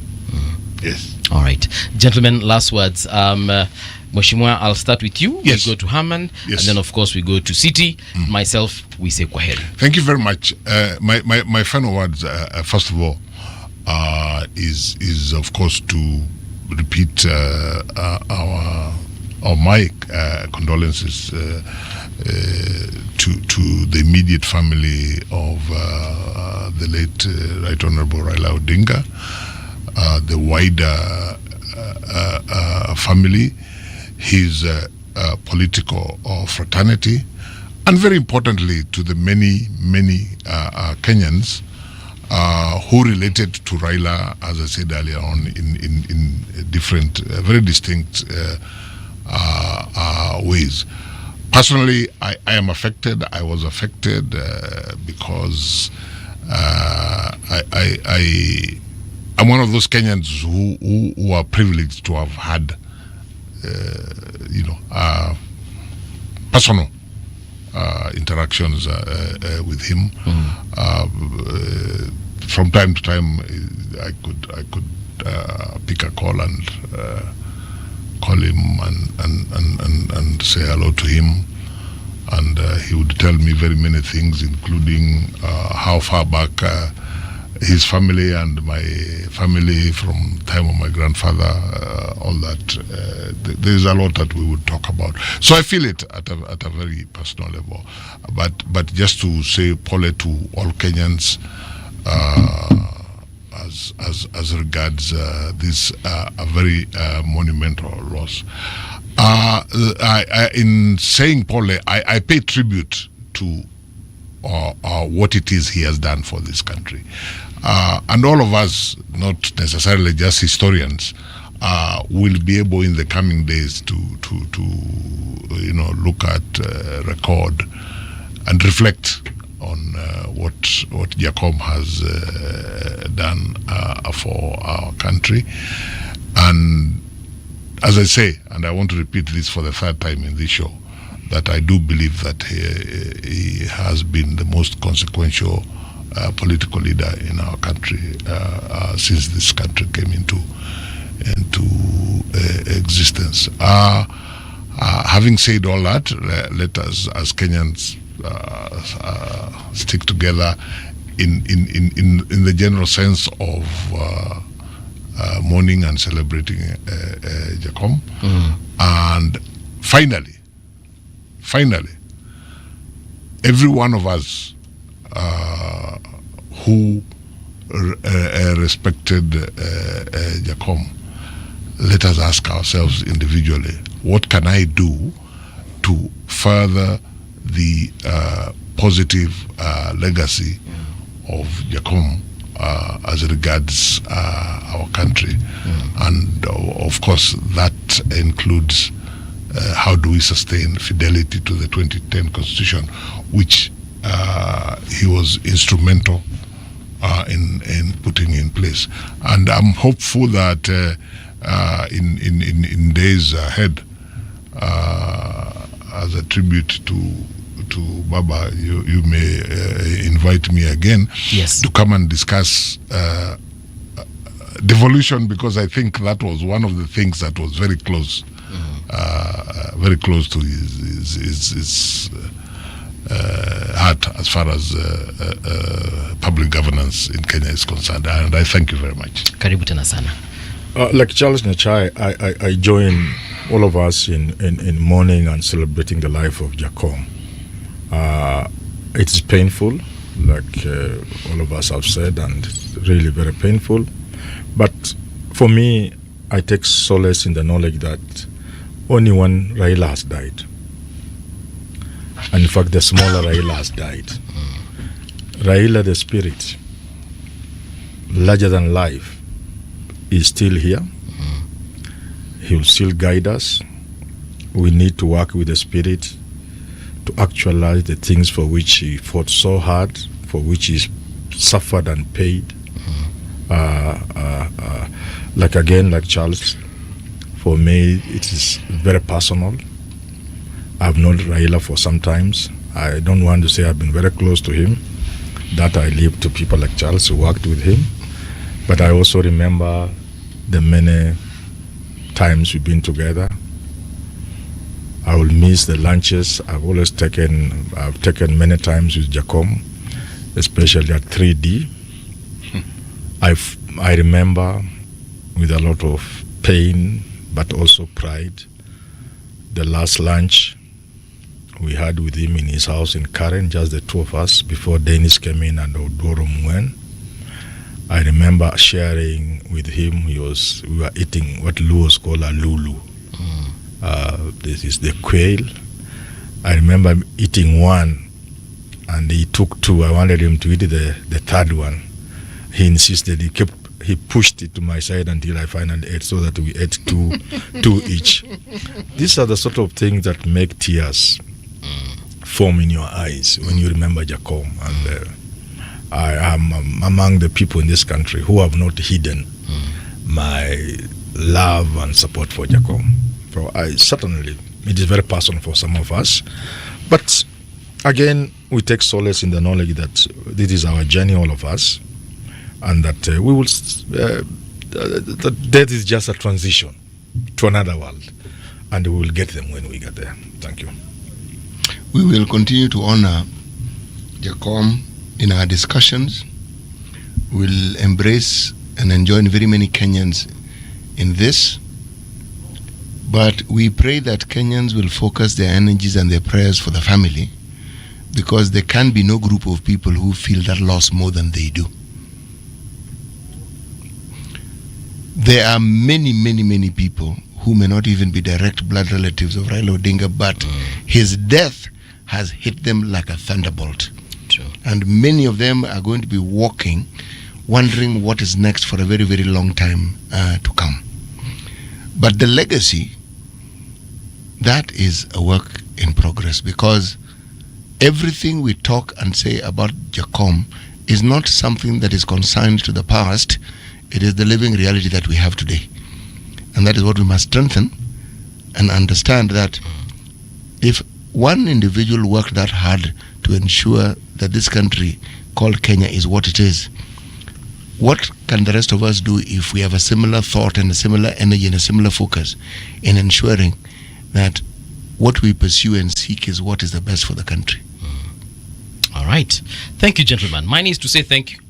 We've had a very interesting conversation here. I was listening keenly because, again, when I'm with such minds, I have to learn, and that is what exactly I've done today, so that in future when I'm in the same position I can have a lot to say, because I was part of the time that Raila was actually in this country and did a lot of things, but you have been definitely been there longer, and that is why I said it was very interesting listening to you. And perhaps, like you've said, Mheshimiwa, we'll definitely invite you back here.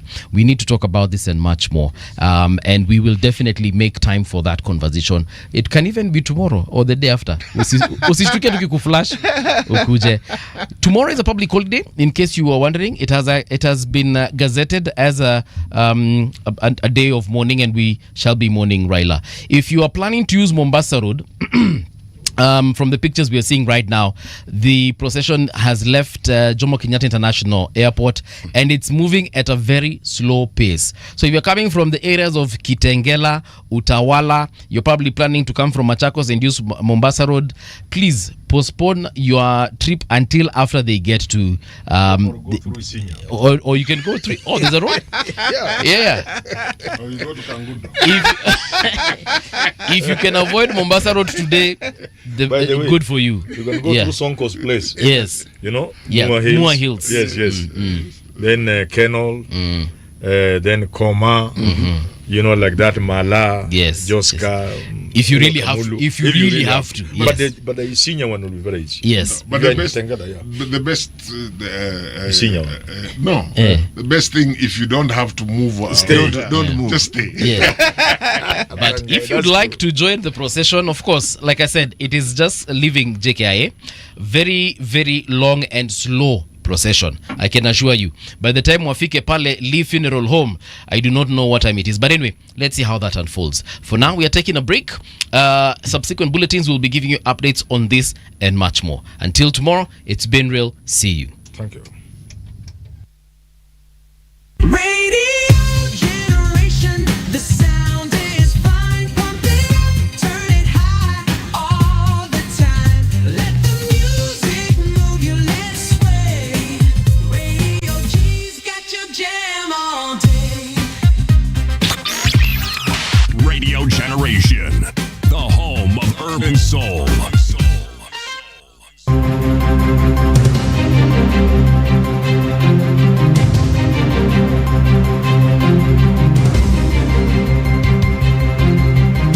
This is the Radio Generation News. Good morning, I'm Winnie Maganga. The plane carrying the body of the late former Prime Minister Raila Odinga has arrived at JKIA ahead of a series of events to finally lay him to rest. The plane with the call sign RAO 001 arrived on Kenyan soil at 9:30 a.m. today. President William Ruto, alongside former President Uhuru Kenyatta, Deputy President Kithure Kindiki, and KANU leader Gideon Moi are at JKIA to receive the casket bearing the remains of Raila, who died in India on October 15th, 2025. The Orange Democratic Movement has appointed Siaya Senator Dr. Oburu Odinga as its acting party leader. This follows a unanimous decision by the party's National Executive Committee.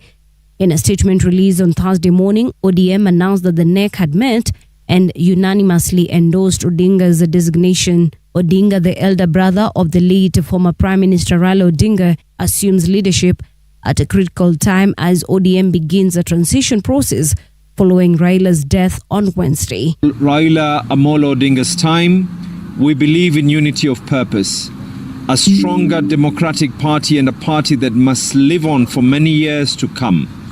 With this regard, the NEC has designated the Senator of Siaya County, Honorable Dr. Oburu Odinga, to be the acting party leader until the time that the top party organs will meet and elect a substantive party leader to fit in the big shoes that have been left by our leader. Thank you, and may the soul of our party leader rest in eternal peace. The government has declared Friday, October 17th, 2025 a public holiday to honor the late former Prime Minister Raila Odinga. In a special Gazette notice issued by the Cabinet Secretary for Interior and National Administration, the declaration was made under Section 3 of the Public Holidays Act, giving Kenyans across the country an opportunity to reflect on Odinga's life and legacy. The announcement comes as the country continues to mourn the opposition leader who died yesterday in India. U.S. President Donald Trump has confirmed a report he authorized the CIA to conduct covert operations inside Venezuela, provoking outrage from the South American nation's leaders. U.S. forces have already conducted at least 5 strikes on suspected drug-carrying boats in the Caribbean in recent weeks, killing 27 people. Speaking at White House, Trump said the U.S.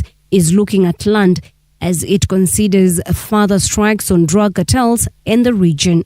We are certainly looking at land now because we've got the sea very well under control. When they're loaded up with drugs, they're fair game. And every one of those ships they're not ships, they're boats. I authorized for 2 reasons, really. Number one, they have emptied their prisons into the United States of America. They came in through the border. They came in because we had an open border policy. And the other thing are drugs. We have a lot of drugs coming in from Venezuela. And a lot of the Venezuelan drugs come in through the sea, so you get to see that. But we're going to stop them by land also. And that's the truth on Radio Generation. Good morning. I'm Winnie Maganga.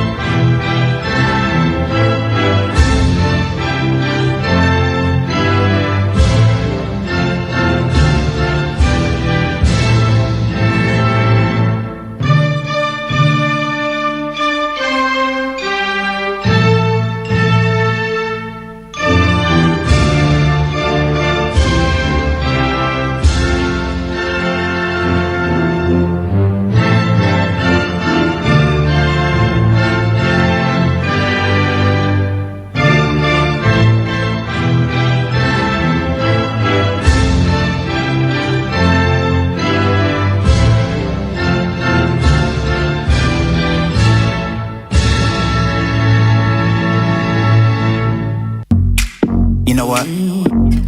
Lucas and Steve, Black Street, no diggity, no doubt. Sure to get down, good lord. Baby got 'em open all over town. Strictly bitch, you don't play around. Cover much ground, got game by the pound. Getting paid is a forte, each and every day.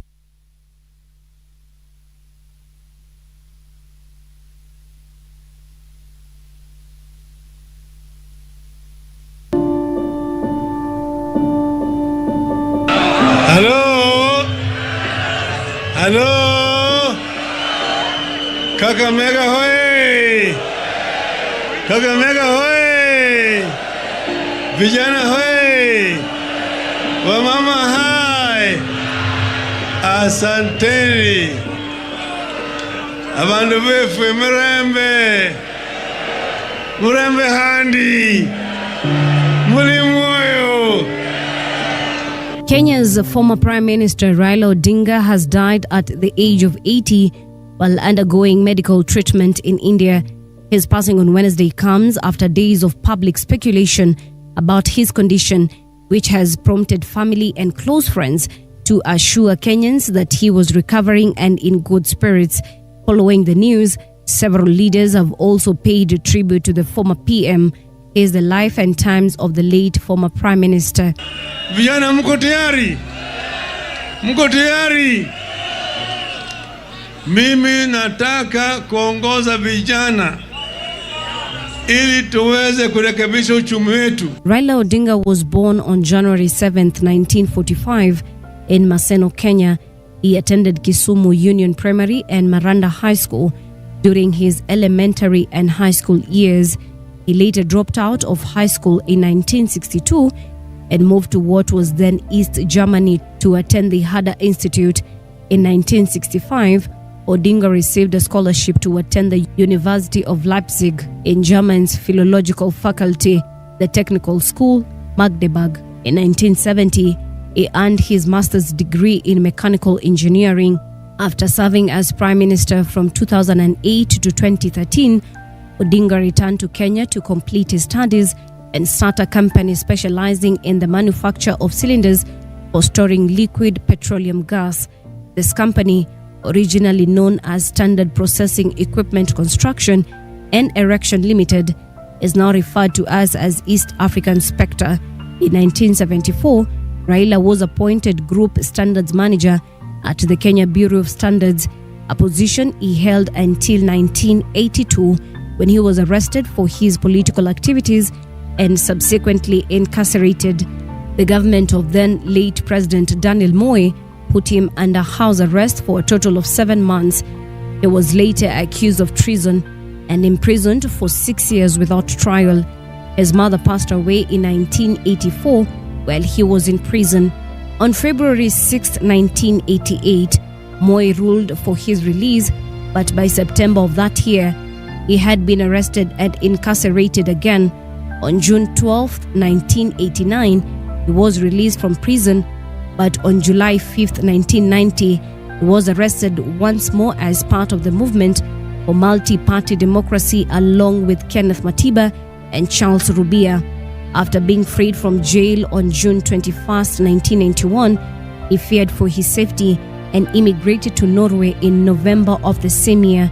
After moving back to Kenya in February 1992, Raila Odinga quickly became involved with the Forum for the Restoration of Democracy, eventually becoming the party's vice chairperson of the General Purposes Committee. In 1992, he ran on the Ford Kenya ticket and won Lang'ata MP seat. After his father Jaramogi Oginga Odinga passed away in January 1994, he ran for the party chairman but lost to Michael Wamalwa Kijana. He left Ford Kenya to join the National Development Party after running for presidency in 1997 and coming in third. He organized a merger between his party, the National Democratic Party, and Moi's KANU Party.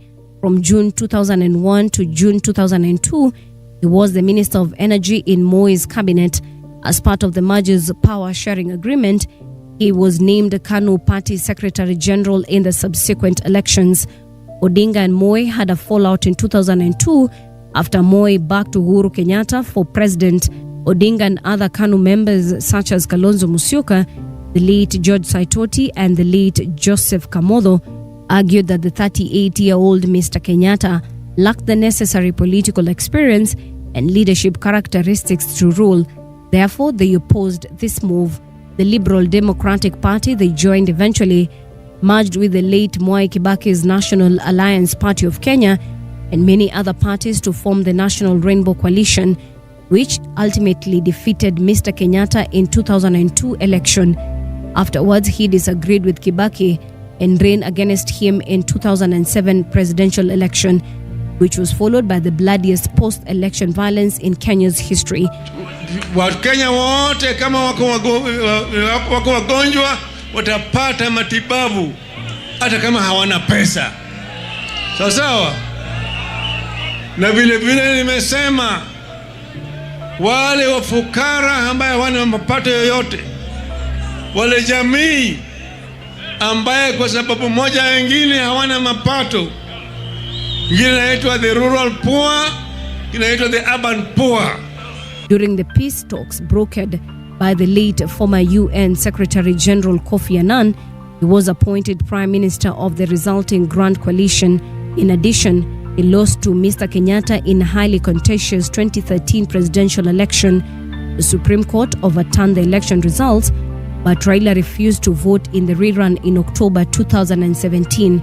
He ran for president again in 2022, but lost to William Ruto, and he declared the election was stolen.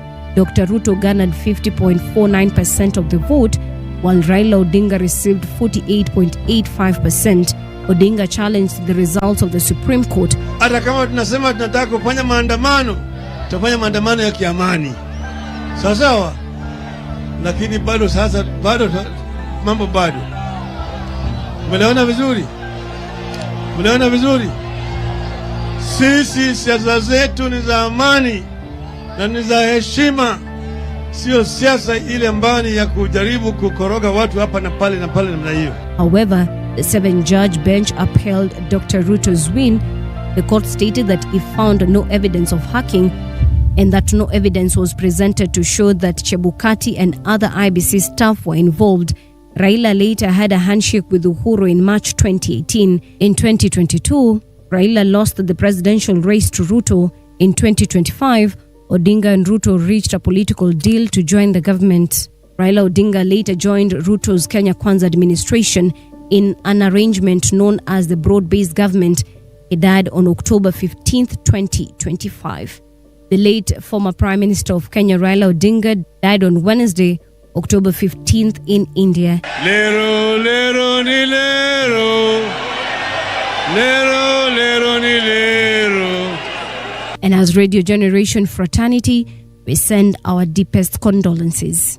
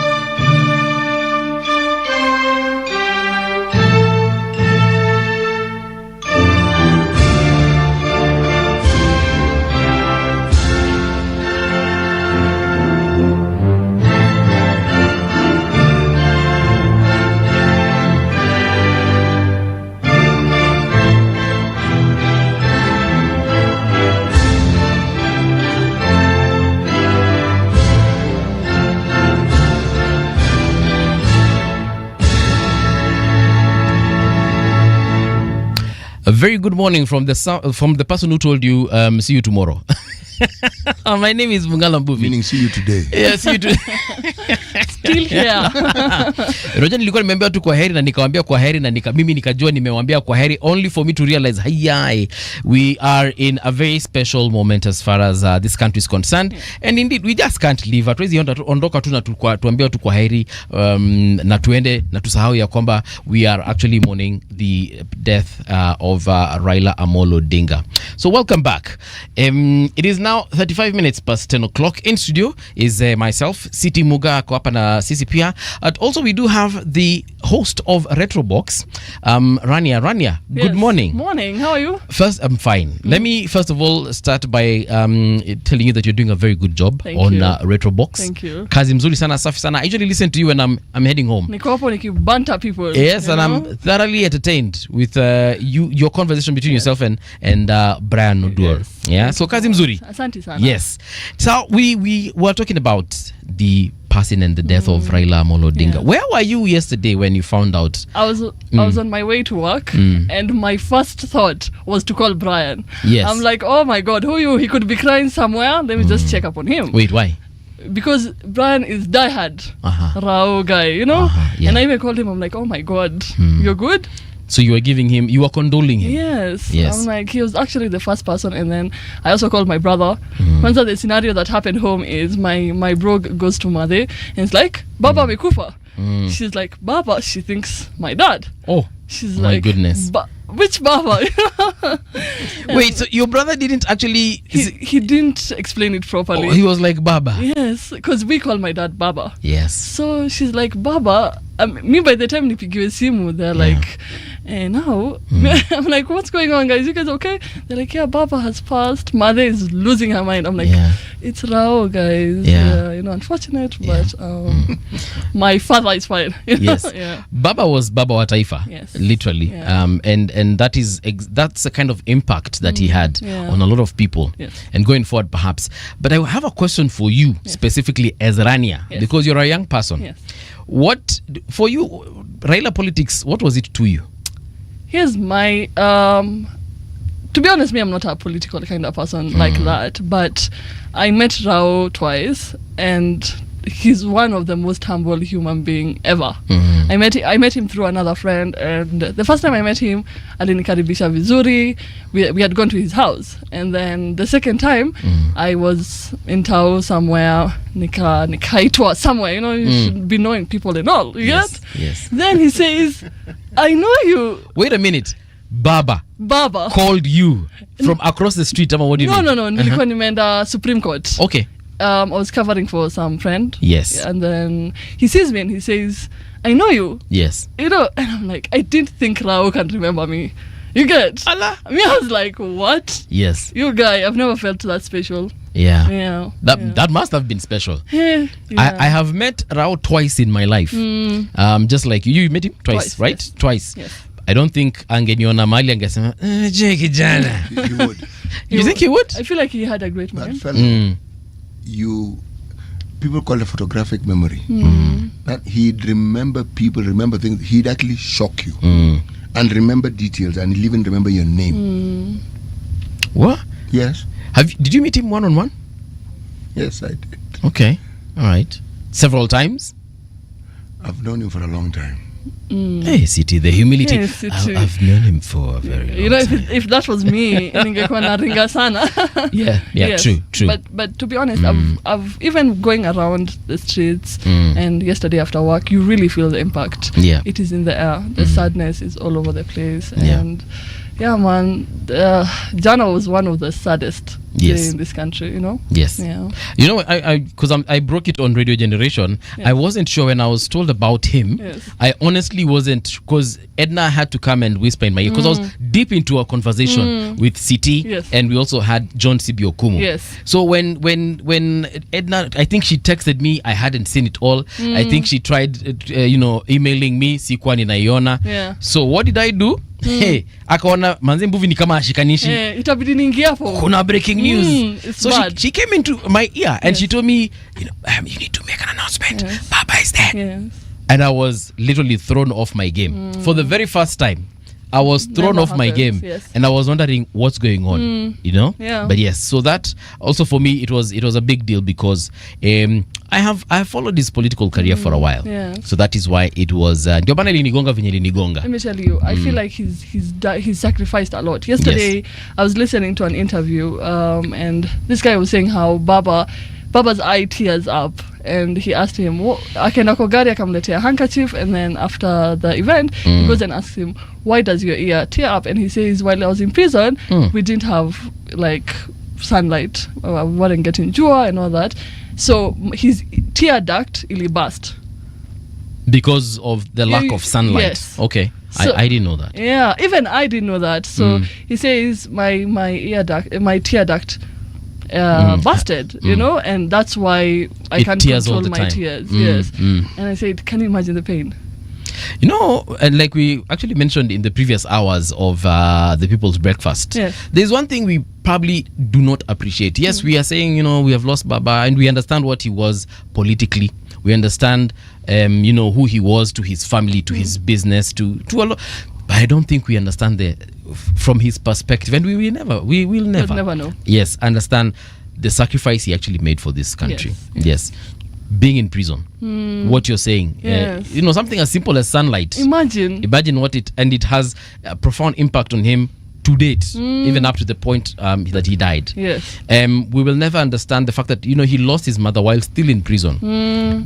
There's so much I can hold, Yes. I can handle rather. That sikudanganya. Those are things that will break me. Yes, those are definitely things I am certain. And if I survive through that, I don't know. And then he came out of prison. Yeah. And after getting out of prison, he still went back and had a communion with the people that put him in that same Imagine. prison. That's crazy. Unajua hisi tumekosoa ile. Unajua kuna kukosoa kawaida, nimekanyanga mguu. Alafu kuepeti useme nimekuibia simu, then unajua mbuvu uliniibia simu, then after that we are still friends. All I know is if someone put me in prison today for whatever reason, for a decade, I'm never forgiving that person. For a decade. We're never having a conversation. Yeah? Because City, are you trying to tell me? For a decade. What? Yeah, I mean, there are lines that people crossed as far as Raila Odinga is concerned, and every single time came back. Yeah. You can imagine, because every time he went to the court after elections, Yes. it was because he believed that he has won the election. But even after that, he still found it in his heart to shake hands. Imagine. Na tulikuwa tunamwenjea, tunacheka about it, but it takes a certain character, certain virtue, principle for you to actually get back and shake hands with someone you believe, you think, or everyone is telling you that's your enemy. Yes. It's like there's something he understood. If you follow Raila's history, his early history, that man was what you call a card-carrying revolutionary. Extreme. Then you look at how it is he morphed and changed, became a consensus builder, became somebody who would want to bring about a situation of peace even when there was clear acrimony. Whatever those circumstances, there are very few people you'll come across in the history of political leadership who do that sort of thing. Most people get rid of their enemies completely, or somebody who gave them a hard time. Yeah. But somebody who constantly embraces people who have meant him ill or have caused him damage. We spoke about this yesterday, and the very thing that has been criticized over and over again, I hear people saying there is a contradiction. I expect there to be a contradiction in political leaders. I expect. And I expect there to be a lot of things that they fail to do. And I also expect them to be people who can be resoundly criticized for the decisions they make. Yeah. Partly because they are wrong, but partly because I don't really understand what it is that they're actually doing. I understand it later, after time has lapsed, and I've seen the consequences of that particular decision. But when certain decisions at a certain point in history bring about what we now have a culture where, as a country, whenever we are at a precipice and we have a problem, the understanding is that we talk. We seek consensus and we agree. Yeah. It still angers some people. And I sometimes wonder, do they know what the alternative is? If you do not talk and there's that level of disagreement, do you know what the alternative is? I think people don't get to that point of thinking about that other side of it, because we're usually either hating on these political leaders or supporting them. We don't think about what is the alternative of all this. Because today when I was on my way to work, and me and my camp guy were just having a conversation, and he says, I wish Baba trained someone to be like him.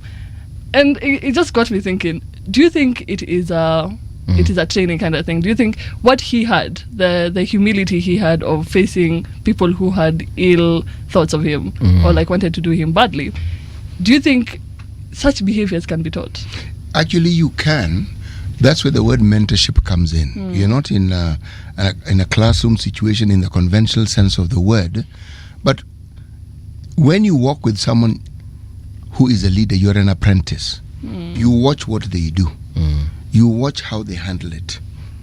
And there are very many people who've gone through that school and they handle things different. Many of them are in very many other political parties. Yes. But if you watch the way they handle things, there are things that they learnt. The understanding and the idea of accepting and accommodating diversity is something very many people find difficult. And why they find it difficult is because there are members of the political class we have in this country who understand that the power they have is vested in them causing as much division as they possibly can between the people. So you craft a narrative that ostracizes certain people. You even dehumanize those individuals so that when someone has ill thoughts or when someone dismisses them, when someone treats them badly, it is easily justifiable. You profile them. Yes. There are people who have that mindset and they never stop. That is our politics. Now, this is somebody who moved away from it. And when you move away from that, you end up making very many enemies because there are people who prefer that status quo. And without actually fighting it, you are providing an alternative that doesn't serve their interest at all. Yeah. Because if you look at the issues we have with our electoral system, when I say electoral system, I mean the presidential election, Kenyans seem to get along quite well before we have an election. Yes. Even on the voting day, we get along fine. Yes. We are best of friends. Other elections, MCA, those ones are fine. Let us start counting the presidential vote. That is. Then, I suddenly realize I'm a Luo. You suddenly realize you're a Kamba from Kitui. You suddenly realize that you're a Kenyan of Somali. And you're thinking, wait a moment. When are we going to wake up to the fact that we are this all along? Yeah. It's not as though we suddenly become this at election time. Yes. This is how you've been all along. And if I got along with you, why am I not getting along with you now? Yes. What? Because you decided to choose somebody else. By all means, choose whoever you want to choose. Because my experience at the polling stations, for me, they're some of the nicest days. Because the queues are long, so you get to talk to people. There's that humanity part of it. Yes, and people talk about who they want to support. Now, Yeah. if you're in the media, the conversations are even more interesting. Because people want to talk to you about this. So you're actually having a fun day discussing these things. Yes. And then some people move a few dominoes here and there, and suddenly all that camaraderie is lost. Simply because somebody who belongs to a different community felt that certain people from another community should not. And I'm thinking, when are we going to grow out of this nonsense? Because it's holding us back. Instead of celebrating this diversity and looking at how this diversity actually helps us. Just look, at independence and the period after that, we're a very stratified community. Yeah. In this sense, it was understood that the two main tribes had actually sliced the bulk of the cake for themselves. Those are the Luos and the Kikuyus. It was understood. They are the group that had been favored by education earlier than the other people. Okay? Now, there was an attempt to try and ensure that the rest of the country benefit. But there was a colonial legacy that had ostracized, on paper, documented policy. The northeastern part of the country was considered not productive. So very little attention was given to it. It's called marginalization. Okay? Yeah. So now, to move from there and to bring everybody else, when we got the new constitution, 2010 constitution, apart from just allocating funds for these counties, there was an equalization fund. And it was clear, let them receive these funds so that they can catch up with the others, because they were deliberately and by policy left behind. Yes. No sooner has that begun to settle, then somebody starts telling that, actually, even in Nairobi, people are marginalized. Yeah. Okay. Academically, you may have a point. But the resources available in Nairobi are immense. Yes. If they aren't being utilized properly, it doesn't mean that Nairobi is marginalized. We're just not using what we have properly. Yes, or there are a few individuals who have decided that they're going to hog it, and so they keep it for themselves. Why am I giving this story? This is a story that we actually haven't moved from. Kenyans who are of Asian origin were considered the businessmen. Something interesting happened. There's a community called the Kikuyu, right, who got into business at independence, took over, and something beautiful happened. The African could see a fellow African doing business like the Kenyan of Asian origin. Progress moves along, then a new group comes along. Now, this for me is a subject of study. We marvel at how China has moved God knows how many double-digit millions of people from poverty. But in this country, we have a community that was marginalized in the northeastern part of the country, who have moved from little camel herders to now an economic, commercial juggernaut and even industrial juggernaut. Should you not study this and say, how did this community manage to do this? Because it's happening as you watch. What lessons can we learn? And you will find members of these Kenyans in every part of the country. Yes. Now, what is of interest, they are welcomed in every part of the country. It means they've understood how to live with people. Now, why am I saying it is unique? It is unique because these are Kenyans. Yes. Yeah. And Kenyans actually providing homegrown solutions to issues that we consider to be problems. And instead of celebrating it, it is politicized. And you hear and you ask, surely, folks, do we complain when a certain community is, you find 70% of them in NSSF, and we know. Then you we don't complain. No, then you go to NHIF, you find the same story. Okay, you go to another ministry, somebody has employed probably half his village there. Okay, Yes. so now, when these individuals, whom we are not accustomed to seeing, are suddenly in the public domain, And now it's a problem. why is it a problem? Why is it a problem? Yeah. Are there people who can do the job? Yes. Are there people who are able to hold their own with the others? Yes. And yes, despite some very crazy circumstances in which they studied. I had a friend of mine, I have. Yes. Okay? Yes. We worked with him in the Kenya Medical Research Institute.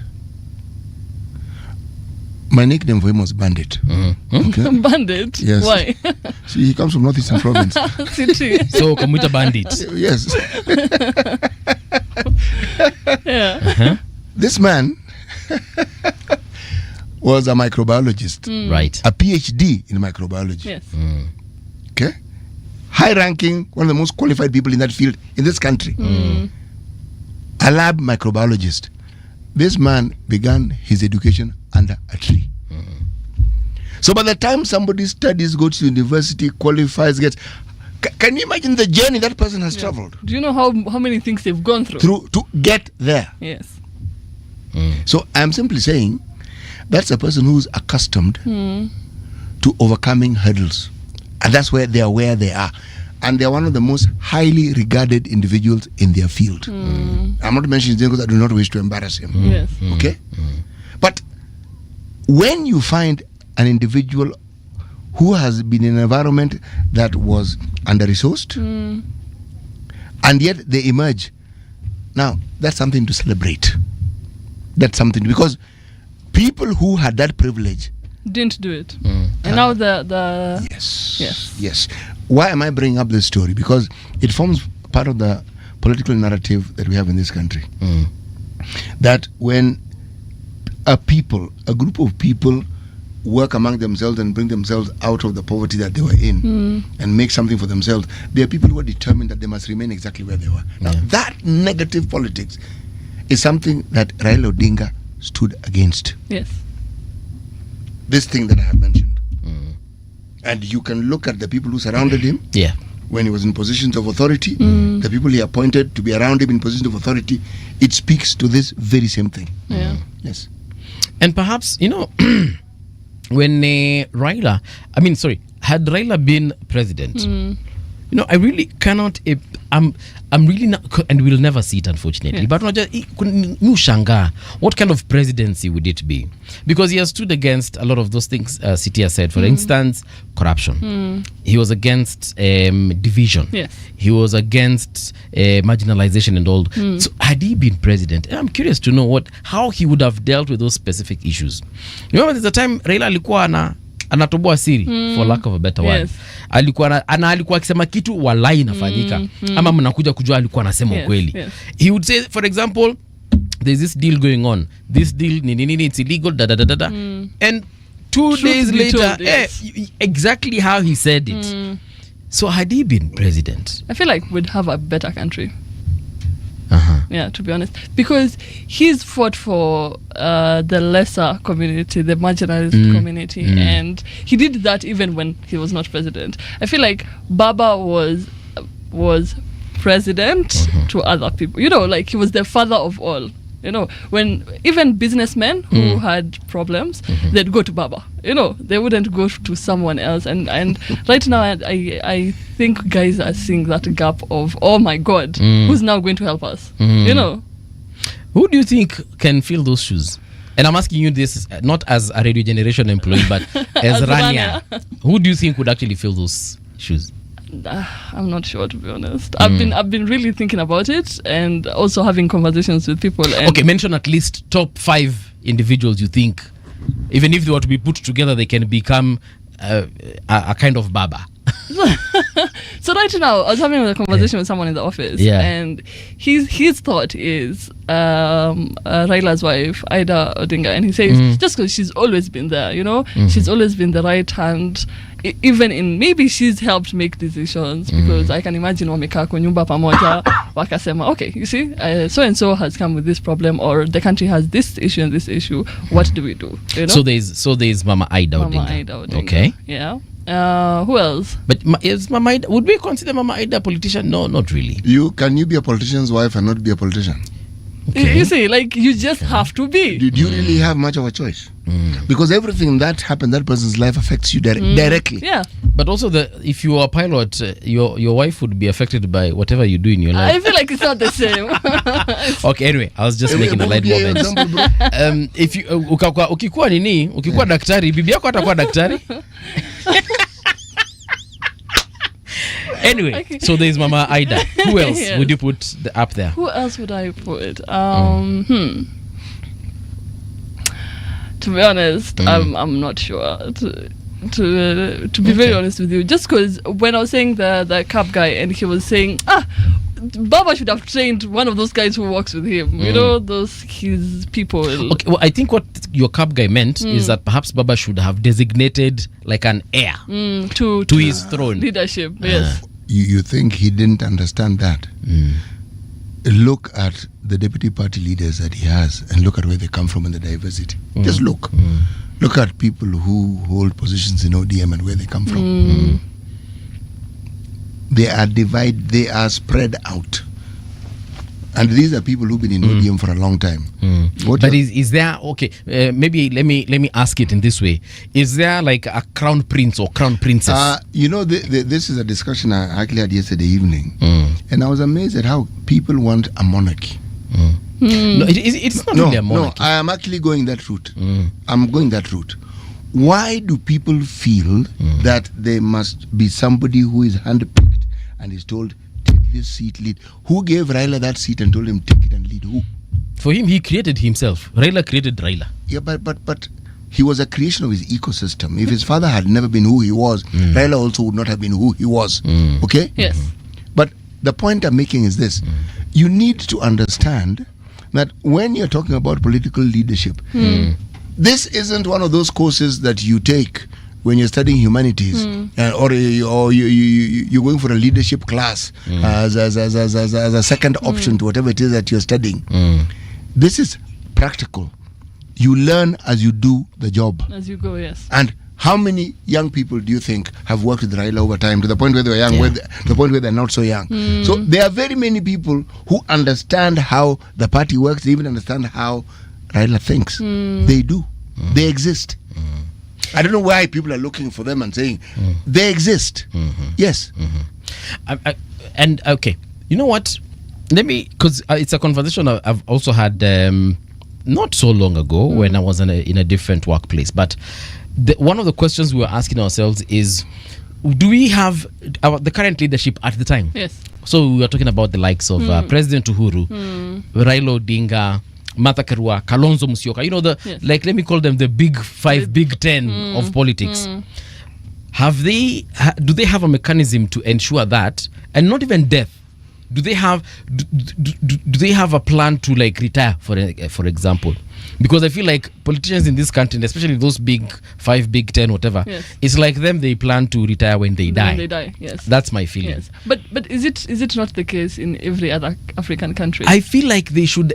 I don't know about other countries. Let me talk about Kenya. Okay. But I maybe we'll talk about Uganda and Tanzania. No. If you look at Tanzania, yes, what you're asking about exists. They've had the same party from independence, Chama cha Mapinduzi. Yeah. And the person who set the tone for it was Julius Nyerere. Yes. The man at the age of around 60, a little bit, said, guys, it's about time younger people do this. Yeah. Yes.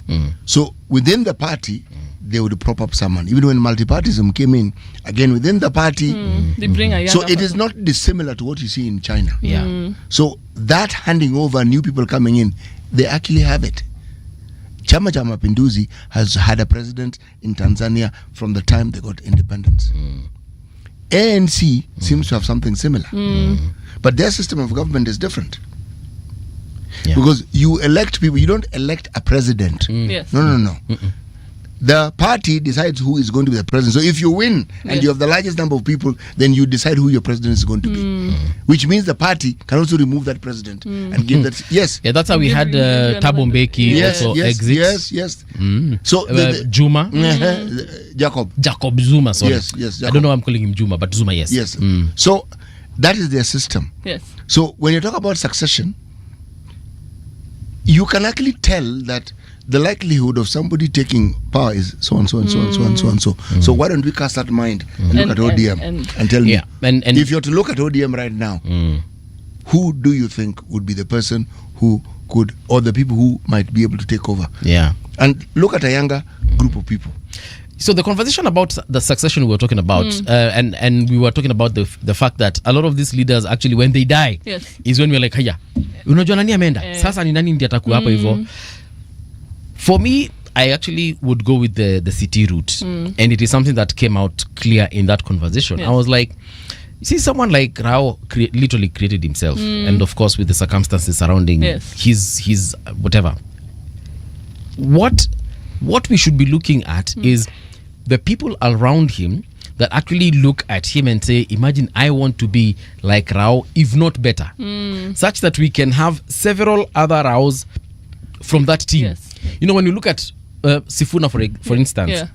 Sifuna is widely loved because of his rhetoric and, you know, The way he looks at things. and exactly, and he has you can tell this is where he's standing. Yes. He's never on the fence. Yes.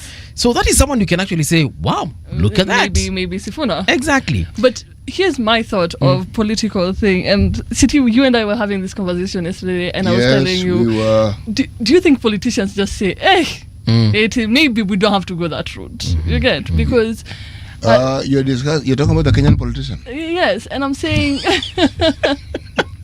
and I was telling City, because me till today, I don't understand that route of politics is a dirty game. And you know, when you're standing like this, you as Mbuvi, you think you know politics, and then you enter and you find a rat hole. Oh, let me tell you, since I started hosting the People's Breakfast, I realized I have absolutely no idea what politics is all about. Exactly. But it's because I've also met giants in that field. Yes. And every single, like today, trust me, there's a point I even literally shut up because I realized I'm actually learning. Yes. You know, I didn't want to interrupt Professor Manyora. Yes. I didn't want to interrupt and then you're Charles explaining it to the depth of it, because City Jana was explaining it to me, and I'm telling him, City, what I don't understand is, by the me, and I'll say it here right now, I'll never be a politician just because I don't have the heart for it. You know, it's just a complex game for It has been made to be complex. Yeah. Because the thing that people are pursuing is something which in its absolute form is one of the most addictive things anybody can pursue. It's called power. Yes. Most people say the things they say and they mean it when they're seeking elections, but they haven't actually been introduced properly to power.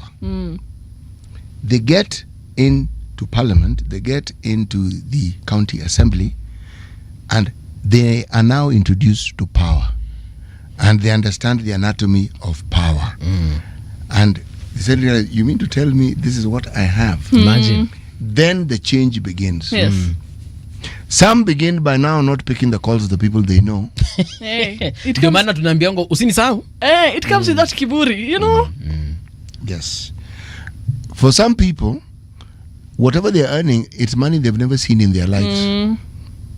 And what shocks them is that they're actually earning it every month. Yes. So they more or less pinch themselves every once in a while to decide if they, Am I dreaming? or they go to the bank and say, okay, this money really mine. Okay, let me take it in case it's not mine. Kabla wachukue. Yes. But the third month, you realize actually person. Yes. Hakuna mali inaenda. Yes. Yeah. Now, I'm making fun of them, but the influence that we look at is the corrosive aspect of the influence that comes with power, and it is because you find it there. You find people who believe that they're no longer people's servants but people's lords, and as a result of their being lords, they're not subject to the same laws and rules as you. Yeah. They behave as though they're above the law. Yeah. Now, when you have a whole crowd of people who think that way, if you don't think that way, you'll be the odd person out. And then we introduce something into our culture, and that thing, I don't know how we're ever going to get rid of it, where everything we do is for sale. Pesa mbele. Yes. So people talk, and politicians in this country have mastered this. You know what to say to sound like you mean well. But what you do is as far away from the truth or the reality as far can possibly be. Yes. But those are our politicians. And how do we know this? Because they are the ones who pass laws. They're the ones who make laws. Okay. And so you wonder, when certain things do not favor, I still remember a discussion we once had with some politicians who were in the, which committee is this? The budget committee of Parliament. And we said, how is it that you people have increased these prices, and these are staple to most people's lives? Bread is staple. Yes. Milk is staple. Unga. Eggs. Yes. I said, what are you people thinking? Yeah. And we hear that you've reduced duty on certain vehicles. I mean, what sort of thinking is this? It's because our priorities are wrong. Yes, so they really tried to talk around it. They were not making any headway because it was nonsensical. When you have people who are so far removed from the people who elect them, and they're so far removed from the realities, and you have those people making laws on your behalf, you know we're actually in trouble. Yeah. We are. But part of the trouble has to do with us because we have a phobia for holding people we have elected to account. We are the ones who encourage them to have this Mheshimiwa syndrome where Mheshimiwa akishasema wayo Mheshimiwa amesema. What I don't like about all that is they come out to the streets na mnarushiwa pesa, whatever amount this is, yes? You gather, all of you gather and chant about how this certain Mheshimiwa is the best Mheshimiwa, yes? And then they leave the streets and then you're back to reality. Alafu ile siku elections inakuja and then you elect the same person. Like, when are we ever going to learn that? Let's get in the new people. Yeah. You know, let's give other people a chance. But Rani, is that not what we do? We give people a chance and then they proceed to do exactly. City, I feel like when we're giving people chances, yes, let's not give the same group. For me right now, I feel like if a younger person stood and was giving me, even if you're giving me lies, yes, but I don't know you, so I'd give you a chance. You get? Because whoever else is here is an older person who's already here, and I know what kind of leader this person is. Yes. So I'd rather give the other person who I barely know. You know, when we take that discussion, then we have to ask ourselves, are young people willing to elect other young people? That's the problem. You see, that's the problem. No, I mean, they could, but, and if they can't, then why? It's because we have that phobia and... what are you afraid of, actually? To be honest, I feel like we as the younger, and I'll speak for my generation, is we're scared of what if we don't do it right. Oh, yes. But you shouldn't be afraid of that. The whole process of doing this thing for the first time is so that you can make mistakes. So learn through it. You have 5 years of making mistakes and learning. If this thing was a 2-year program, Yes. it would fail. Mm. It's a 5-year program. So it's okay to make mistakes and learn. In from fact, it. you must make mistakes, and when you make mistakes, it means you're trying something. If you don't try, you'll never make any mistake. I feel like with our generation, failure is our biggest. You're afraid to fail. Yes. Then you'll never make Enemy progress. or fear? Yes. Is it an enemy or is it a fear? It is. Because failure, for me, I don't think it's an enemy really. It's actually part of a learning process, because when you fail, it's just like in a relationship. When you fail in a relationship, you will learn from that failure. Zile za, maybe I was the problem, or that person was the and problem. you don't go to another relationship with that. Yeah, But exactly. Paul, what constitutes a failure in a relationship? I'm glad you brought this topic. It's a nice topic. I actually want to, before we get into that topic, no, on a serious note, before we get this, I'm watching the situation unfolding at JKIA, and I'm baffled. Not baffled. You actually said kutakuwa na crowds. Yes. But I also feel I like told you there'd be very huge crowds. But what were we expecting? that crowd is huge, number one. Do you know they have not even exited JKIA? Wacha hivyo, unajua wengine walipanda ndege. Eh? What do you mean? Oh, walipanda ile ndege ilileta mwili. Yes, ndio. Oh. They actually broke the barrier and got into JKIA. Yeah. To go at the runway. Forget runway. Ndege. Ndani ya ndege, like inside. No, walifikia ndege. Oh yeah, no, that one happened. But what I am talking about in terms of what I am seeing, they have not yet exited JKIA. They're still there. So they're supposed to get to Lee Funeral Home, prepare the body for Parliament, For viewing, yes. then at 5 Yes. get that body from Parliament to Lee Funeral Home before tomorrow again following the other program. Yes. Sasa tuko saa 5 na 12. Na bado tuko JKIA. Bado tuko JKIA. Tutafika Lee Funeral Home saa ngapi? Mwili utatayarishwa saa ngapi? Usahau kuna watu wengine wanaongojea kutizama huu mwili. So what time will they get to Lee, prepare the body, take it to What is, describe to me what you're seeing there. Multitudes of people, and so that the vehicles carrying the body cannot move. Yes, they are moving at a snail pace. But they're moving. They're moving. Oh, that's all right. Ni venye kidogo. But kuna mali nafika wanasimama completely like stand still. Yes. Sababu watu wanafanya vitu huko mbele ya barabara kwanza na they don't want to run over them. So this is what I think should happen. Yes. They just get the cops there, military, wherever they need to get there, clear the damn roads. Yes. Let's get to Lee. Yes. Hii crowd yote. We have a program to follow. Exactly. Hii crowd yote iende kule. Hao watu wamekuja na program yao. They need to get to Lee. Then now hii crowd yote tafadhali iende Lee. Not Lee. Sorry, iende Parliament. Please, not Lee. Yes. If they go to Lee, do you know the gridlock we will have? But you know what? These guys will actually get to Lee. No, you are saying they'll get to Lee. There are people already at Lee. Exactly. Waiting. There's like different kind of crowds there are people everywhere. already at Parliament just waiting. Yes. And the ones at Parliament, good for them. And guess what? The president and the Raila's family, including former president Uhuru Kenyatta, Yes. hawajatoka JKIA. Wako tu hapo. Sasa hao wako kwa VIP launch huko, wanangojea gari fike Lee. Ndio wote watoke. Ndio pia wao sasa waende wafike Lee and then waende Parliament. You know what this shows? Who owns the country? Kenyans. Exactly. So this is what I feel should happen. Like I said, first of all, get police, security forces, whatever we get, wafungue barabara, because I can't imagine this traffic on Mombasa Road. Imagine the frustration. I cannot imagine watu wakisonga hivi wakidance after every 2 seconds, dombolo, and then ile frustration tunakuanga nayo na ma road rage. Aya. Then situation number 3 I'm foreseeing here, because again time is running. So what Time will for what? For the program. For the program. City, we have a program to follow. Sasa watu watakuwa wanatizama mwili wa Raila up until midnight. Should make a floodlight. Okay. President Ruto. You go the whole night with it. Everyone now is, unless now they get choppers into JKIA, fly these folks out of JKIA, and there are very many VIPs. Wapatane huko. Very many. It's almost every governor is at JKIA. Yes. Every CS is at JKIA. Senators, MPs, kila mtu wako JKIA. So getting these folks out of there, I do not know what it will take. It's not as complicated as you think. The police and the security are allowing it to happen. Yeah, unless now they decide to drive on the wrong side of the road. No, they're allowing it. Believe me, those crowds have leaders. They will negotiate and say, guys, wachini tupatane huko mbele. You've done enough. Tunaomba tafadhali tupashe nafasi. Nafasi itapatikana and they'll move. Believe me. Yes. Okay. Not forgetting, they are the VIPs who are dropping at JKI in choppers. You know, it's just one of those situations. There's like too many things. I'm looking at it and I'm like, well, your thinking is bougie. Yes. Okay. These are people. But I'm not bougie though. But yes. No, you are bougie to death. She's bougie. Listen, don't. She's bougie. But anyway, proceed. This guy's thinking. Look at this.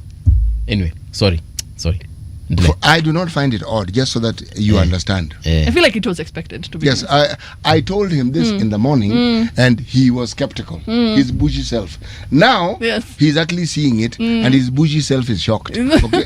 He's not seen such things in a while. No, I don't think he has seen it ever. And I told him, if you think that is a crowd, wait. Let the body get to Parliament and then see a crowd. Okay? Yeah. Let the body get to Kisumu, then you really see a crowd. Ikifanyika Kisumu huko atuko. You have no idea. The day for the burial is about to be worse. Yeah. Cause there'll be very many people. Remember, what you're witnessing, it's unusual because you are witnessing the expression of grief. It may not align with how you would like to express your grief, but that's what they are doing. Yes. These were the supporters of this gentleman. Diehards. And this is the opportunity they have. Kwani, how many of those people do you think have ever boarded a plane? Think about it. I was thinking wajaluo wote mumepanda ndege. Na kiburi zao. Kuna jaluo hajapanda ndege. Paul. You know, the movie. You know this man. Now I'm agreeing with City. Kuna venye mtu wangu. Kuna venye being bougie. Kuna venye. So I'm looking at a map of traffic in Nairobi. The roads are empty. Nothing is happening on Ngong Road. Nothing is happening on the Eastern Bypass. Nothing is happening on the Southern Bypass. Nairobians knew. Yeah. When do you ngoja. Kuna ka traffic kidogo na ni kwa sababu ya watu wako hapa. From Sioki, what's it? The Agal Grand Hotel as you're heading towards Nairobi mpaka pale Imara Daima. Yani hakuna kitu inasonga. Msongamano. So basically today we are not going home. No, I'm not going home. I told this man to stop complaining because there's something called the expressway. Yes. Okay. The expressway, which is what they are going to use to get Raila to leave funeral home, is also blocked. I'm looking at it right now. Hakuna watu wanasonga kwa expressway, bro. Sasa wewe mwenye uliamua kuishi mbali, my friend, tutakutafutia mahali ya kubaki leo. Anyway, let's wait and see how this unfolds. You asking something about relationships. What was it? Rania tulikuwa nasema City was asking you are giving an example of relationship. You're saying if it doesn't work, you learn because there are relationships where you're heartbroken and because you found out your partner was cheating, you learn. Next time, just choose someone who's faithful. What have you been going through? You get into another relationship where someone unapata amekuwa akitumia urogi and uchawi. Ni siku ingine tafuta mtu mwenye aendangi katika ushirikina. And so on and so forth. So basically what I'm saying is failure sometimes might not even be on your side, on your end. Yes. I can learn from your failures, Rania. Yeah. Yes, I can come to you and just rant out all my problems, and these problems you look at it and say, hey, I would not like to go through that. Yeah. You know? So like when we that's why I was saying that I was asking rather for the young folks, is it the failure that is an enemy, or is it an enemy or a fear? Failure, that is. Is it not the same thing though? Nah. I feel personally for me, failure is my biggest enemy. Okay. Yeah. Okay. Because I tend to overthink a lot of things. How do you think you learn in life if you don't make mistakes? So the universe decides I have no option. I have to do this thing, yes, and if I fail, I fail. If I succeed, I succeed. Yes. You're fatalistic. Life isn't quite like that. You see, why I pointed at relationships was this. If we spent sufficient thought process and patience in relationships before we actually get into them, the things that we normally complain about later, they exist all along. There may even have been signs of those traits, but because of this concept that we have been told to believe in seriously, called love, you know, this one which enters your being, and then you change. But City, I think your generation has decided there is no love, to be honest. No, it exists. Okay. Oh, it actually exists.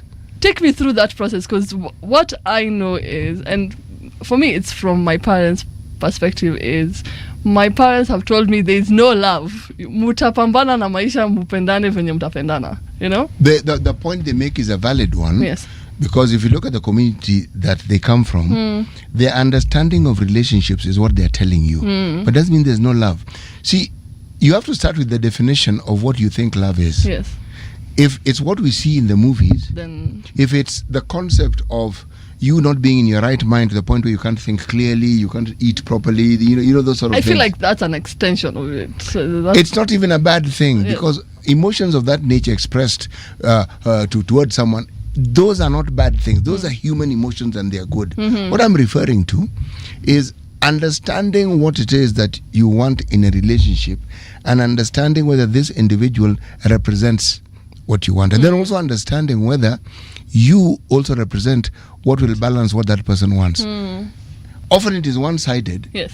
and then you get disappointed. Instead of understanding that disappointment probably has nothing to do with that person doing something wrong. Yes. It has to do with your expectations. Okay? Yes. So now, when expectations which aren't met and hadn't been spoken of, and so are not understood clash, then suddenly this person is not really Is the not sort of my- person I yes. thought. Actually, no one ever is. Yes. Okay? Yeah. So the patience and time and an element of what we call commitment. That's what your parents were talking to you about.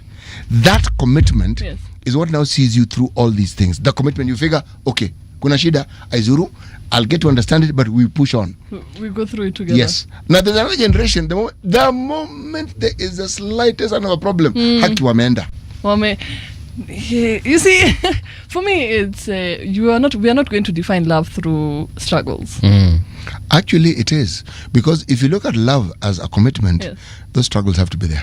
You really, because the struggle has to do with you understanding something that you had not anticipated, and taking the time to understand why it is that you're seeing it. But if you're emotionally involved, Yes. your thought process is already compromised, because you will react emotionally. And when you react emotionally, that relationship is Doesn't gone. help. Yes. Yeah. Itakuwa na shida. Yes.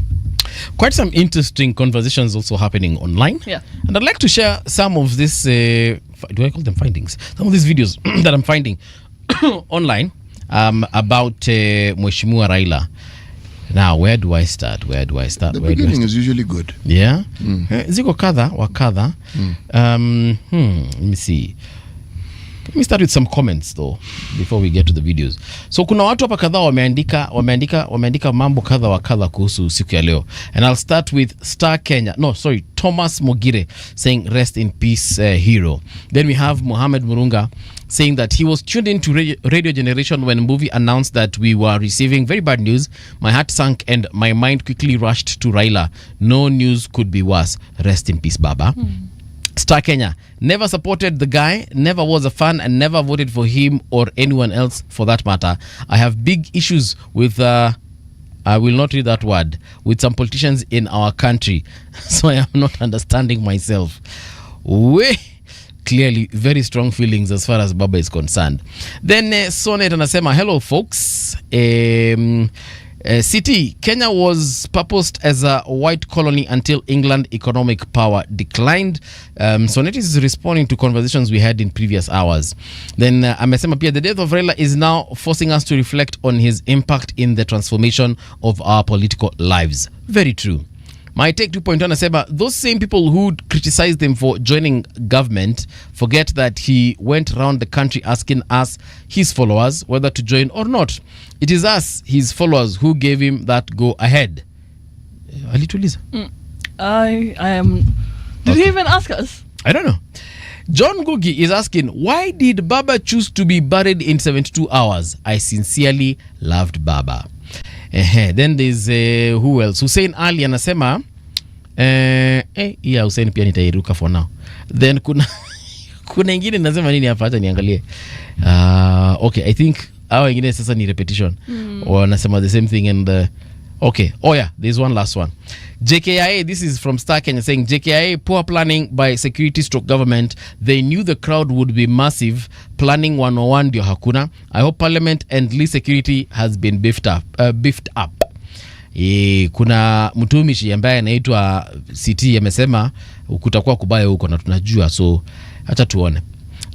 Langat msema ukweli anasema I think God himself has been pursuing Kasongo ruthlessly and mercilessly, and whenever okay, I'll also ignore that one. It's not keeping in touch with our conversation this morning.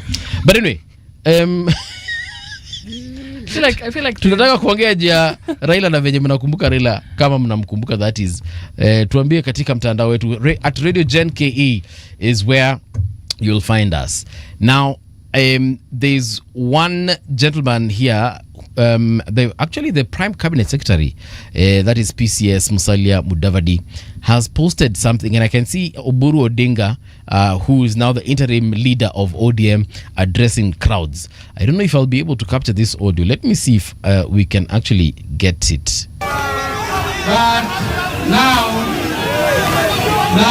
I want to request Adwakwa Euto Dalawa.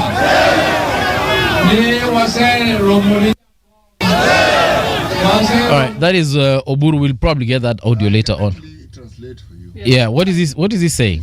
Now people from our home, now that we have welcomed back our brother. Yes. Yes, now that's when you switch it off. So I do not know what he said after that. I think he's asking people to allow the procession to go through. But they're chanting, as he says, yes.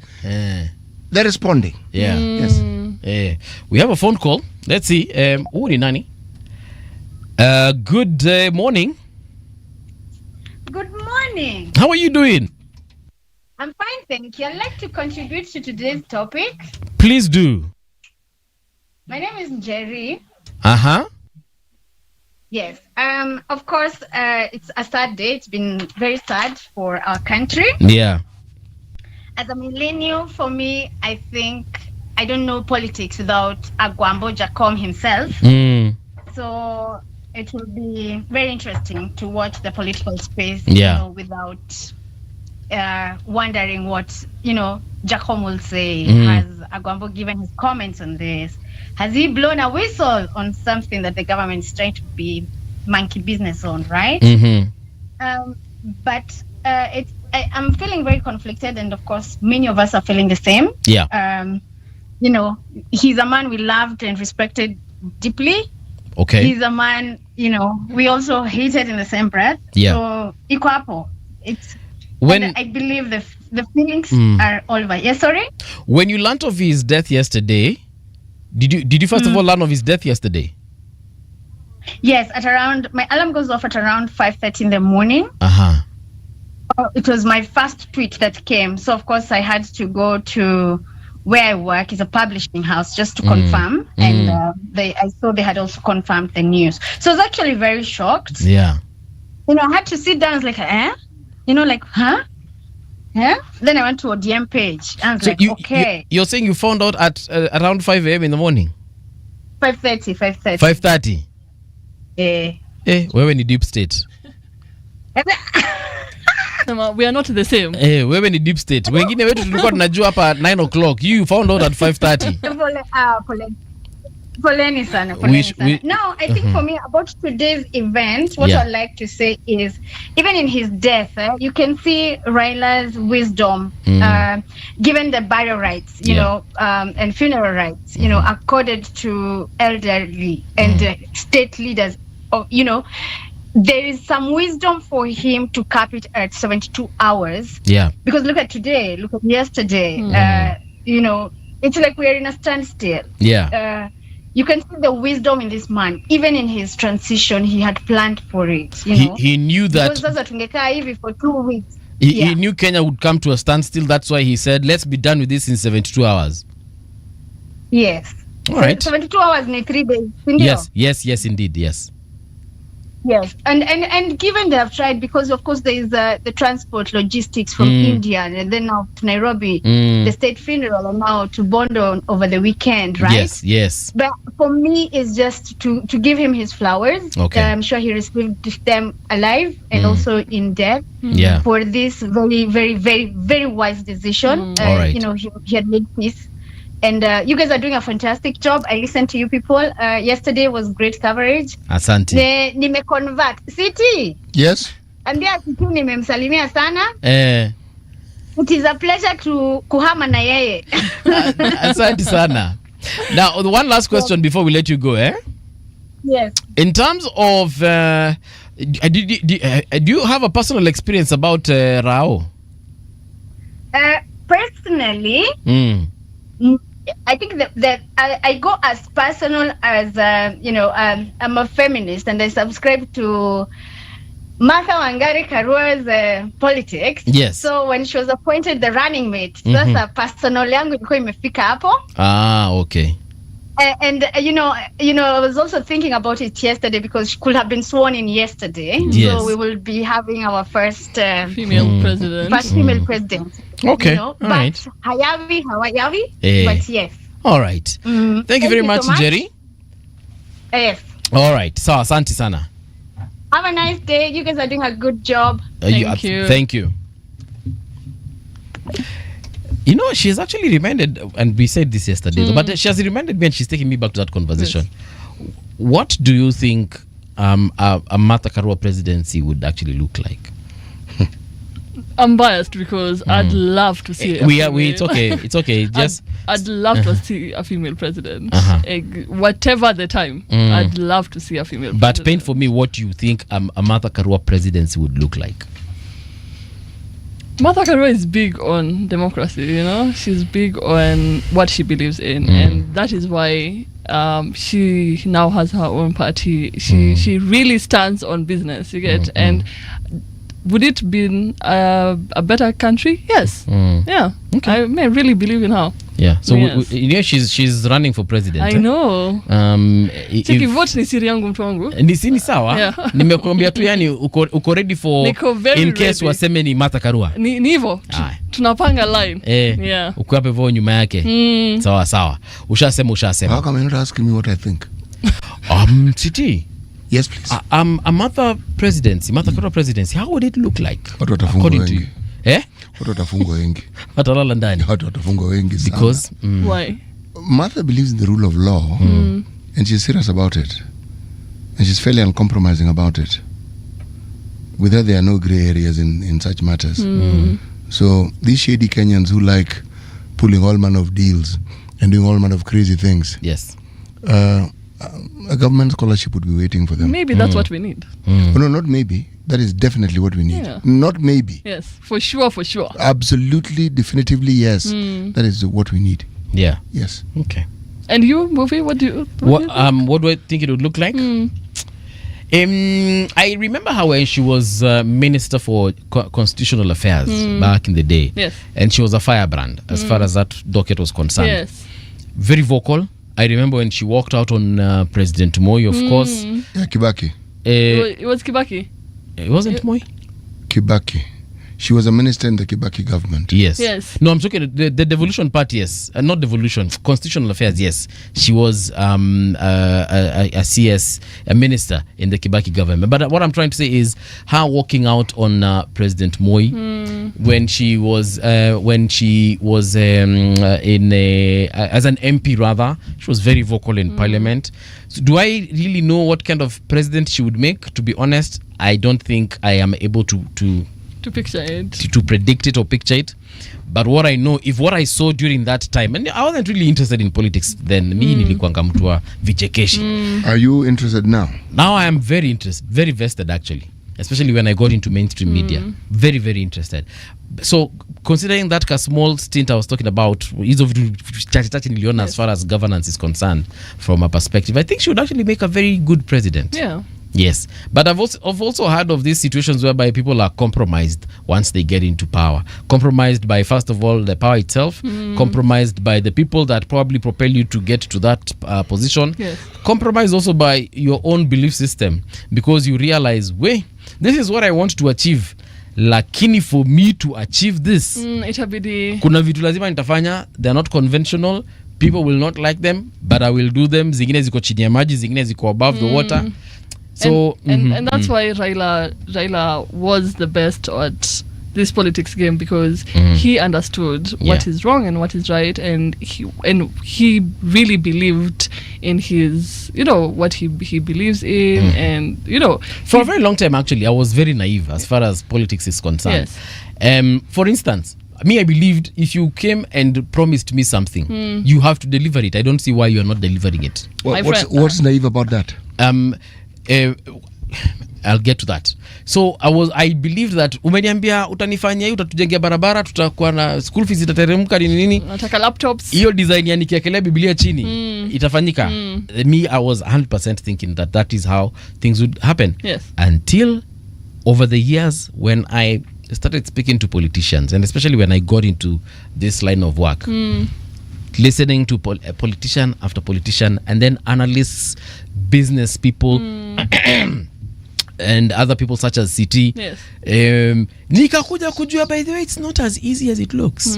It's not as easy as it sounds. You see, I've also been in positions of leadership growing up. When I was in school, for instance, I headed several clubs. Yes. Na mimi nilikuwa nikisema unafanya. Hakukuanga na beating around the bush. Yes. Tulisema tutafanya hivi. Niliwa promise funky. We're going to go to funkies at all these schools za madem. Nilikuwa nikiwaambia wase tuko na mabashes kutoka Monday to Monday. That is exactly what I used to deliver. Yes. So for me, getting out into the real world, I thought it was as easy as that. Until I sat with people like I was telling you, the pundits and the analysts and everyone else, and they told me, look, it's not as easy as it looks. Number one, you might have gotten there not by your own power, but by the power of other people. Okay? Yes. And sometimes those are the people that actually determine the decisions and exactly. Watched movies, watched TV shows. You've watched House of Cards? No. Okay. So when you watch such kinds of programs, you realize that kusema ukweli. Yeah. But I still don't understand what was wrong with the expectation. Because you're making it sound as though it was wrong. Yes. And what was naive about it? What was naive about it is because I thought that just because it is said, it is written, yes, it is proclaimed, it will happen. That's because it is supposed to happen when you're making promises to people. Yes. Ni vote yangu inakuingisha, si ndio? When you're making that promises to me, you better deliver them, because we're going to do this every single time. Nimukiniingisha, nitawapatia, nitawajengea barabara, munataka nini yote nitawapea. Time comes, what are you giving me? You forget about all your promises. See, for example, when we sat here with Senator Uroba, kuna vile alikuwa anatuambia it's not as easy as it looks, that just because now you want to pass a certain law or you want to go for a certain trip, for example, there are certain things that might need to happen. Kawaida, I mean, kwa sheria, kwa karatasi inasema ni wakati wa Rania kuenda kufanya benchmarking Saudi Arabia kwa mfano. Yes. It is clear cut, Rania enda. But unaona mtu mwingine ndiye ameenda, unashanga, but I thought kwanga nafasi ya Rania kwa mfano. So why is Patricia, for instance, taking that position? And then you realize kumbe there are different optics at play here. But you are this thing you're calling your naivety is something that you should never have compromised on. Can I take this call? Take as many calls as you wish. All right. Hello? Hello? Radio Generation, Sema? Ritana. Yes, what's your name and where are you calling from? My name is John. I'm calling from Nairobi. John from Nairobi, good morning. Good morning. Yes, John. Sema, we are all ears now.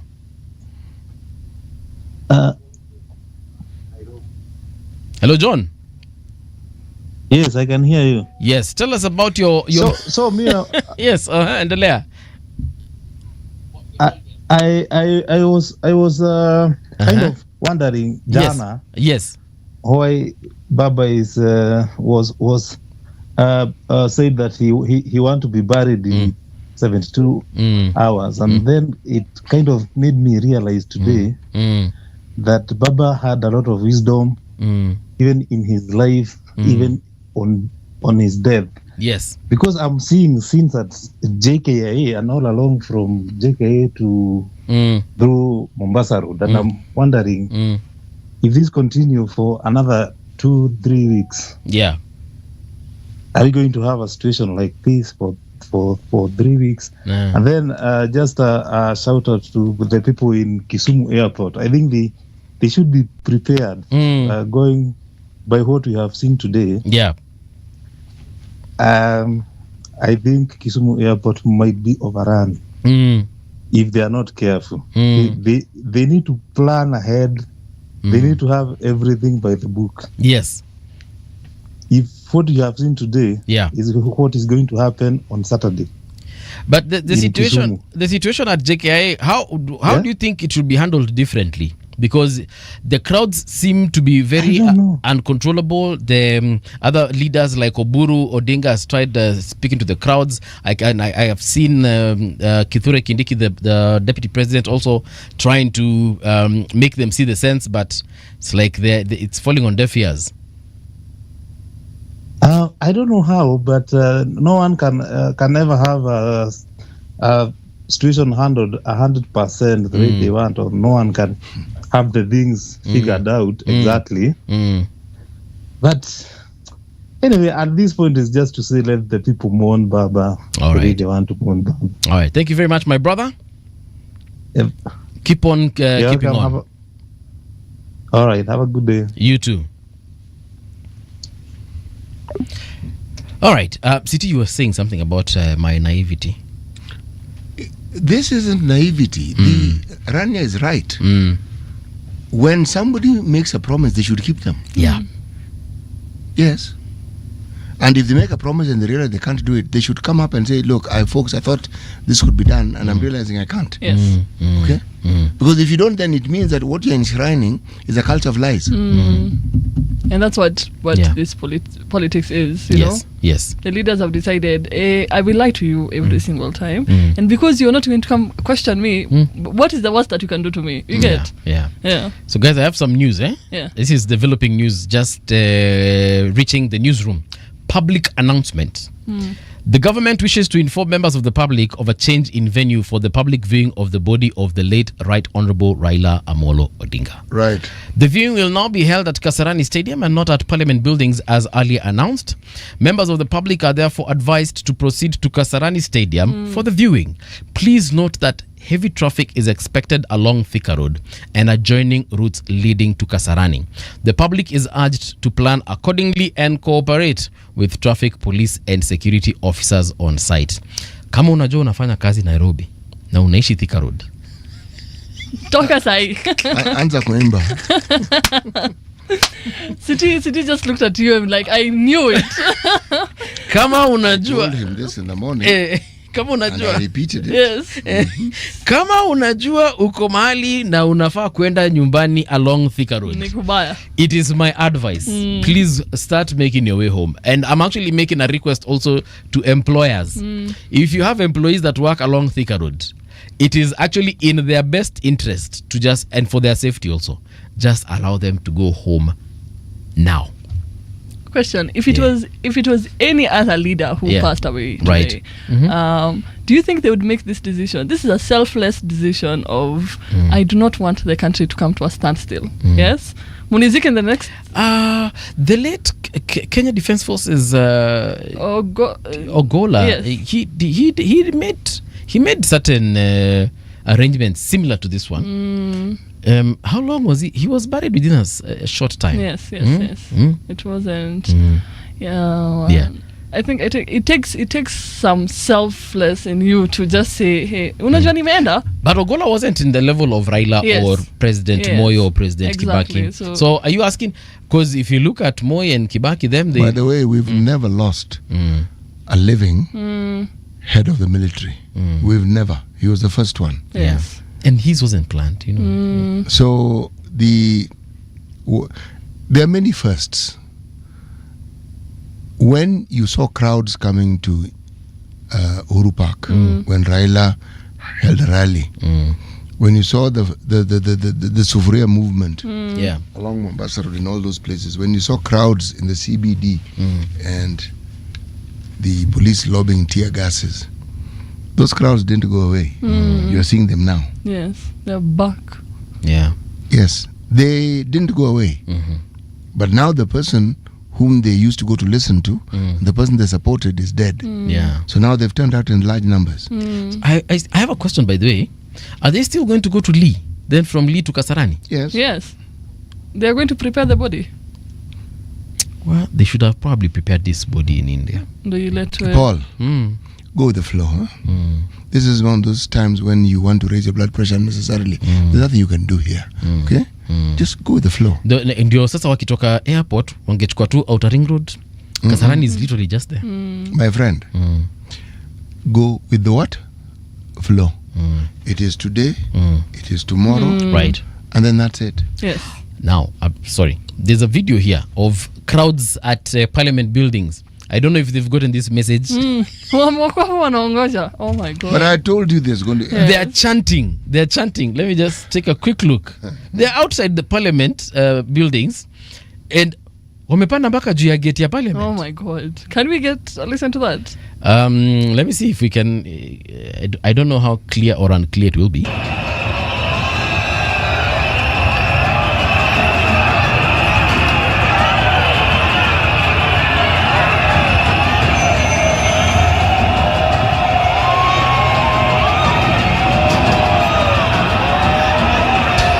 All right, yeah. So the crowds outside Parliament are crazy.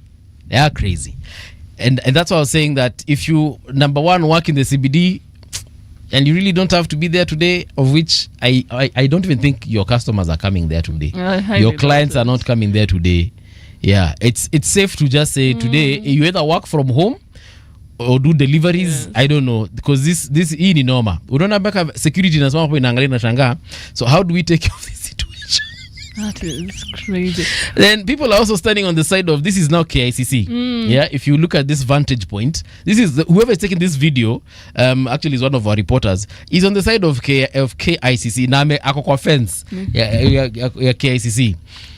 Sijui watahandle this. Sasa watu wako hapa unajua ni kama hawajapata hii memo yenye nimewasomea. Don't worry, they'll get it. Yeah. Wameongoja tu. It will just take one person to say, bwana wamesema mwili naenda Kasarani bwana. We all march.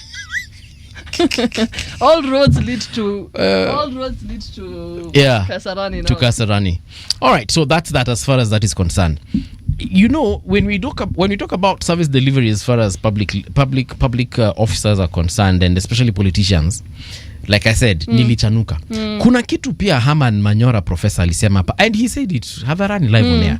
He said, you know, there are some things you say for you to capture power. Yes. Once you capture power, now work on, you know, formulas of delivering for your people. Otherwise, it doesn't necessarily mean that also what you promise them is what you will give them, because it is not a must. No, it's not that it is not a must. Sometimes it's just impossible. But Mbuvi, when it comes to the promises these leaders are giving us, it is not impossible promises. When you're telling us better roads, better better schools, all this, hospitals, this is not impossible things. Yeah. This is, do we have the money? Yes. We have money for people to go around every country in this world. Why can't we not give it back to the people who put you in that chair? Yeah. You get? Someone is saying that going by this, what we are saying, that is, he doesn't see Baba being buried on Sunday. He will be buried on Sunday. He'll be buried on Sunday. He will. He will be buried on Sunday. That is Ngoge Kenywa. Ngoge, thank you for your contribution as far as this conversation is concerned. We have about 11 minutes to the top of the hour. I'm looking at the situation on our roads. Hii barabara inaitwa kutoka JKIA hamusongi hata kidogo. Wako stand, hamusongi. And now I'm even asking, and I'm asking for myself also, because you know I use this road. You're wondering how you're getting home. To get home. Does this mean that I also just go to Kasarani, because clearly I'm not getting home today? What are you? Ni dandia ride hapa hivi nipeleke nyumbani. I'm telling you, Yeah. because But this shows how much Baba was loved. Yeah. People love him, people hate him, equals, but No, there's no equal there. I think the ones who love him are more than the ones who don't love him. Because and even the ones who, in quote unquote, don't love him, I think they love him chini ya ile maji. kichini ya maji tu, You know, they even say your haters love you. yes, because I was seeing some tweets from yesterday na leo asubuhi of just people being people and Kenyans being Kenyans. And I'm convinced they loved this guy. It's just that they don't want to come out and say, anyway, we had agreed with what Baba did. Because Baba did all this for this country, not for an individual. Yeah. You get? Yeah. Let me see if I can get some tweets on the situation. Where do I find this? All right. Kuna msana anasema hii historia ya kuchagua Oburu Odinga as interim leader watachapisha mzee. That age should be stress free. But is the senator really that old? How old Who's is Senator? older between them two? Senator Oburu is Raila's older brother. Yeah. So if Raila was 80, Oburu can't be 60. Of course, I mean mathematics. Let me see if there's another tweet here. So kuna watu ambao hapa hivi wameongelea, naona Kasmuel ana trend. I don't know why Kasmuel is trending. It's because he posted a screenshot of him and Baba's chat. Oh, this one. Yes. This one. Yes. And guys were bashing him. Why are you showing us these screenshots? Sisi, we are busy crying, my guy. Yeah. I think he posted it. So it early in the morning. Yes. Hey, just read out that Nini. No, first of all, let me read what he said. Okay. To the eternal gentleman, Baba, I'll miss you deeply, my friend. Thank you for saving my life last year. Thank you for making me the man I am today. Fare thee well, my forever hero. So this is what the conversation between him and Baba.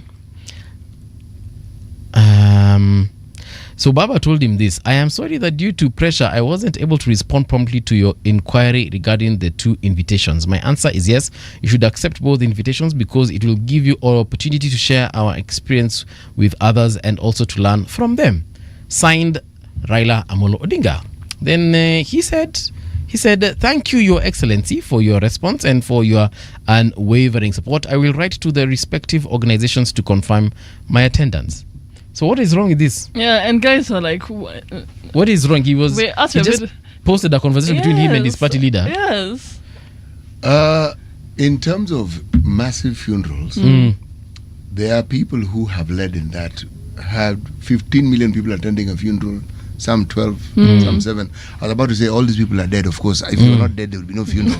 But Queen Elizabeth was one such person. Yes. Mahatma Gandhi was one such person. Yeah. Nelson Mandela was one such person.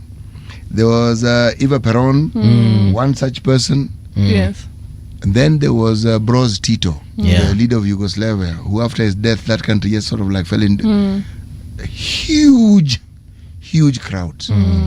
This isn't new. There are leaders who the outpouring is something phenomenal, something to observe, because the numbers are just phenomenal. Yes. I'm not sure that these people were climbing any gates or were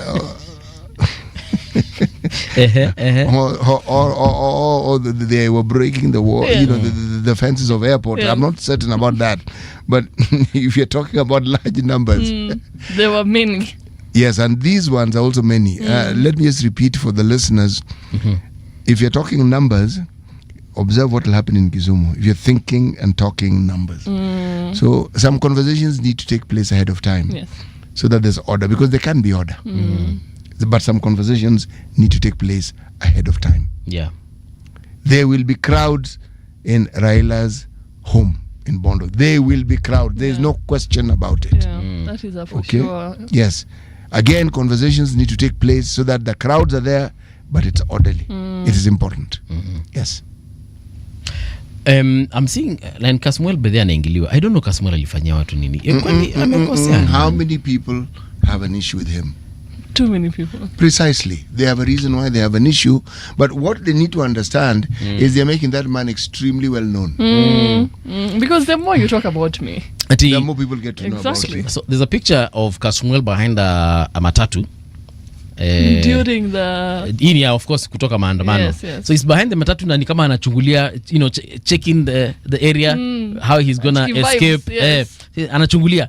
So the caption here is atika Samuel venye anachungulia mjengo as from next week after Raila Odinga's. Oh my God. Surely. But then again, you know, KOT, Kenyans on X are ati ODM to Kasmuel, go home to your families.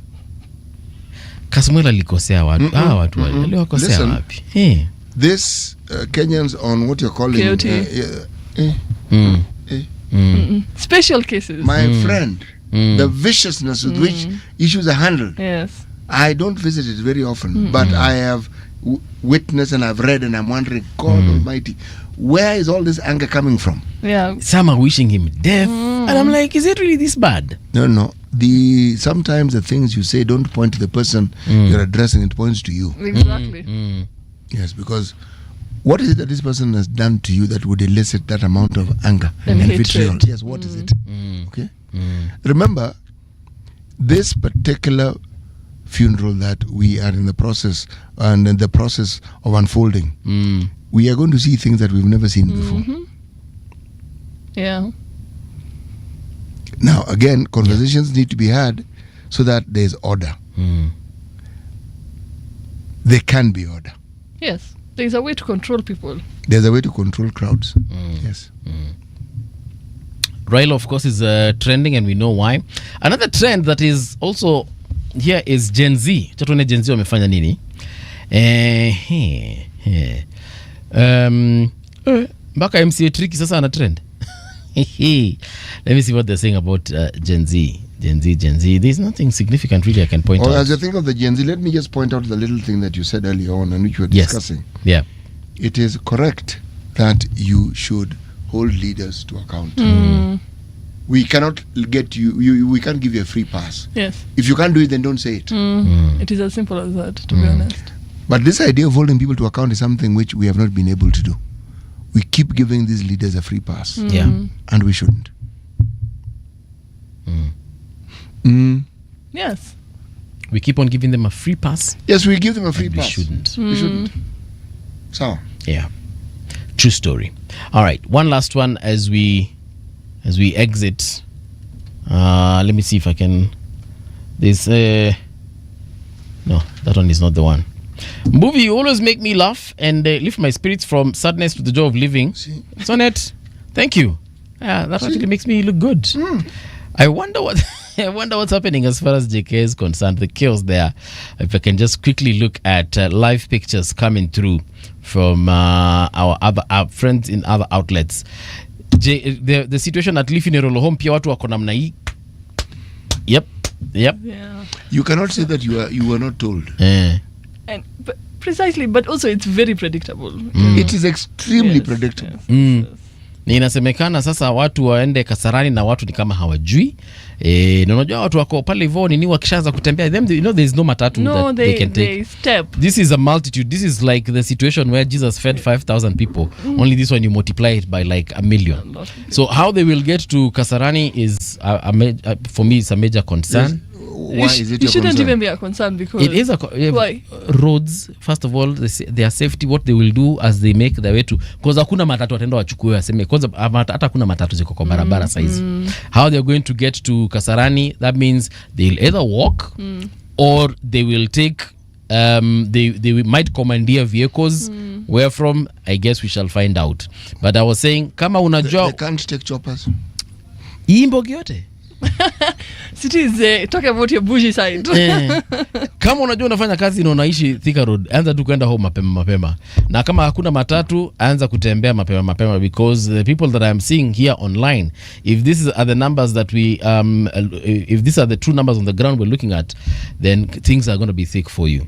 Now they have actually reached Mombasa Road. You know that overpass? But I told you it was going to move, bro. Yes, traffic has been stopped, and I believe this has been stopped by the police on the expressway, because I think these military vehicles will actually now take the expressway. They cannot. It's impossible to join Mombasa Road and get.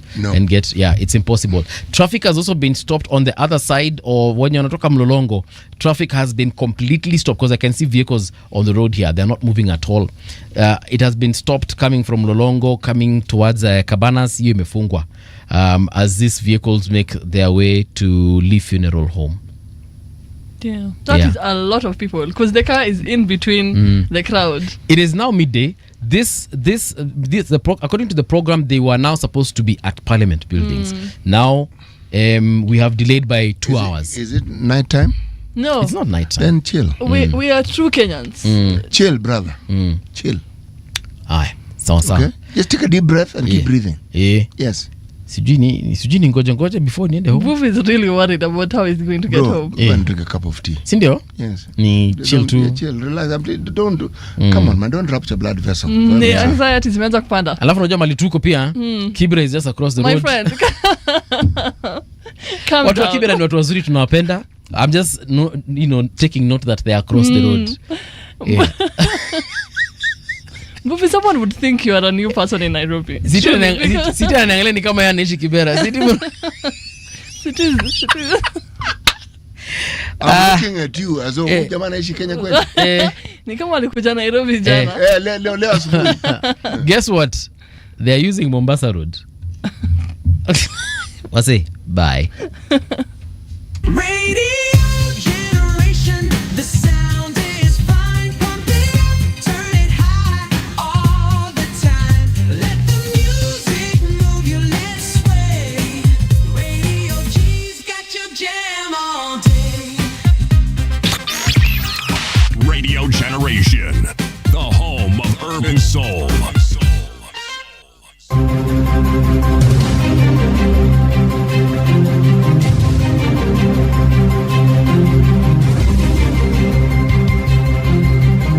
This is the Radio Generation News.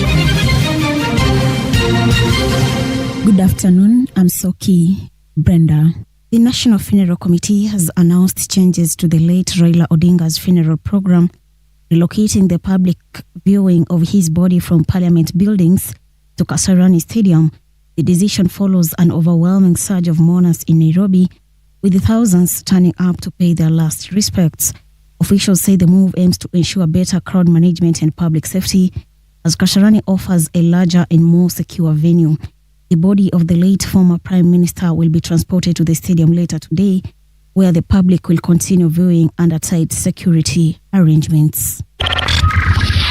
President William Ruto to lead dignitaries and family members in viewing the body of the late former Prime Minister Raila Odinga at Lee Funeral Home in Nairobi, accompanied by former President Uhuru Kenyatta, Raila's widow Ida Odinga, cabinet secretaries and other senior government officials. Ruto was among the first to pay respects after the body, which arrived at JKIA early in the morning, was prepared for viewing. Tight security has been mounted along Agwings Kodhik Road, with military and police officers sealing off sections around the funeral home. Only authorized persons, including ODM officials, journalists and security personnel, are being allowed inside. There was a major security breach at Jomo Kenyatta International Airport on Thursday morning, as crowds of mourners and border raiders broke through barriers and gained access to the state pavilion during the arrival of the body of the late former Prime Minister Raila Odinga. The surge disrupted the official reception ceremony, momentarily overwhelming military and GSU officers as emotional supporters pushed past barricades and scaled perimeter walls, chanting Raila's name and waving twigs. Despite the disruption, the mood remained peaceful as mourners sang Raila's popular slogan while the casket, wrapped in the national flag, was received. Security officers later restored order as the gun carrier bearing Raila's body departed JKIA for Lee Funeral Home, escorted by hundreds of mourners along Mombasa Road ahead of the public viewing.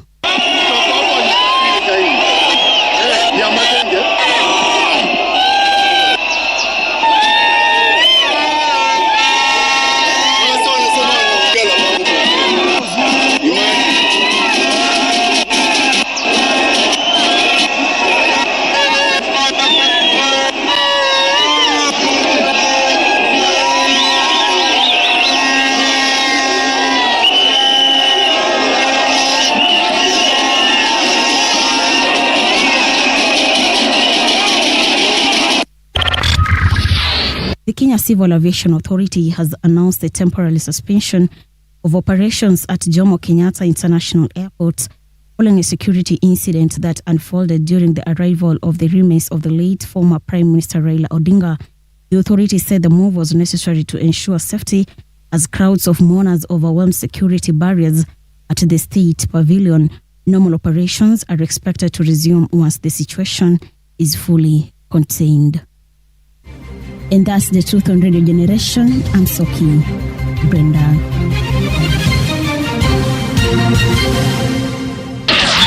Radio Generation, home of hard truths and bold insights. Passing, we have lost a patriot of uncommon courage. Hello? Hello? Kakamega hoye! Kakamega hoye! Vijana hoye! Wamama hai! Asanteni! Abandu befu murembe! Murembe handi! Muli moyo!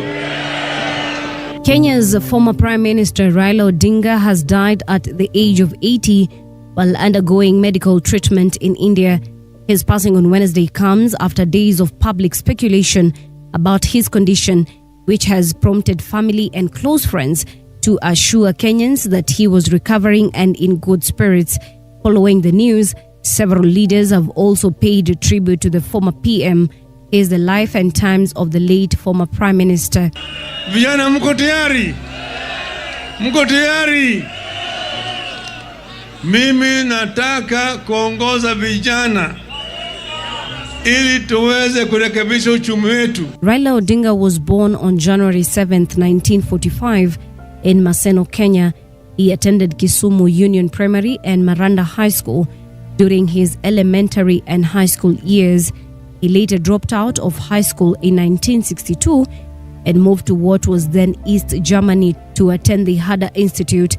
In 1965, Odinga received a scholarship to attend the University of Leipzig in German's philological faculty, the technical school, Magdeburg. In 1970, he earned his master's degree in mechanical engineering.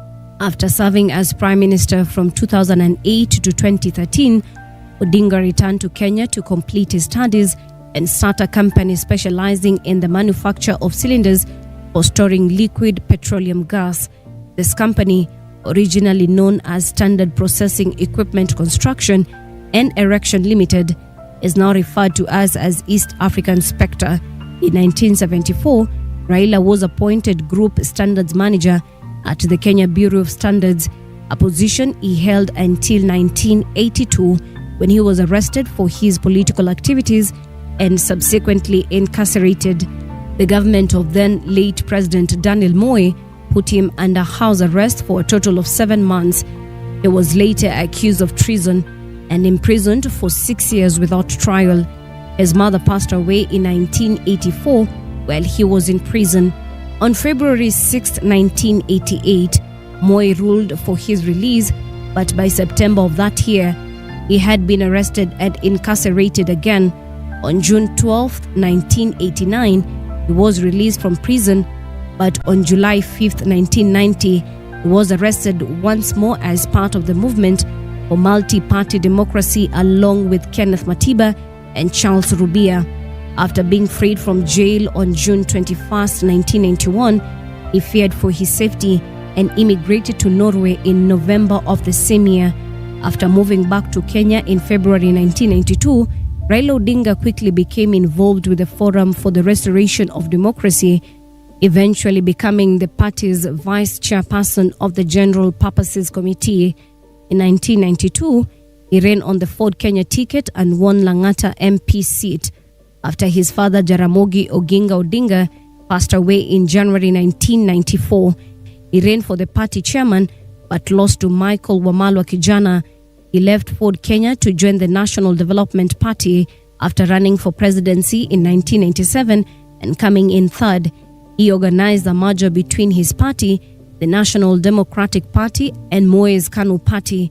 From June 2001 to June 2002, he was the Minister of Energy in Moi's cabinet. As part of the merger's power-sharing agreement, he was named KANU Party Secretary General in the subsequent elections. Odinga and Moi had a fallout in 2002 after Moi backed Uhuru Kenyatta for president. Odinga and other KANU members such as Kalonzo Musyoka, the late George Saitoti and the late Joseph Kamodho argued that the 38-year-old Mr. Kenyatta lacked the necessary political experience and leadership characteristics to rule. Therefore, they opposed this move. The Liberal Democratic Party they joined eventually merged with the late Mwai Kibaki's National Alliance Party of Kenya and many other parties to form the National Rainbow Coalition, which ultimately defeated Mr. Kenyatta in 2002 election. Afterwards, he disagreed with Kibaki and ran against him in 2007 presidential election, which was followed by the bloodiest post-election violence in Kenya's history.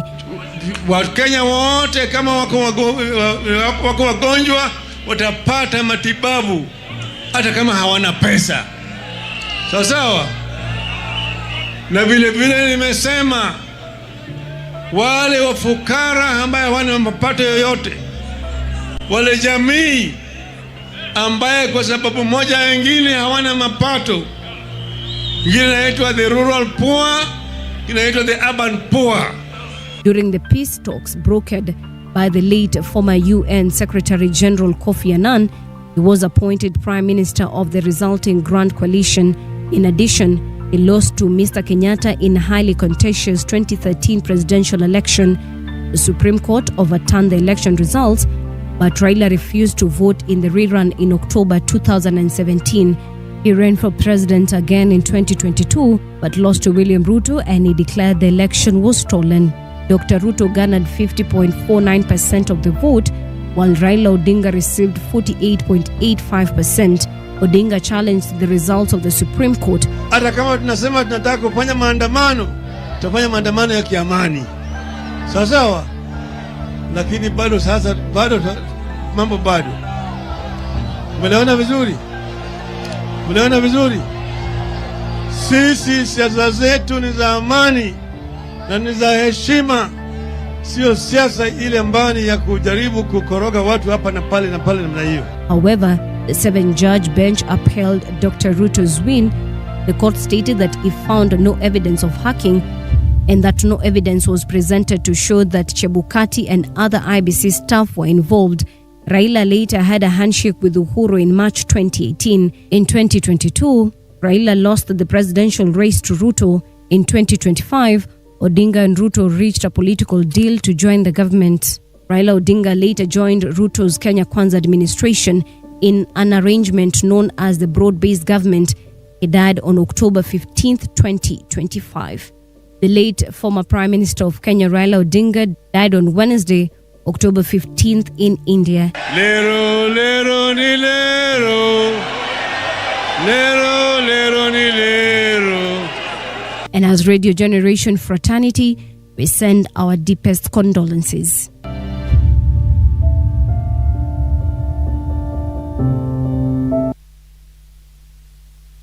Shandeli on a mountain top. I took a trip on a sailing ship. When I reached Jamaica, I made a stop, but I am sad to say I'm on my way. Won't be back for many a days. My head is down, my head is turning around. I had to let a river little girl in Kingston town.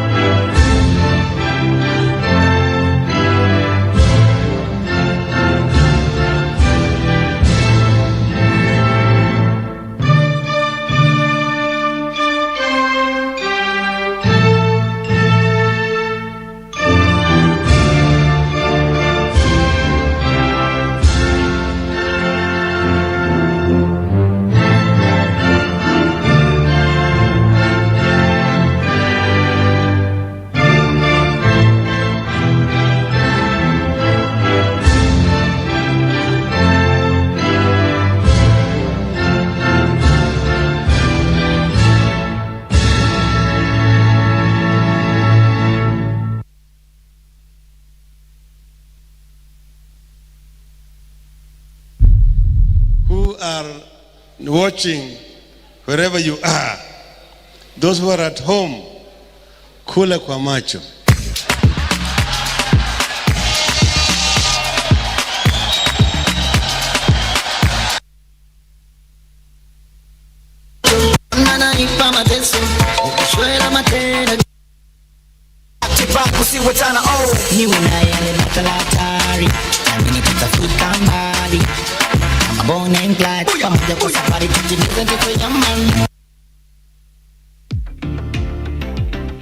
Do I need a credential evaluation?